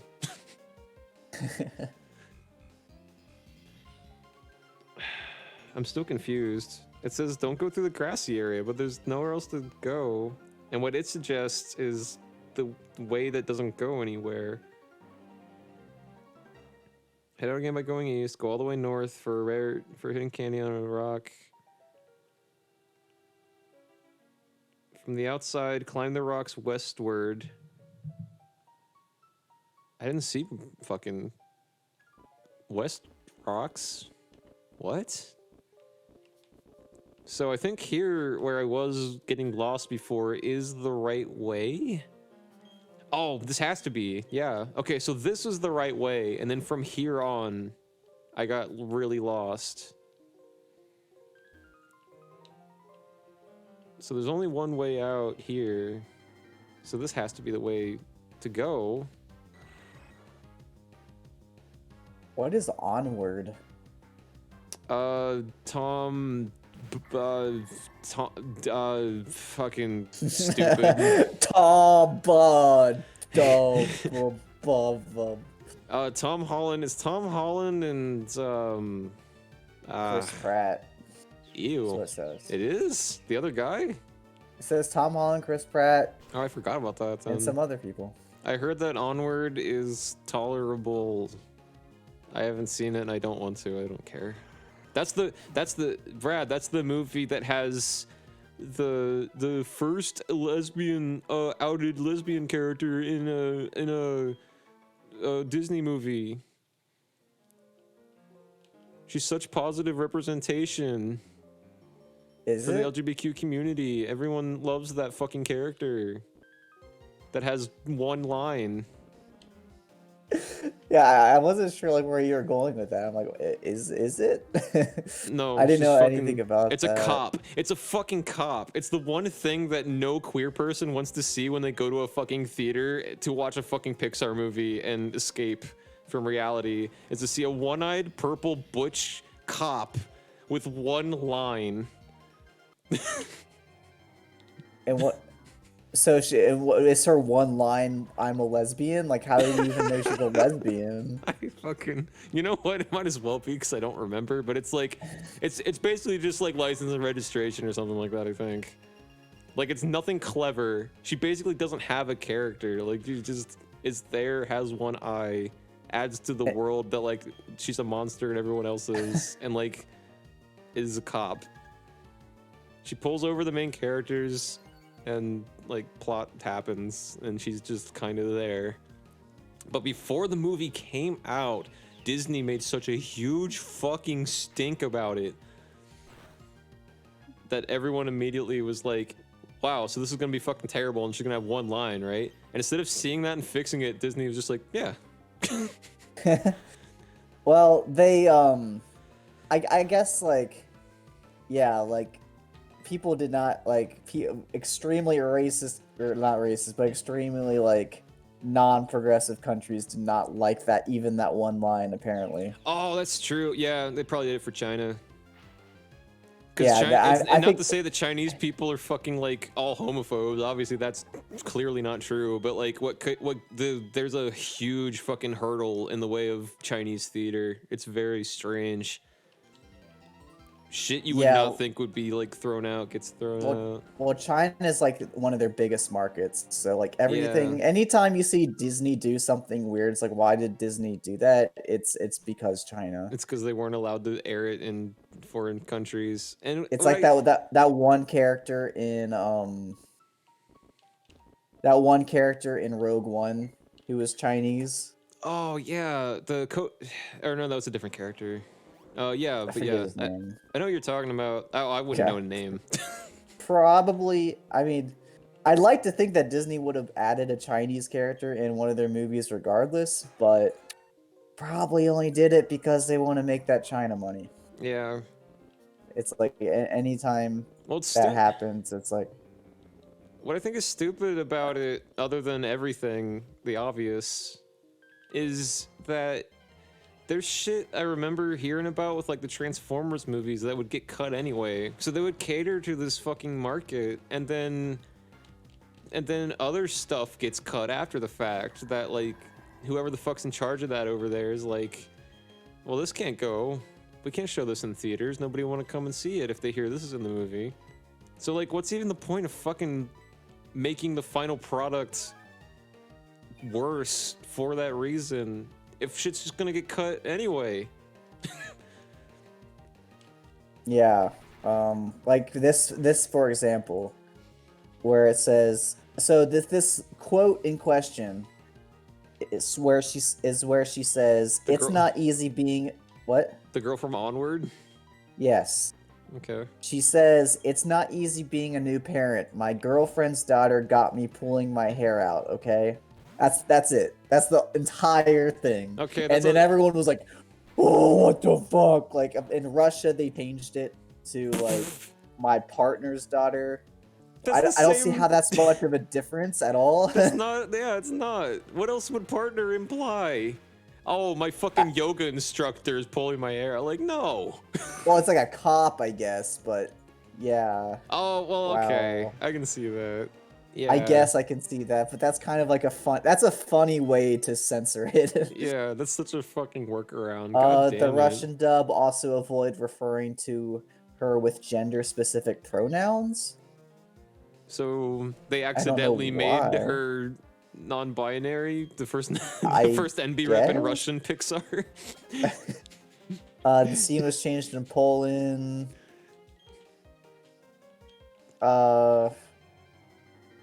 It was banned in Arab countries.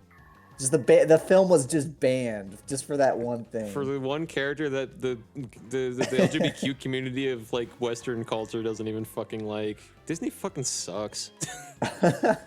Disney's fucking stupid. Like, okay, so here's what I'm saying though. Like, so that shit was cut in all those other countries, right? And like I said, there's shit that gets cut so they can air it in other countries, and then shit like that happens where they change it and censor it and other shit, and you cut out full scenes before they show it in theaters in their country anyway. So like, for the American version, just make it like titties out, like full fucking, like full frontal gay sex scenes, fireworks going up people's assholes, everything. Just make everything, because it's gonna get cut anyway. Right, like, why? Just fucking do it. Because Disney's a bunch of fucking pussies. That's why they don't do it. They could make a fucking... They could make a movie that makes Pulp Fiction look rated G, and they could still bounce back from it and have all the fucking money in the world, and people would still pay for Disney Plus. The world would not bat an eye, but they'll never fucking do it. Because they'll miss out on, like, a couple billion. It's bullshit. Yeah, I mean, they just want the money. I mean, I understand it's a business at the end of the day, but like, yeah, but I'm sure that there's some people in that company who could distribute their wealth to a point where, you know what, we can get away with making other countries mad for the sake of making a, you know, good representation. Yeah. Rather than just all of our monies are a money-making... All of our movies are a money-making machine. I have an adopted child, looks in camera with one eye. Relatable, right, Gadies? thanks Disney. This is What exactly if what they we all asked what if they for. made a gay Hades named Gades? Like there was a Hades character, but he's gay and they called him Gades. I mean, you've seen Hercules. They don't need to call him Gades. We all know. Just threw him out a little. I may be overstepped a boundary with Gades. Yeah. Whether James Woods likes it or not, let's be real. Hey, Disney's Hercules Hades. Come on.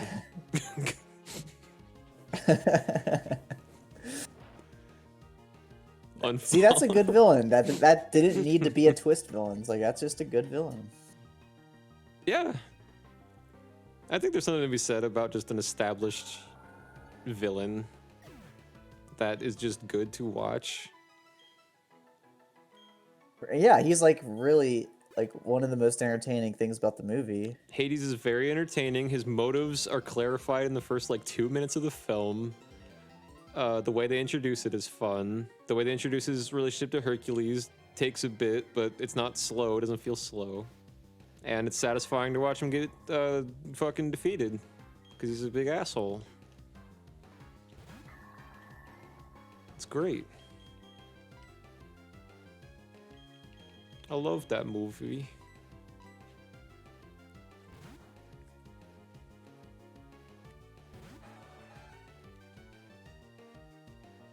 Yeah, that's kind of that's really bizarre. I think that's pretty funny though. I feel like after they stopped hand drawing their movies, it just went downhill. Yeah, it's weird because like I thought about that before a few times. I don't think that's like clearly it's not the reason why. It's just a weird coincidence that like, or maybe it's not a coincidence. Maybe it's something we don't know, or maybe it's something I don't know. But like, There's got to be like something. it's a weird 'Cause that was, coincidence like- that after Emperor's New Groove and like Lilo and Stitch came out, they were just like, let's stop making good movies for a while. Well, wasn't there like a lull in their movies before the Renaissance too? I mean, if you want to talk about like the 50s where Alice in Wonderland was like it, that was, I don't know if that was, if that's what you're talking about. Because that was like kind of the reason why it's called the Disney Renaissance is because it's like, hey, we're actually making good movies now. It's like, Oh, actually, yeah, because there was that one period like Jungle Book and like Robin Hood and like Fox and the Hound and all that, where they weren't doing so hot and they like weren't giving animators enough time to do shit anyway, and that's why there was so much like reused cells and like trace shit. Adventures of Winnie the Pooh, I think, was another one like that. I think that's what you're talking about. well, the Disney Renaissance was the period from '89 to '99, where they returned to producing critically and commercially successful animated films that were mostly based on well-known stories. Speaking of closing out well-known stories, looky where I'm at. Ah, shit. Now I can close this guide. Anyway, I know. Yeah, finally, I guess holy shit is my it exact was. sentiment. You know what? I guess the '90s just gave Disney too much money and power, and then after that, they're just like, "Fuck it," you know.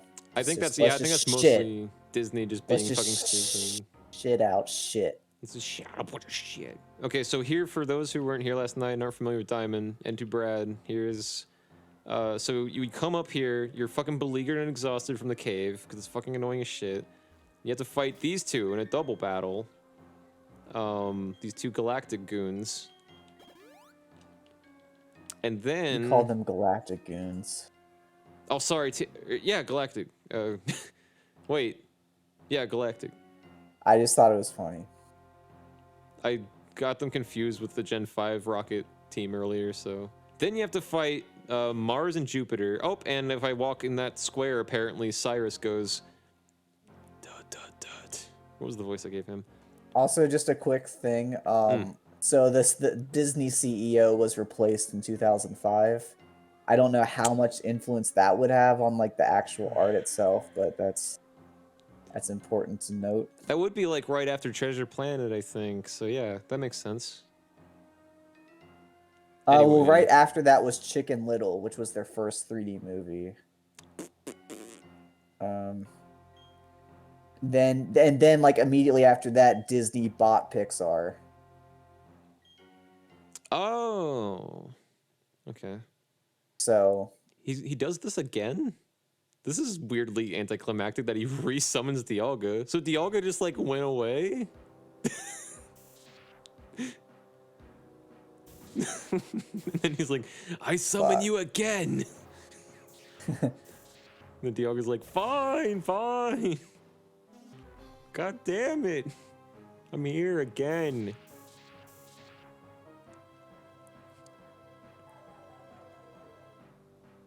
And he does this again?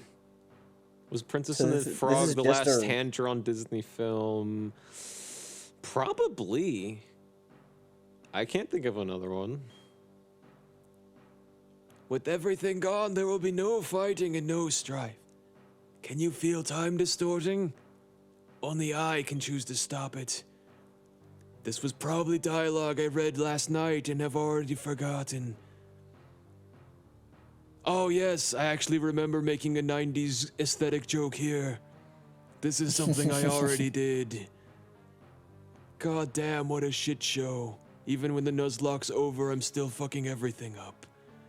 This is the mythical Pokemon that created Sinnoh, Dialga, the ancient deity of Time.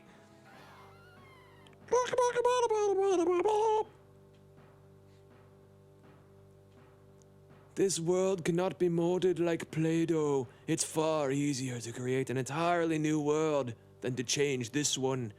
I'm telling you this again because you're 10 years old. you just walk away and go home and like sleep. Like that's enough. That's enough of that. Mom! You don't think you can run off now, do you? Oh wow, They it just actually don't tells you let to you. fuck off. Yeah. Wait, I have to fight them again? That's bullshit.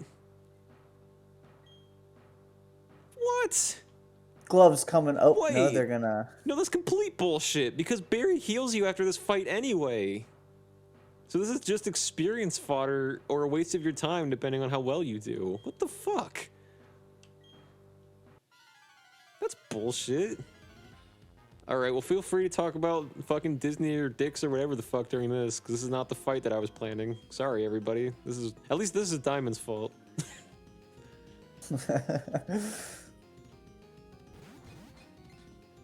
Shit's getting real. I know, right? Well, that's what I hate about this. Shit already got real. This is completely and utterly fucking anticlimactic now, because I already fucking beat them. I've got my vengeance on these two. It's been done. Now I have to re-avenge the people I already avenged, which isn't even how this works. Oh, also, his Pokemon that he always uses by default is level 40 Munchlax, because Barry's a huge fucking idiot.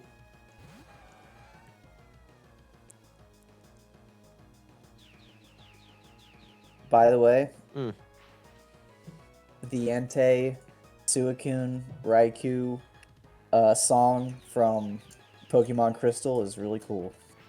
I never remember it off of, like, I couldn't hum it to you now, but whenever I hear it or the Heart Gold remake of it, I'm like, oh yeah. It's like fucking crack. I'm glad you appreciate it. Oh, I don't have any Yeah. PP. Where's my I know that. We all know that. Just kidding. It's actually pretty massive. If you got massive PP, you might have a PP. Pokedoll. Hey, go up real quick. That's the Star Shard from Paper Mario.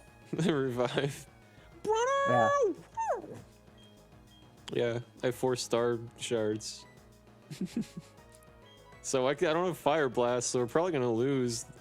Or no, that's not true. We probably won't lose this fight. Well, we might lose this fight. I'm gonna be real fucking pissed if we lose to Jupiter and Mars. So how close is this to the end of the game? we have 7 gym badges. So this is like how Gen 3 works, where you do all the story shit and wrap it up before you do the 8th gym badge, and then you do the 8th gym battle, and then you do the Elite 4, and then the champion, and then that's the game. So pretty close. I was hoping to beat it before the weekend, but that cave fucking sucks huge cock. So it's gonna... I'm probably still gonna be streaming this in fucking, like, April. Hopefully not. Hopefully I'm wrong. But I am gonna have to go back to, like, once a week streams, probably, like, next week. Is this, like, your last vacation Yeah. time? I'm probably maybe streaming again tomorrow night. And then, there's some reason I wasn't doing Saturday night. I don't remember what it was. So I'm not doing Saturday night. And then, yeah, I'm fucked. I gotta go back to the normal stream schedule of sometime between Tuesday and Thursday, probably.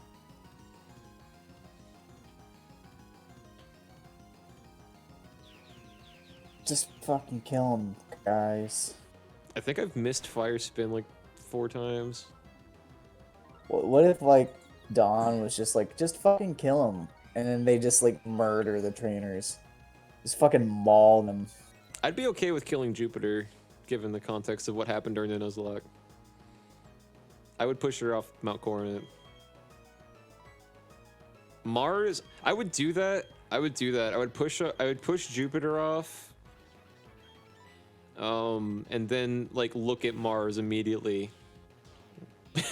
And, like, raise an eyebrow.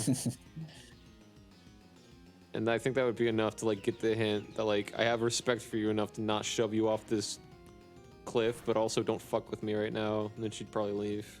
I think is how that would go down.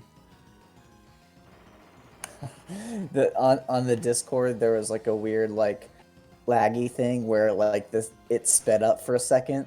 So the baseline was just going crazy. It was like... It turned into Kirby Air Raid. You want to see Munchlax die? Well, it doesn't matter, because you just, you know, revive them. Oh, they both have Levitate, so I just killed Munchlax for no reason. That's fine. I figured I might as well take the gamble.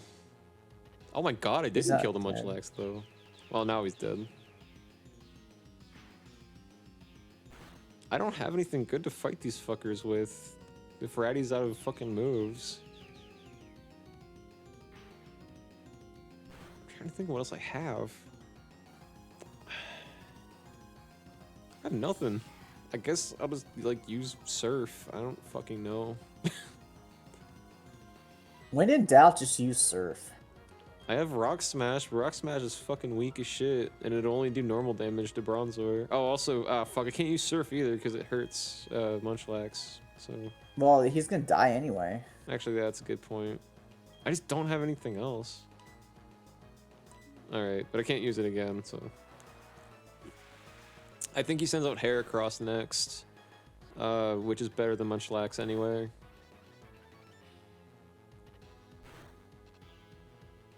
However, if they use extra sensory on the Heracross and not me, the Heracross will probably go down in 1 hit. So there's that to consider. I don't know what his third Pokemon is. I would assume it's the starter, Torterra, or Grotle, whichever.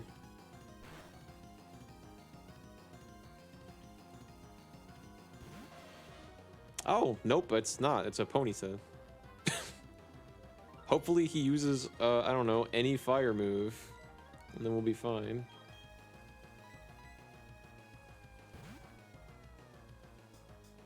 What a shit show.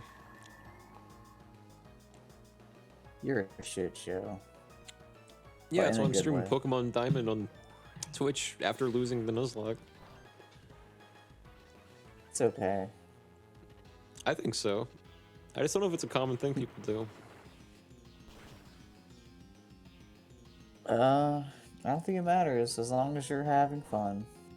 Hello, And as long as it is Slender Man, then you're fine.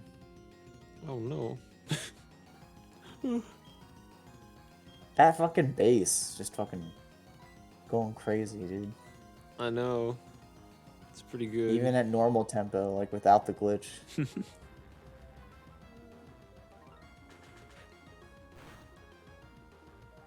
Yeah, this game's got some good music. Oh, okay. Apparently Payback works way better than I thought it would. So I guess we're just gonna use that for a while. So I think one of them might have a second bronze ore.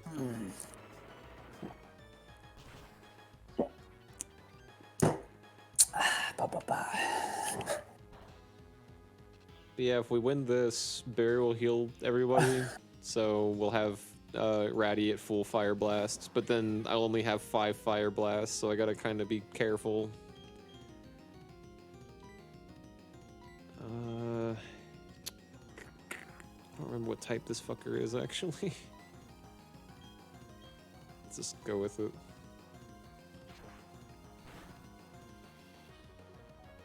Oh no, it used Guns N' Roses guitarist.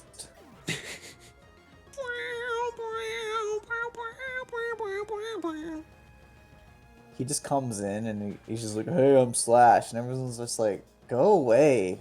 Get the fuck out of here, dude. I mean, yeah. Alright, there's Heracross. Let's do another hit on Perugly. Yep, that's what I want. Stupid moves, that's what I want. Oh, that might kill it, actually. Brick Break's pretty okay. Nice. It's super effective. It's super effective. It's like a cartoon cat is the narrator for all future Pokemon games. That's kind of what I was going for, but without even me knowing what I was going for.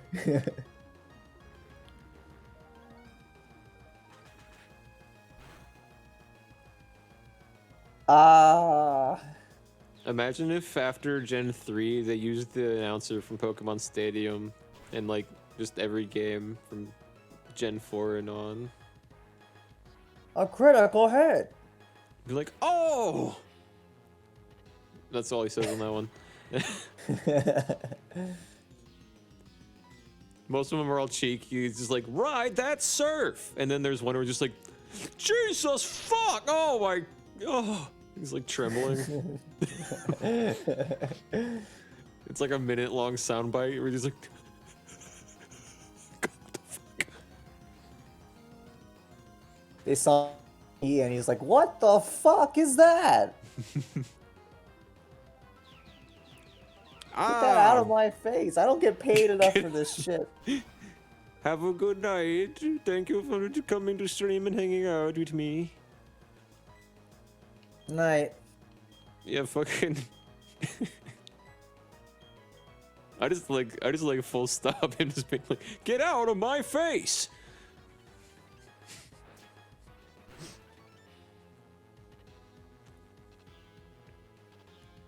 Break, Brad, Low. There's just one part where he just gets like really drunk. The Pokemon Stadium guy, and he's just like, extra sense of fuck. I hate my wife. That'd be pretty cool. Oh, he can use all his Pokemon. Oh yeah, because he used a Weasel last time. I remember that now. What the fuck? So we just have 12 Pokemon right now. That's strange. I mean, good. But what the fuck? That reminds me, have I talked to you about Temtem like at all? Because I bought it and I played like a good few hours of it. What are you saying to me? Have I talked to you about Temtem? No. It's good. I just looked it up. It looks like Pokemon. You've never heard of it? No. Okay, yeah, Temtem's like an early access game, and it's obviously very heavily inspired by Pokemon, and I finally bought it, and it's good. It's actually a lot less glitchy than I thought it would be. It's like actually pretty fucking polished. Is it turn-based? Yeah. Yeah, it's Pokemon. It's like Pokemon. It's Pokemon. They're all That's double good. battles, and there's no like accuracy and evasion stat. There's no bullshit of, oops, my move missed. So you actually have to strategize instead of, hey, I figured everything out. Oops, my move missed. Right. Can you play online, like with Yeah, I people? played co-op with a friend of mine, and it worked really well. Can you do like versus? Yeah. It's technically an MMO too. Like you can challenge other players and see them walking around while you're doing shit. That's Yeah, cool. it's pretty good. There's things about it I really don't like, which is kind of why I got turned off and I haven't played it in a few weeks. But I like a lot of things about it. I think it's very smart mechanically, like in terms of combat. I literally just don't understand why Pokemon or Game Freak didn't just make this game. Like, Because I think that's Nintendo, but it might be Game Freak too. it's like, why doesn't something like this already exist for Pokemon? Oh, you mean like the MMO factor? Yeah. Yeah. They shut one. They when fans do it, a lot of the time they like Nintendo will fucking shut them down. I guess this was like they don't really have any intellectual property with this one. No. This is all Yeah, original. yeah, Temtem is perfectly legal. Yeah, it's fine. It's legal, but I didn't know if they would still just be dicks about it just to be dicks. No, you can't. If they could, I think Temtem is made by a slightly big enough studio now to where they could probably sue for that specific aspect and win. Because you can't copyright game rules. Although, goddammit, if these bigger game companies don't try. Right. Oh, there's an Undertale skin. I have to get the game because Undertale is a game that, it's on the internet. People like the game. I caught this game People on look- the internet pretty good. I still haven't played it. I haven't bought it. I want to. Because people won't shut up about it. Yeah. I haven't played it either. Oh, let's go back to our like initial like discussion about music from like 3 hours ago. Sure. That is one thing I have noticed though, is that the rock bands, because I remember you mentioned Dream Theater's like relevant still. The ones that are still relevant are the ones that like kind of became memes. Absolutely. So like, yeah, just that would be my advice, is just become a meme. I think it's 50-50 like oranges and apples though. Like a 50% I think it is that, and being smart about the current like media, and I think another half of it though is kind of just a different field they don't understand, because with a genre like prog metal, you do kind of have to find backwoods ways to like be true. known and seen. I can see that because yeah, there's a lot of like I know Periphery is like the big one that everyone talks about. Yeah, Periphery, Tesseract, all that shit. Yeah, like they like clearly the internet was, you know, I did see like a video Punk Rock MBA made about what Periphery does, and it's actually what they do is really cool because they like have like this whole other business around the band. So they're not relying like purely on like streams and album sales. Like they all have like their own like side businesses for music to make like a living. So they're basically paying for a lot of their shit just like out of pocket then? What do you mean? Like they're paying for a lot of their production shit, like their budget, I guess, isn't like 100% like... Oh, like their music is recorded like entirely in the guy's bedroom. Wow. I didn't know that about them. Yeah, like super homegrown stuff. The audio quality on all their... I've never been a huge fan of Periphery, but their audio quality is like... You wouldn't be able to tell that's in somebody's fucking bedroom. yeah, you don't need like a big studio anymore. I mean, it's all recorded in the DAW, like through like Yeah. the same like audio interface I have, like $200. Damn, that means somebody like circa like 2009 or whatever, when Periphery was doing shit, was like the vocalist's neighbor and probably wanted to fucking murder him. Yeah, probably. Cause that dude Uh, fucking shrieks. Oh, I can't use items anymore. That fucking shit. This haunch girl's out for blood.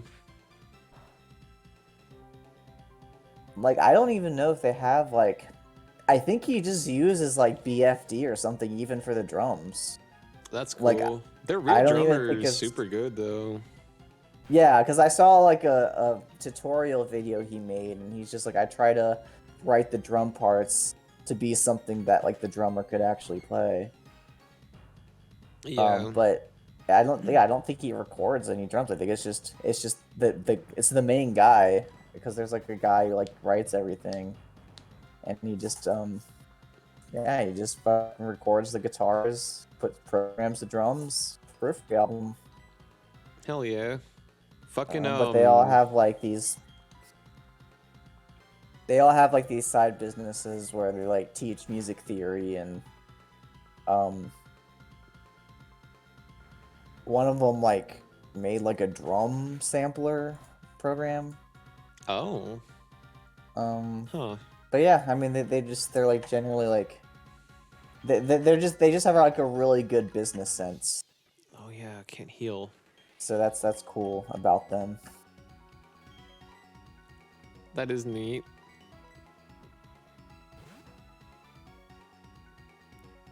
Fall high. Were you gonna say something? I didn't mean to cut you off. Writing wise, I was just gonna point out that the Luke Hoskin from Protest the Hero writes most of their like shit in Guitar Pro these days, which I find interesting, and like, I don't know, it's just something that I feel like a lot of like guitar heavy music, a lot of the people that write that, especially in a band setting, they usually like don't like that, to do that. What they would do in the old days with Protest the Hero is they would, like, in the studio or whatever, write it. Or they would fuck around in the studio, basically, with an idea of what they were going to do. And they'd, like, record that dry and be like, alright, what are we gonna fucking... we gotta put this together in a way where we're gonna actually play it back. You know what I mean? Yeah. And then they'd write that in, like, yeah, Guitar Pro, basically. Which is why so many of their guitar parts are fucking... nuts. Because they're like, some of the shit that Luke will write is like impossible. And then he has to go back and be like, fuck. And even then there's shit that's pretty much impossible and he'll just fucking tough it out anyway. And like fuck it, I'm learning it, I don't care.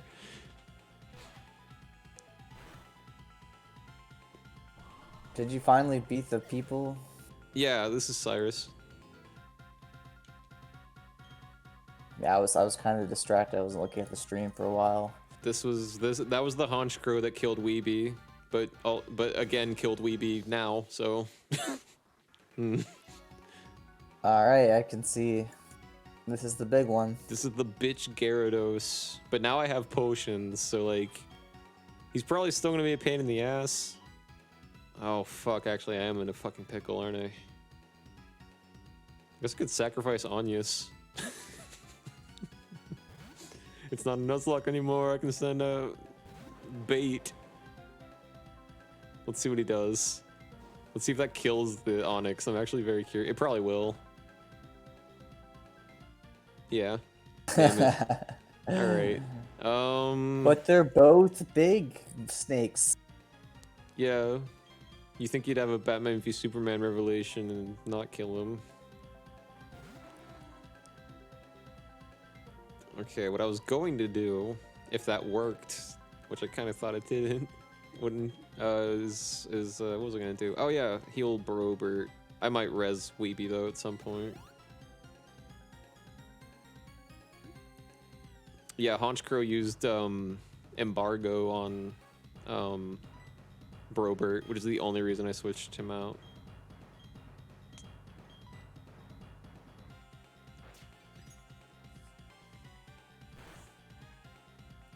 Yeah, Pelipper like fought Gyarados, but it was like fucking. It was insane because it was just like protect, roost, protect, maybe get a fucking hit in if I'm lucky. Because all of this Gyarados' moves are damage moves.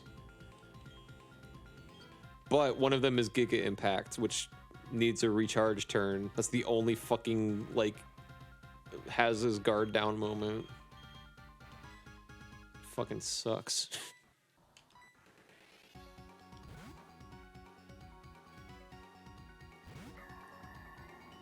Brobert can take some fucking hits though, so he might be okay. Let's see.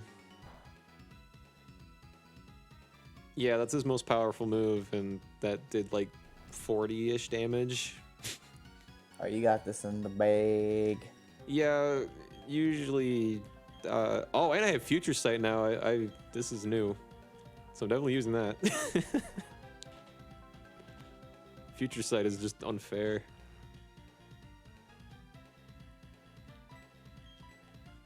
But now I'm using it, so it's cool. Right. What's it do? It just lets you dodge? Future Sight? No, Future Sight does nothing the first turn, and it's just like hanging out in the air. But as long as Brobert doesn't fucking die right now, at the end of the third turn, it will hit with like a massive fucking like 180 power like psychic blast. Oh shit. On top of what I already did in turn. That's amazing. Yeah, I don't know if it's 180, but it's like, it's a lot. And again, like I said, it's at the end of your turn again. So like you could hit him with like Psybeam and then do that. Oh, that's the only thing he's weak to. He's gonna die. He's probably not gonna die. I don't know. Okay, I can heal him, it's fine. Okay, so there's Future Sight. Let's see how much it does to this Gyarados. Gyarados is pretty tanky. What? That's bullshit. Alright, this is gonna take fucking forever then. That's fine. It's fine. I wanted it to take fucking hour to fight this fight I already fought.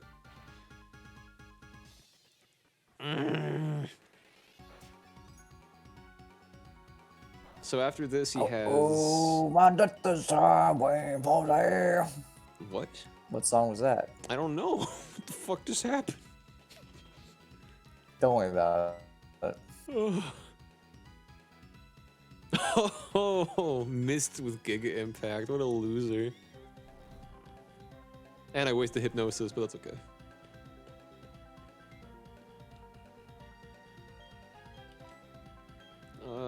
Payback's not gonna do good then. Fuck him up, fuck him up. While he's asleep, I might use another Future Sight, because extra damage is extra damage. And like I said, this guy doesn't have a whole lot of pants down. I would just finish him off, probably. You're right. Now it's not. Yeah, now it's not worth it. 'Cause Shit. Yeah. Hell yeah. He's asleep. Like, I just positively said got shit.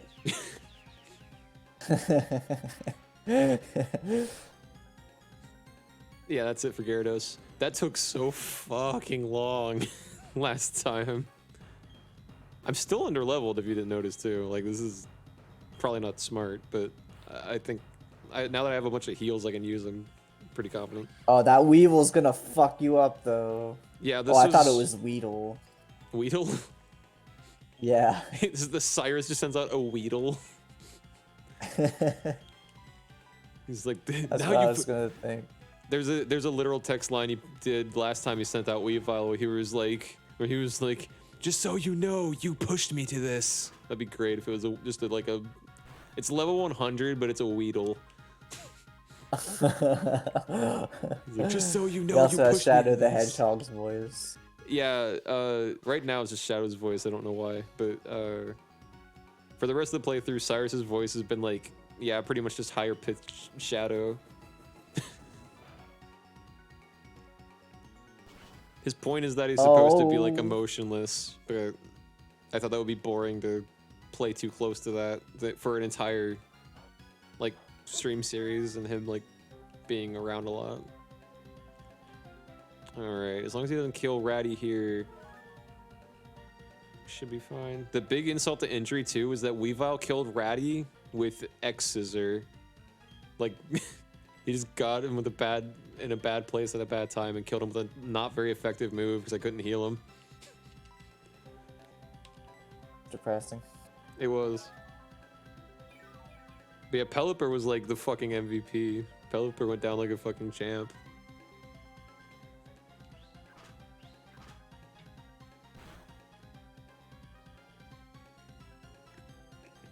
Why does everybody's Night Slash do so much fucking damage in this game? What am I missing about Night Slash?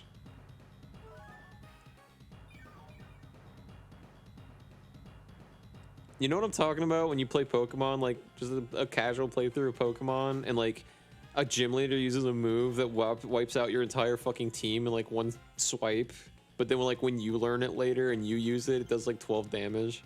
Hey everybody, the fire pony just got frozen, so that's happening.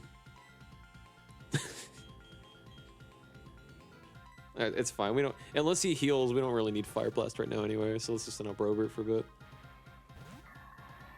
Brobert can probably finish the Weavile off with Payback. What is the fucking deal with Night Slash?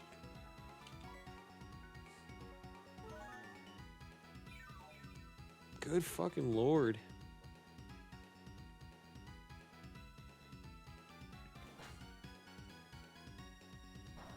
If we can beat this Weavile though, the other Pokemon is Crobat. So like, yeah, if this Weavile finally dies, we're in the clear. Pretty much. I love Crobat, but Crobat's kind of a piece of shit. Oh fuck, I used extra sensory like a dumbass. I wasn't paying attention. I meant to use Payback. I'm just used to killing everything with extra sensory. I'm engaged with this right now. Like I took like this clip right now of you playing right now. I made it in NFT and I'm like engaged to it legally. Like we're gonna get married on Friday. I love, after 2 days after you told me what NFTs were, and I was like, that seems like an okay idea. Like a bunch of shit came out about how they work, and I looked into a bunch of shit, and I was like, oh god, no, NFTs are the worst fucking thing in the world. I hate this. What do you mean? Why? A bunch of people are already fucking just taking like cryptocurrency off of people's art they don't own.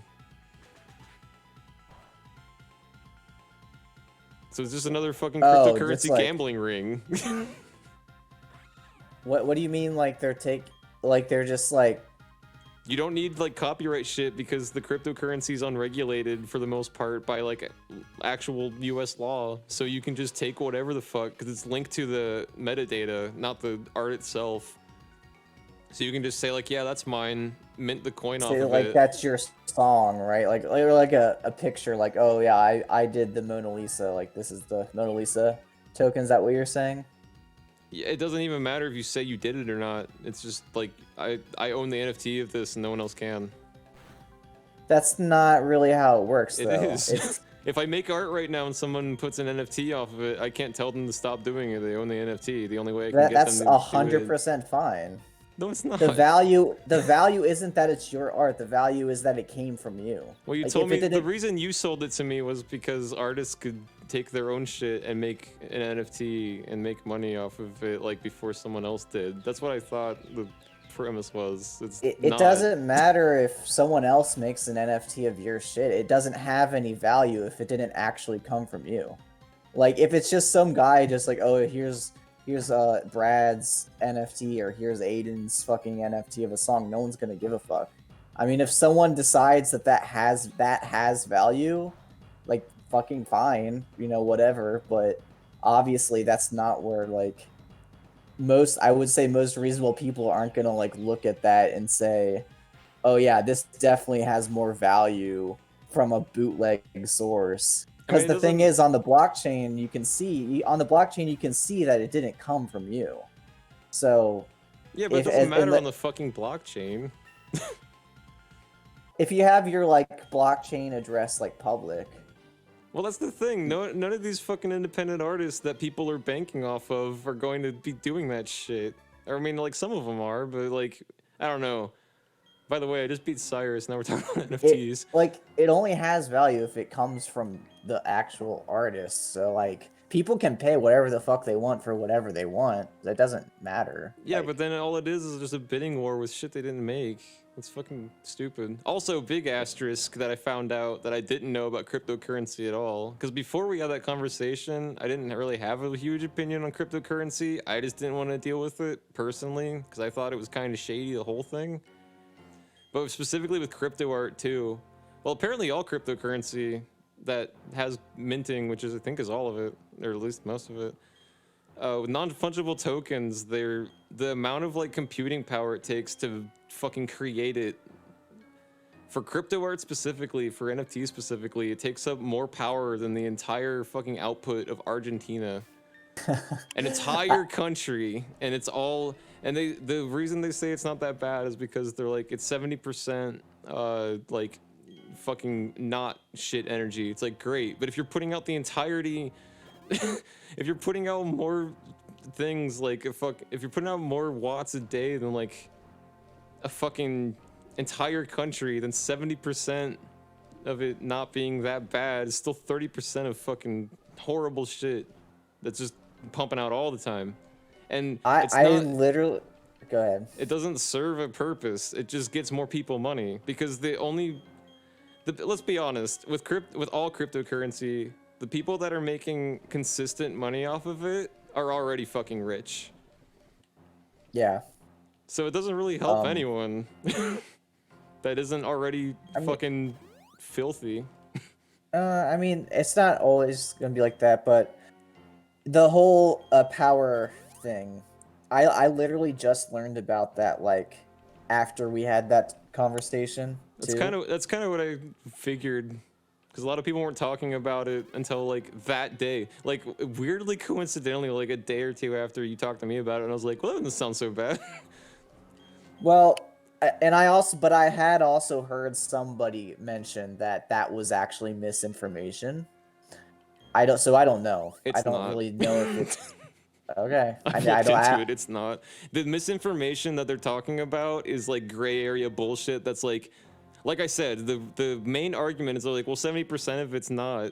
It's like, cool. If it's this big of an amount and 30% of a bajillion, right, and it's pumping out at that much frequency. If it was once a year, it'd still be fucking bad, and I'd still hate it. But at least it'd be like, whatever. But like, it's not. It's all the time. And crypto, and that's just like one. That's just Ethereum, by the way. That's just one thing of it. That's just one subsect of coin and minting, of Bitcoin and mint, or cryptocurrency and minting. Like Bitcoin is probably doing like double that. So, but it isn't the NFT specifically. It's just the fact that it's like Ethereum, right? Yeah, like, I don't see but how in order for that to be currency, it needs that horrible shit linked to it. Or at least that's the way they're doing it now. And like you said briefly, one day maybe they'll make it to where all this cryptocurrency bullshit doesn't have to run off of giant computer shit, but the way they mint the coin has to go through like processing shit to make that a thing.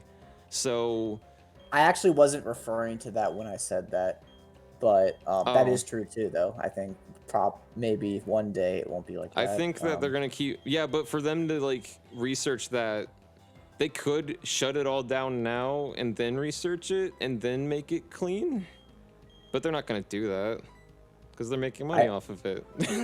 I honestly, I don't even know like what's gonna happen with all that shit.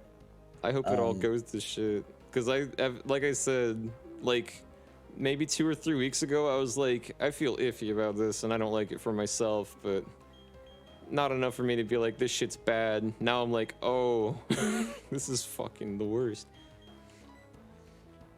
I have not done the research, so I don't know. I read on it pretty extensively. There's shit about the minting process I still don't entirely understand. It gets pretty technical, but basically, like, if you think of it this way, like, in order for it to continue to make this currency, the computer has to keep solving, like, let's say you're starting a cryptocurrency yourself. You have like basically a supercomputer, and it can solve this shit to make the currency legit currency, quote unquote, for whatever that's worth. To make the non-fungible token, you need this. But the more you do it, the more the more quantity of that you need, and the more that it does that is the more shit that you need.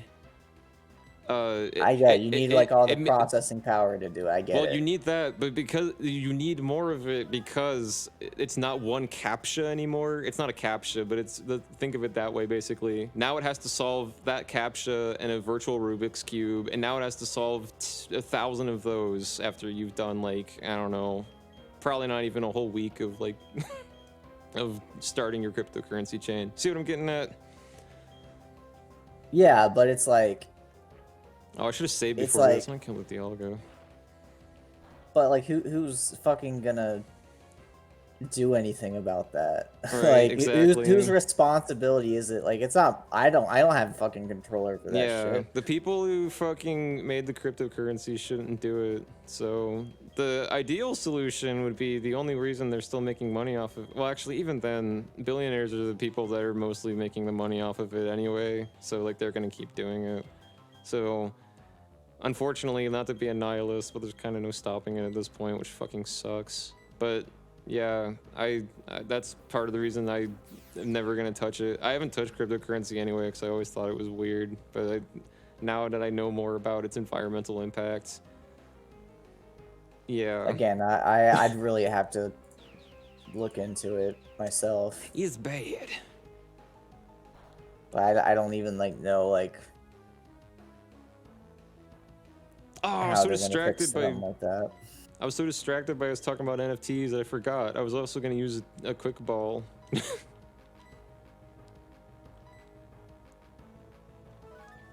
Well, use that fucking quick ball, bro. Well, no, the quick ball works on the first turn. It works better the less time you've been in battle. So after turn 1, it's like basically just a Pokeball. That's cheating anyway. Just use the fucking Pokeball. That's why I get wanted to see if it would Dialga. work. The percentage of it still isn't that high, but that's how I caught Necrozma in Ultra Sun. And I thought it was funny. I'm gonna use a got that Dusk Master Ball. Ball.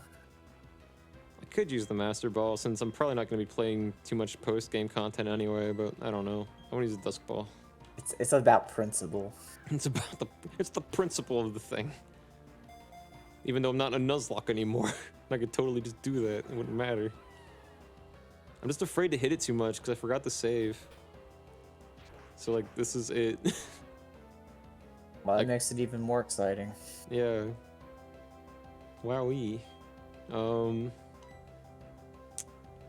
really have anyone that can do anything about that. I guess I could use Fire Spin for a few turns. That'll do a little bit of damage. I don't know. Brobert's really the best to do this, but I'm afraid. If I get like an extra sensory that does like a crit, it could be really bad. I don't know, we'll see. I'm also out of water, this is a fucking disaster, but I don't want to take a break mid-Dialga battle.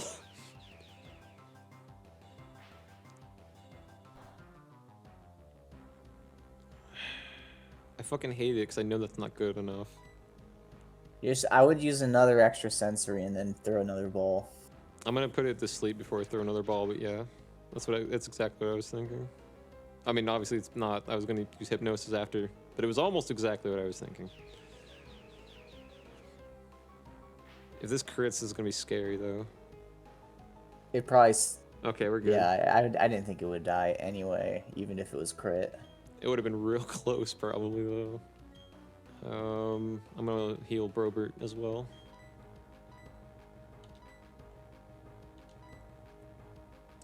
Because he's weirdly not fucking up Brobert as much as I initially thought at the beginning of the battle. What if it just said Dialga ate Brobert? And he just disappeared. I don't know. I guess after that, like, you can either catch him or cut him open. If you catch him, he digests all your Pokemon that he ate. You never see him again. Oh, Hypnosis, duh.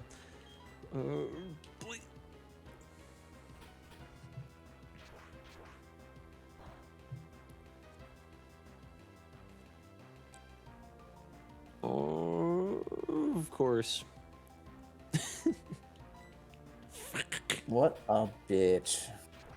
I don't even want to catch it anymore. It's being an asshole. I don't How about while you know. play this, I'll play Among Us and just narrate what's happening. Because that would be fucking annoying. I think that'd be great. I'll use another Dusk Ball. I don't know if Dusk Ball at night is better or worse than Ultra Ball normally. I have no idea. I think it's better or the same.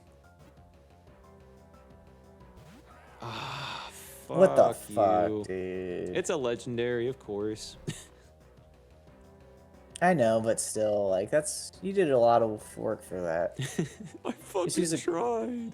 Try the Great Ball. The Great Ball? The Great Ball sucks. Somebody's using Great Ball. I know. It's about the best things I try have. the Ultra Ball. Well, that's the thing. I don't know if the Dusk Ball rate is better than the Ultra Ball rate because it's nighttime. I would just go for Ultra. Okay. The other Ultra's thing is always that... reliable. Well, no, Dusk Ball has a higher catch rate after night, I think. But you don't know if it's night, even. It is. But you don't know if Dialga controls time. He just makes it day. I don't think it matters. Maybe it doesn't. Maybe it's nullified because it's a legendary fight. I don't know. Usually it doesn't work that way, though. Like, you can catch, like, the legendaries and, like, Omega Ruby, I think, with the Dusk Ball, and it does that. Wait, am I turning Pokemon with Diamond? Alright, you do what you want. I'm just Googling real quick if Dusk Balls is... I mean to find if Dusk Balls is more effective. Dusk Ball... Okay. Actually, might be worse than Ultra Ball. But not by a lot. Let me see. Pokemon... Ultra Ball...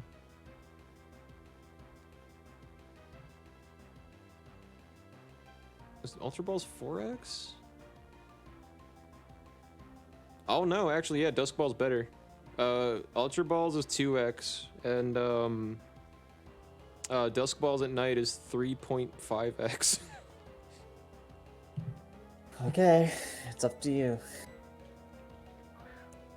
I've only got 2 of these left, so we'll use that. And then if he somehow goes through all my Ultra Balls, oh, never mind. Woo! Alright, now you have to use them. Yeah. Like, why would you not use Dialga? It has the power to control time. It appears in Sinnoh region myths as an ancient deity. This is actually a huge problem I have with all these games. They never give... They sometimes do. But they usually don't give legendaries original moves. Yeah, there are some exceptions. Like, I think Ho-Oh had one? Yes, Sacred Fire, I think it's called. Yeah, like, every legendary should have I think, a completely new moveset. Oh, like everything's new? Mm-hmm. I don't like that because then, like, they're gonna get crushed in the meta game probably, because there's probably just gonna be something that they would either have to, like, part of picking out your moves is part of the fun of the casual and meta game, I feel like. So, like, in, like, competitive play, what's gonna happen is they're either gonna have a move that's so broken to set them apart from the crowd that, I'm gonna name it Doofus.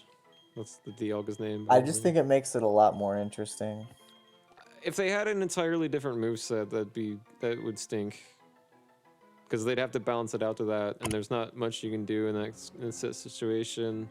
So, like I said, they either have to make a move that's so broken that it's just going to get banned in tournaments, and it'll be in, like, God tier, or They could just make a move that's similar to other moves, but, like, it has a different aesthetic to it. They can have Pound, but it be called, like, Stomp. That's a bad example, but you know what I mean. Yeah, like, Stomp already exists. Yeah, okay, yeah. That would be kind of cool.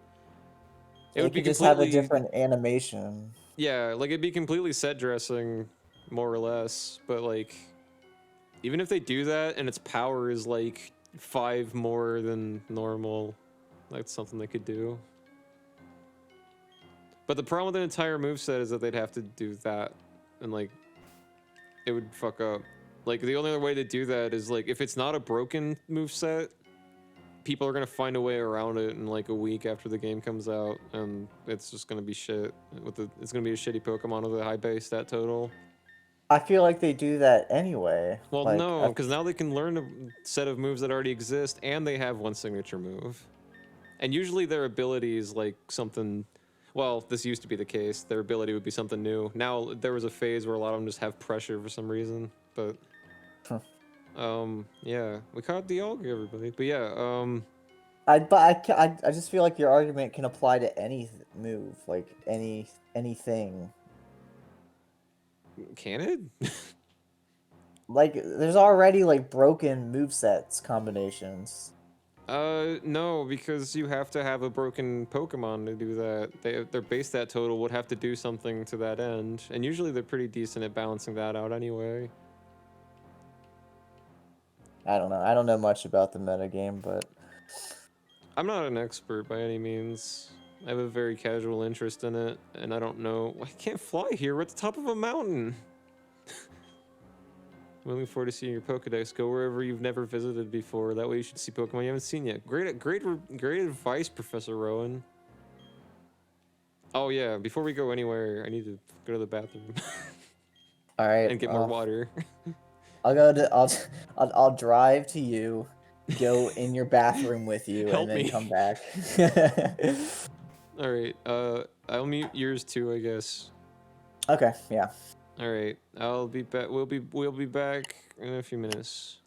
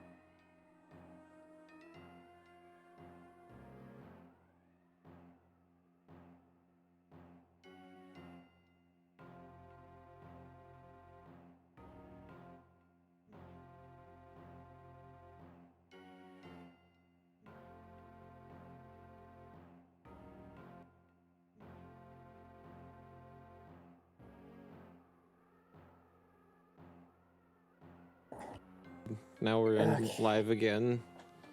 We're back. Yeah.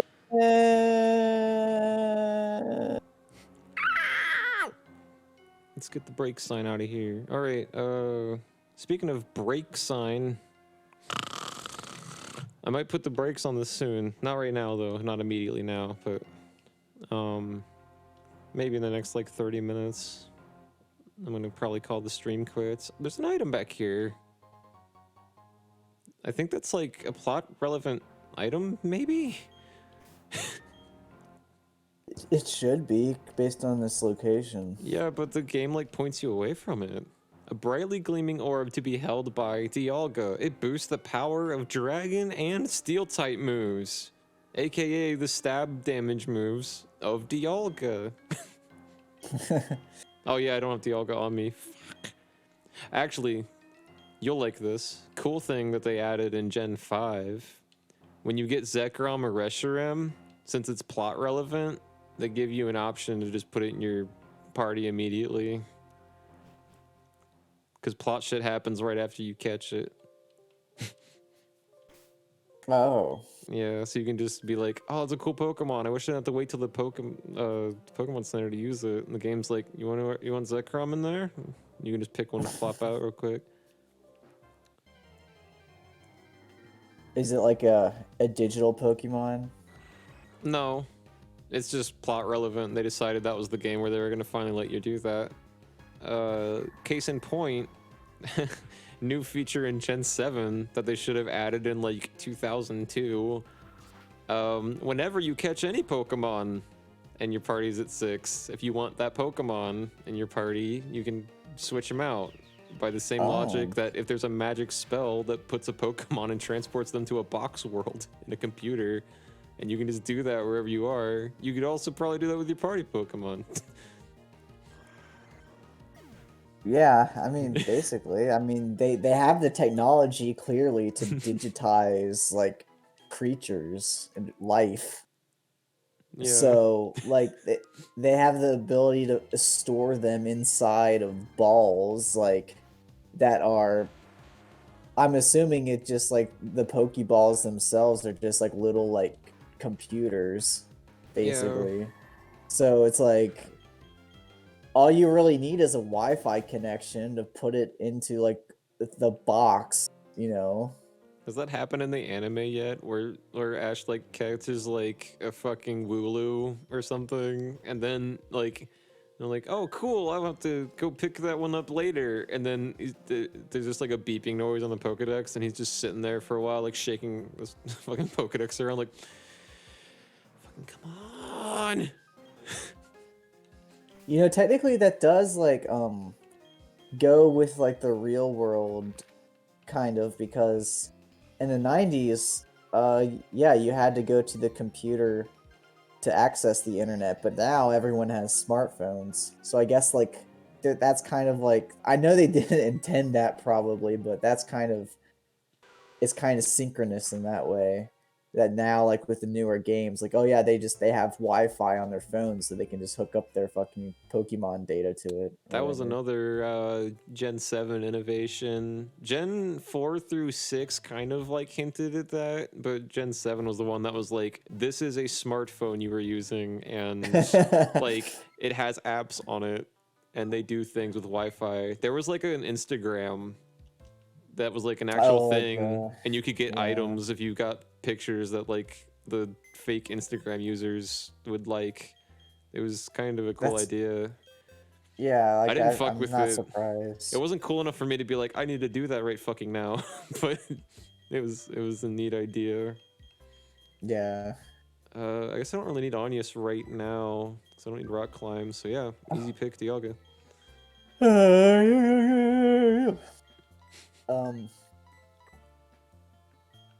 Yeah, I'm not surprised they did that though, because in they do that in like fucking what, Final Fantasy 15 as well.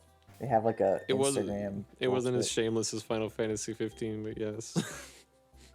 Oh, Kingdom Hearts has one too, doesn't it? What's it called? Kingstagram? Is that what it's called? Great. Oh yeah, you don't know. You haven't played Great. it. I'm pretty sure it's called Kingstagram. If anyone knows for sure wants to correct me, please let me know. But I think it's called Kingstagram. Why do they do that? Like they could have called it like, because that's just like, that's kind of like breaking the fourth wall too much. It's like you could have Yeah. like, they could have like called it something that would have kind of made sense in the world, you know. Yeah. But like calling it Kingstagram is clearly just like, oh yeah, this is just the branding of the game, you know. Yeah. It's a little on the nose, and by a little I mean, ow, my nose. Well, like no, like only like a few people know that Kingdom Hearts exists, right? Like that's not like a well-known thing that like, well, is it or is it? By that point Like, in the game, all of the like characters know about Kingdom Hearts, but like the populace, whatever that may be in the Kingdom Hearts universe, doesn't. No. Like all the characters with dialogue know, like, or not all the characters with dialogue. All the Kingdom Hearts characters know, but not like Woody. Like Buzz Lightyear doesn't know what Kingdom Hearts is. Elsa doesn't know what Kingdom Hearts is. But like all the okay. anime fucking twinks know what Kingdom Hearts is. Yeah, okay. Yeah, so that doesn't make any sense for them to make a social media app that's like, I'm assuming it's interdimensional, or like, you know, like through the universal, like literally universal, I'm pretty sure that's the implication. Mm-hmm. and then calling it Kingdom Hearts when only like fucking Oops. the good guys and like the fucking those anime guys only know about it. Yeah. Because there's no like context to why it would be called Kingstagram otherwise. I don't think they thought about it that hard. I know, but I want them to. They probably, yeah, for the finale of the saga, they probably should have.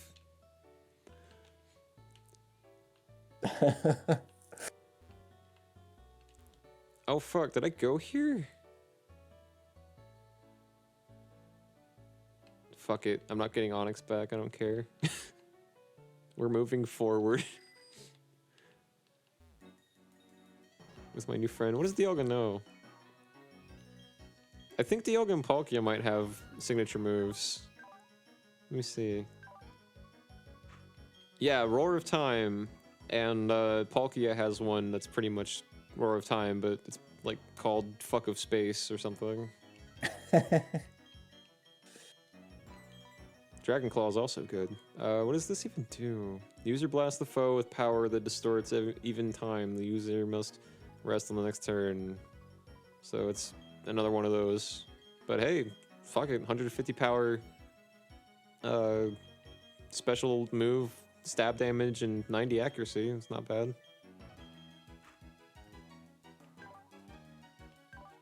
What does stats look like?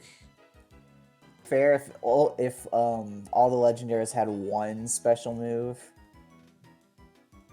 That's usually Like all one- they have, yeah. One unique move. Yeah. But yeah, a lot of them don't, because there's so many fucking legendaries that they just didn't do it. Well, yeah, there's too many legendaries Yeah. now. But I'm not saying that's an excuse, this is probably why. Special Yeah. defense. I don't think that's the thing you want to boost with your Dialga. No, it's not. Kind of got a shitty nature, but fuck it, I don't care. It's Dialga. He's still gonna be badass. Alright, now this fucking place off to the east should be open. I hope. So that's like you're like now you're at the gym part, like. Yeah, now I gotta fight the 8th gym. They So didn't- all the other story shit's done. Oh, including I'm quite bored, care to break the monotony person. This is a level 99 Rapidash.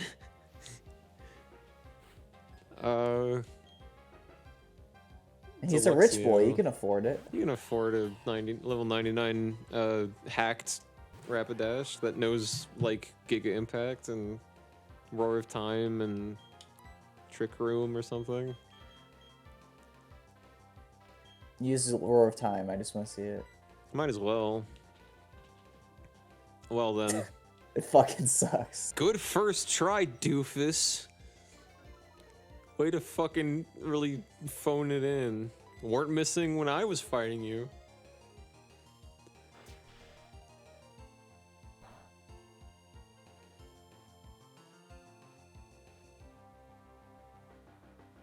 Doofus. Oh. You named him Doofus. I think he's just upset more than anything. I'm the god of time. I know what that means.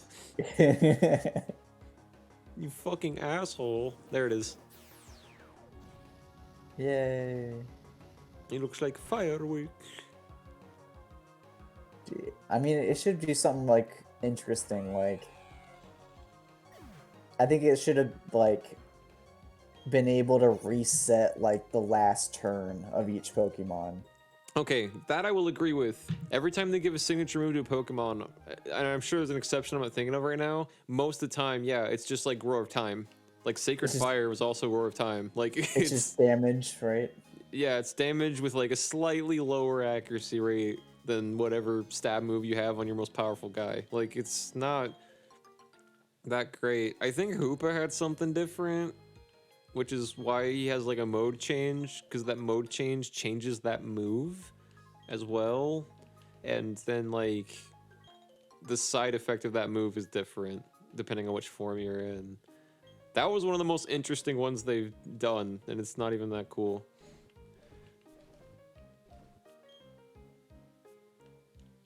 And I can't think of another example top of my head. Victini had one that was different. It's called V-Create, but I don't remember what it does. And as much as I love Victini, I never used it.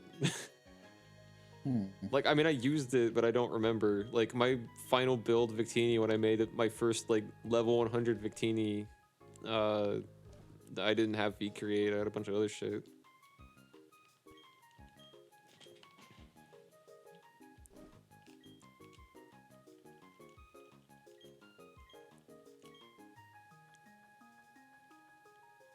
Yeah, I don't think Groudon had one. I don't think Kyogre had one. I think Lugia had something. Maybe. I don't remember. Maybe not.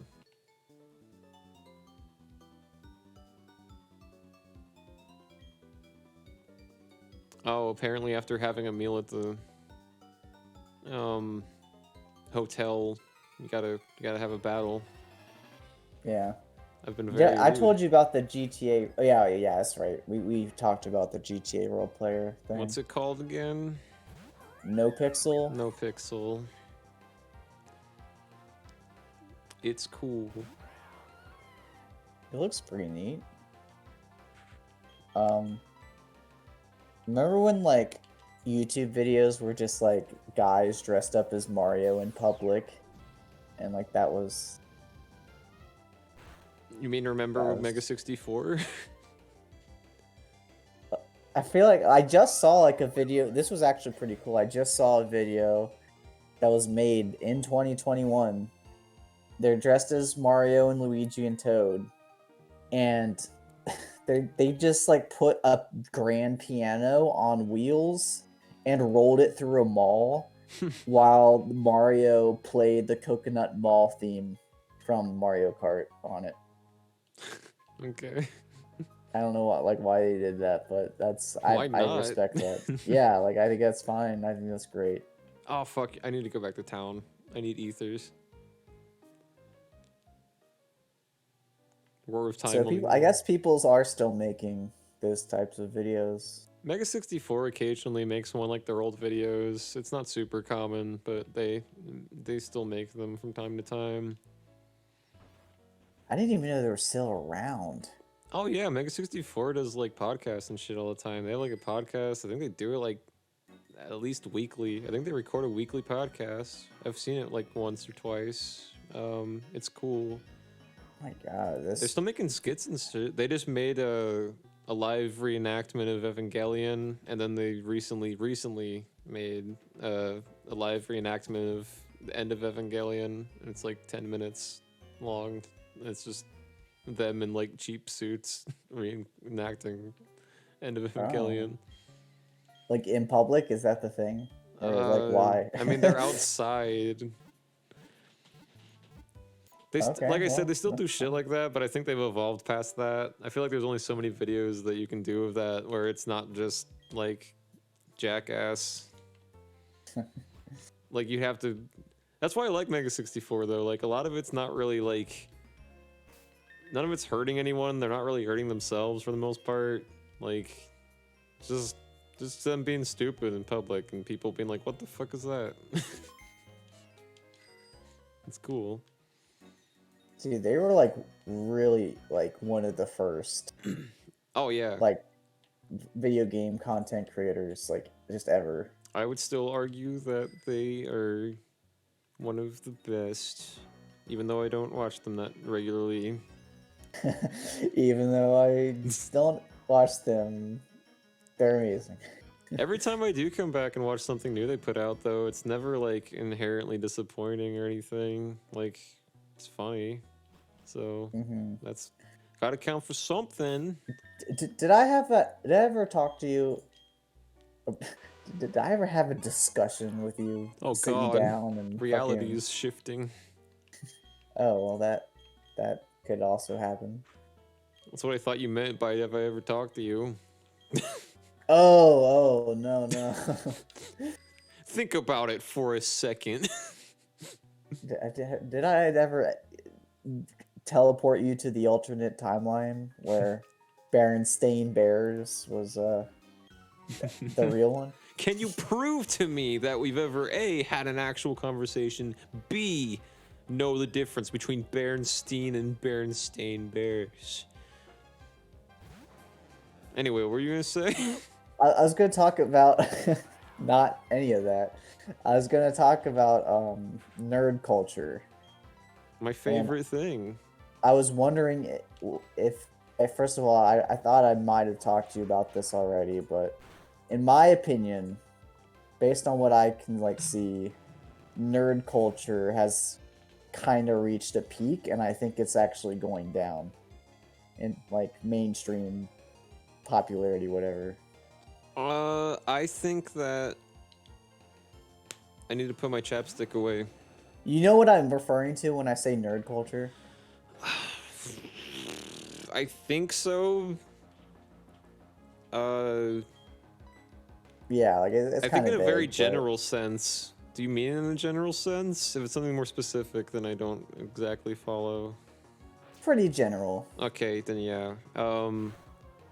I think that nerd culture when we were kids it was kind of ostracized, and that's why Yes, a nerd yes. culture existed. Now that everyone has an Xbox, nerd culture is just yeah, you play video games. So I don't think it ever peaked. I think it just fizzled out, and now we don't need it anymore, which I think is ideal. Yeah, I can see that. Well, there's also like the element of like the comic book movies, like all the Marvel shit. Like now that that's like that whole saga is basically over. Like I think that's a pretty good like indicator of like, are they just gonna keep shitting out Marvel movies Oh, for the next 50 absolutely. years? Well, I know they're gonna keep making movies, but like, are they gonna be like as big as they were and they have been? I don't think so. Oh, monetarily, like box office wise? Just in general, like popularity and people being excited about it. I No, don't people think are it's already like, sick of them. yeah, like I think that whole like thing too is a factor in that. It's like a whole, yeah, like the nerd culture kind of goes beyond video games in that sense.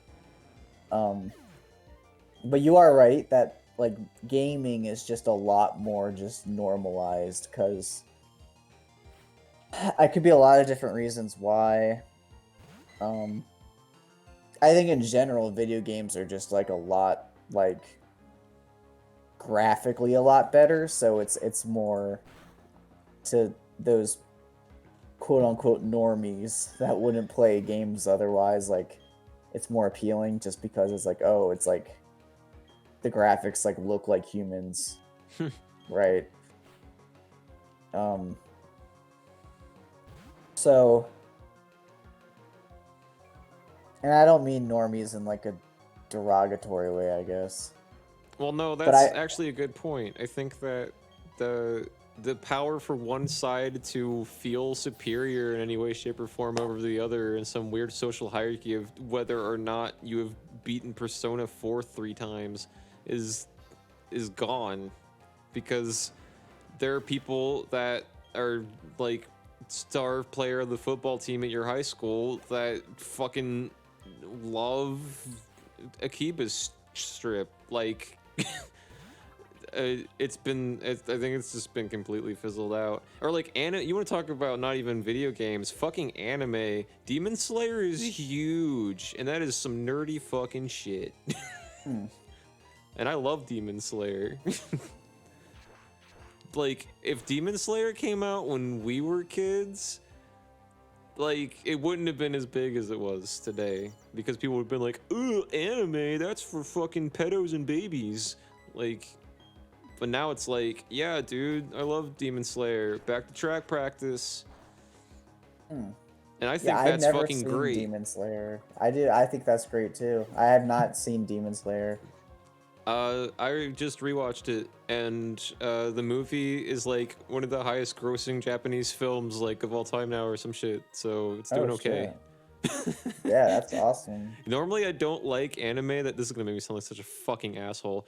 Normally I don't like almost any anime that a lot of people are like, "Oh my god, this anime's so good."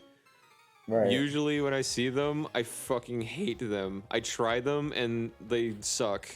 The best one that I've seen that was like that wasn't shit, well, I guess Death Note. The second one like that I haven't seen, that I was like, okay, I'll watch it because everyone's talked it up, was Evangelion. And that pedo shit fucking sucks cock. And it's okay if you like it.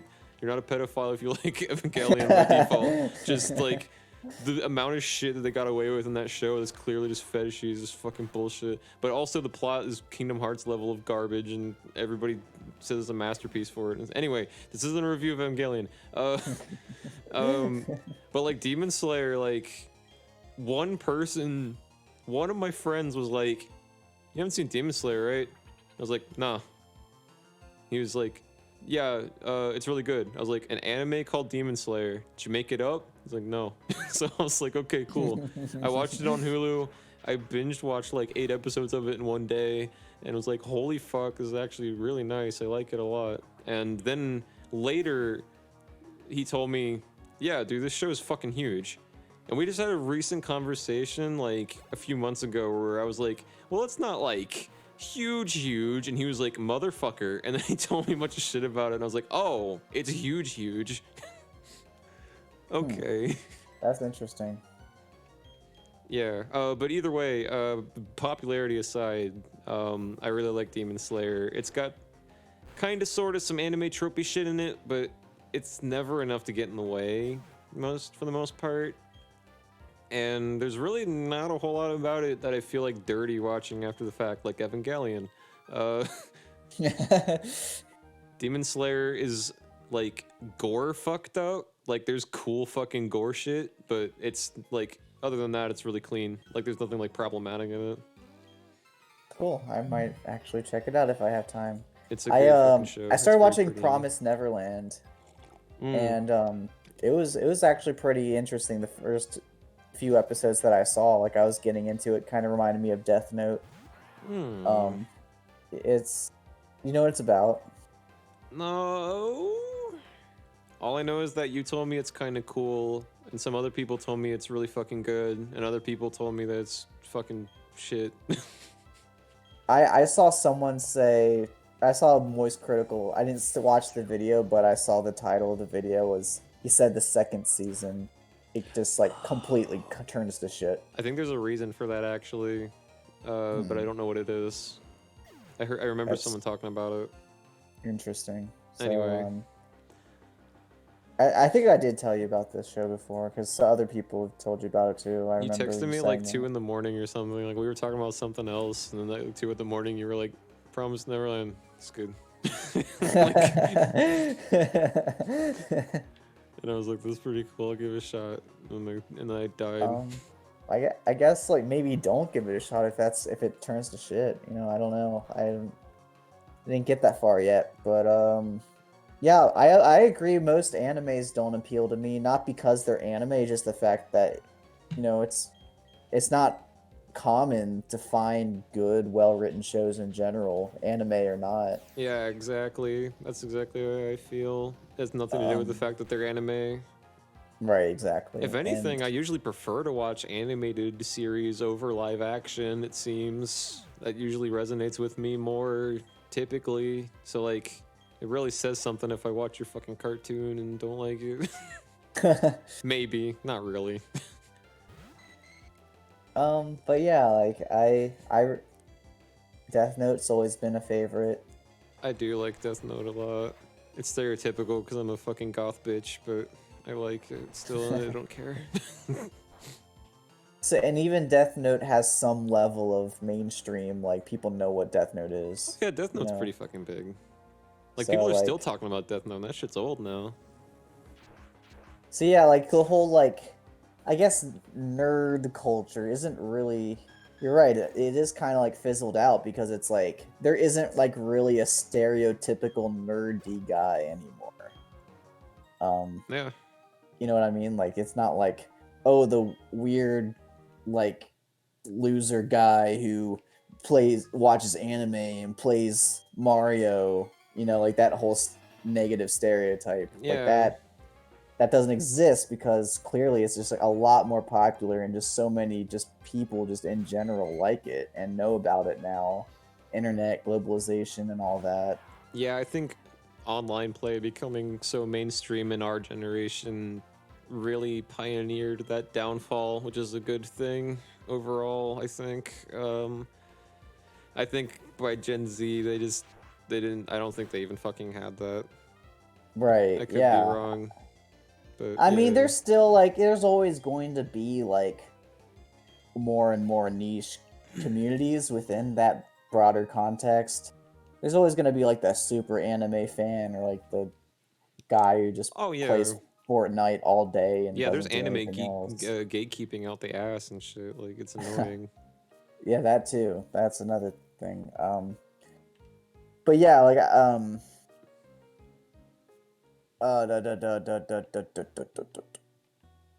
I just shut down. We're done. This is what anime does to Yeah. your brain. Speaking of which, I said I was gonna wrap up the stream in like a half hour about 29 minutes ago, and I'm trying to get to. Well, I feel like I'm close to this town. I'm gonna try to get to the town and then I'll stop, because I think I'm pretty close to Sunny Shore.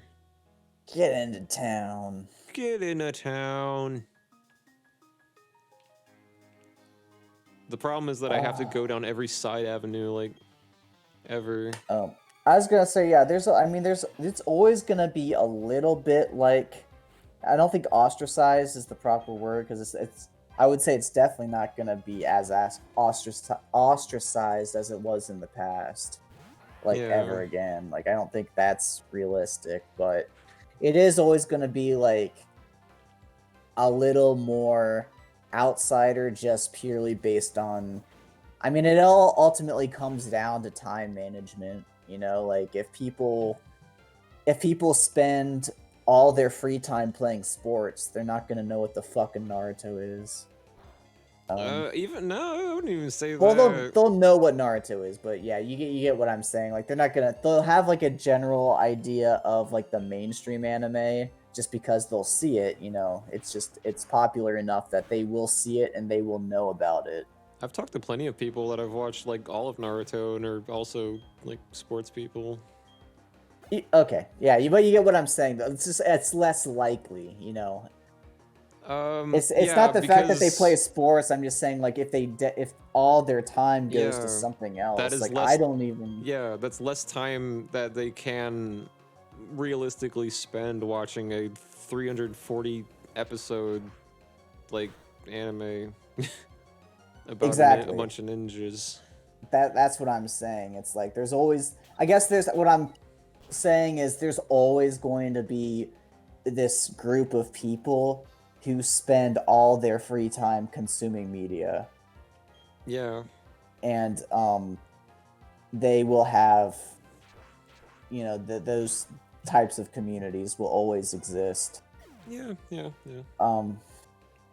But yeah, in terms, and totally, I agree with you completely in terms of being like completely alien to people now. That's no longer the case. It's like this is just people know about this shit and it's Yeah. accepted. I think I think it was less of, I don't know.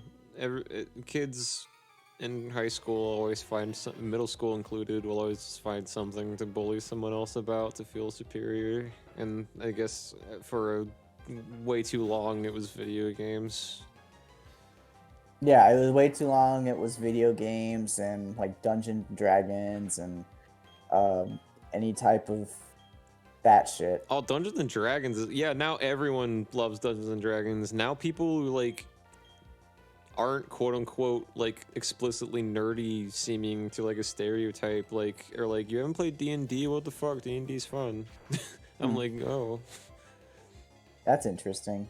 yeah, people love fucking D&D now. But again, I'm not just surprised. It's Back like then if they it were like was- fucking virgin, haha. And it's like, all right, I'll just go tell my wife you said that. That is true though, like it was basically like a bullying thing, and I mean bullying definitely still exists, but they just changed what it is. Like now Yeah. it's like, I'm not gonna bully you for video games and anime anymore because I can't. You know, because there's too much social acceptance of that they can't get away with bullying someone about that anymore. I think that's where the anime gatekeeping bullshit like comes in, or even video game shit, or like the totally fucking non-existent console wars. Like, it just is people being fucking angry and taking it out on other people.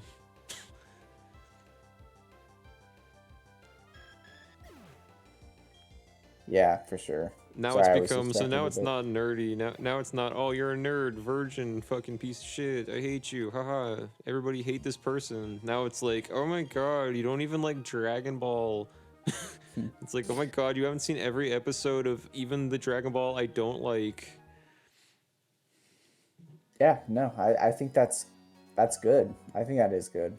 Yeah, because now more kids, I hope, can kind of like see that and point at it and go, well, I don't have to waste my time dealing with you then, because you're a fucking idiot. As opposed to like earlier, it was like, well, I can't help that I like these things, but I guess I'm bad because I like these things. And I think that really goes a longer way than people realize. Yeah.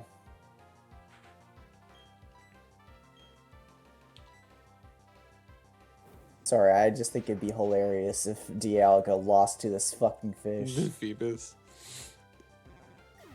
Phoebus did have a pretty fucking smug look on his face. Just a little tiny pee-pee experience. Just a little bit of pee-pee. I guess I'll use Roar of Time again on this one.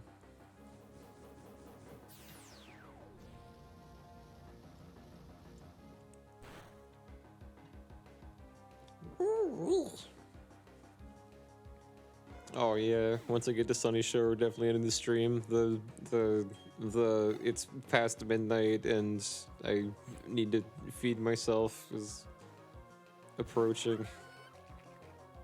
Fair enough. It hits in a wave. It's never like consistent when I'm streaming. Even if like no one else is here to co-commentate, like if I'm just alone, I'll be like, haha, this is fucking fun. And then like a certain point will just hit where I'm just like, Yeah, no, hunger comes and goes in waves. Have you ever fasted? God fucking no. It's not as bad as you would think, but it does like come and go in waves, like you said. Like it's just if you get hungry, you just know that it'll pass and it's fine. Apparently fasting's pretty good for you. Interesting. yeah, I've heard yeah. that from Jewish people. I've never tried it because it was always a thing I saw that I was never forced to do, surprisingly, and like was super fucking like it was something my parents introduced to me that I was like, wow, this is stupid. So I never did it. Like, because my parents were non-denominational Christian, which just means that you can have a bunch of fucking like racist and transphobic and homophobic ideologies and not have to commute it to any one fucking faith. Anyway, so they fucking but like one day I came home and I was like, my mom was like, oh, like being just dramatic, and I was like, what? And she was like, oh, it's just weird because I'm fasting. I'm like, serious? Why? Because like I had a Catholic friend growing up and they used to make fun of certain shit that like Catholics do. And my mom's like, oh no. I'm like, why are you fucking fasting? It's not part of your religion. Well, they didn't That's say funny. fucking, but the rest of that pretty true. And they're just like, I just wanted to try it. I'm like, you're just trying fasting because it's trendy? All right. Obviously, like, I realize now as an adult, you don't need to have a reason to fast. Yeah, it doesn't need to be a religious thing or whatever. No, yeah, apparently it can just be a health thing, and that's fucking cool too. But yeah, that's the reason I've never done it, because I've been like, I was just like, this was introduced to me in a stupid way, and I can't take it seriously.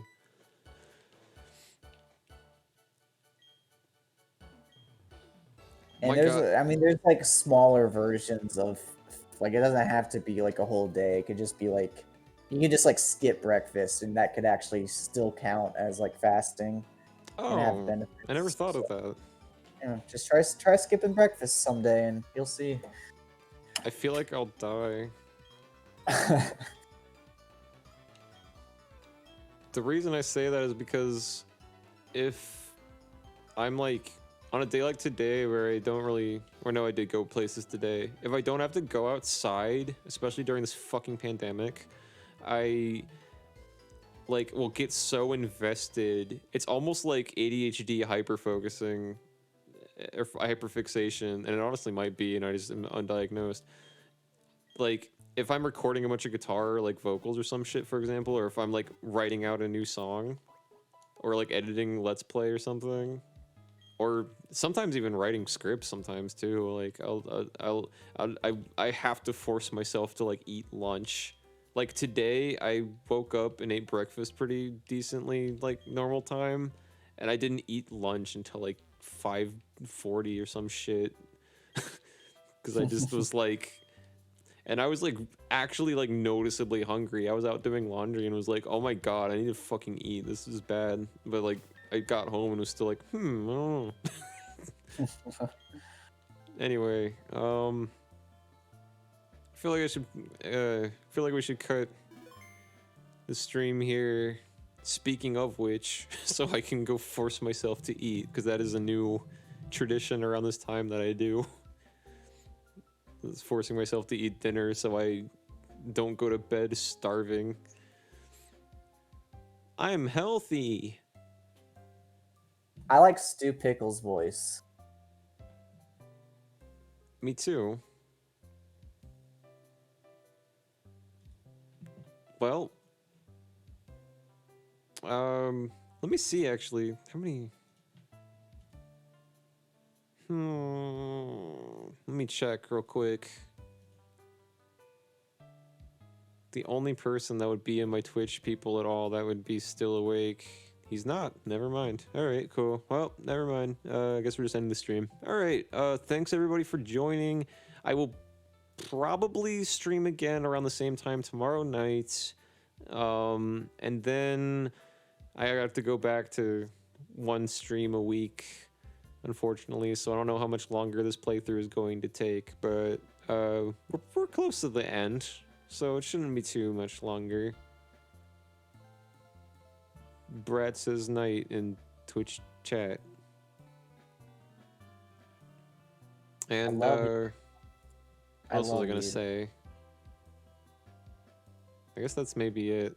Yeah, we're gonna keep trucking through this. I'm gonna beat it, because I need to finish more games on stream that I start. All right.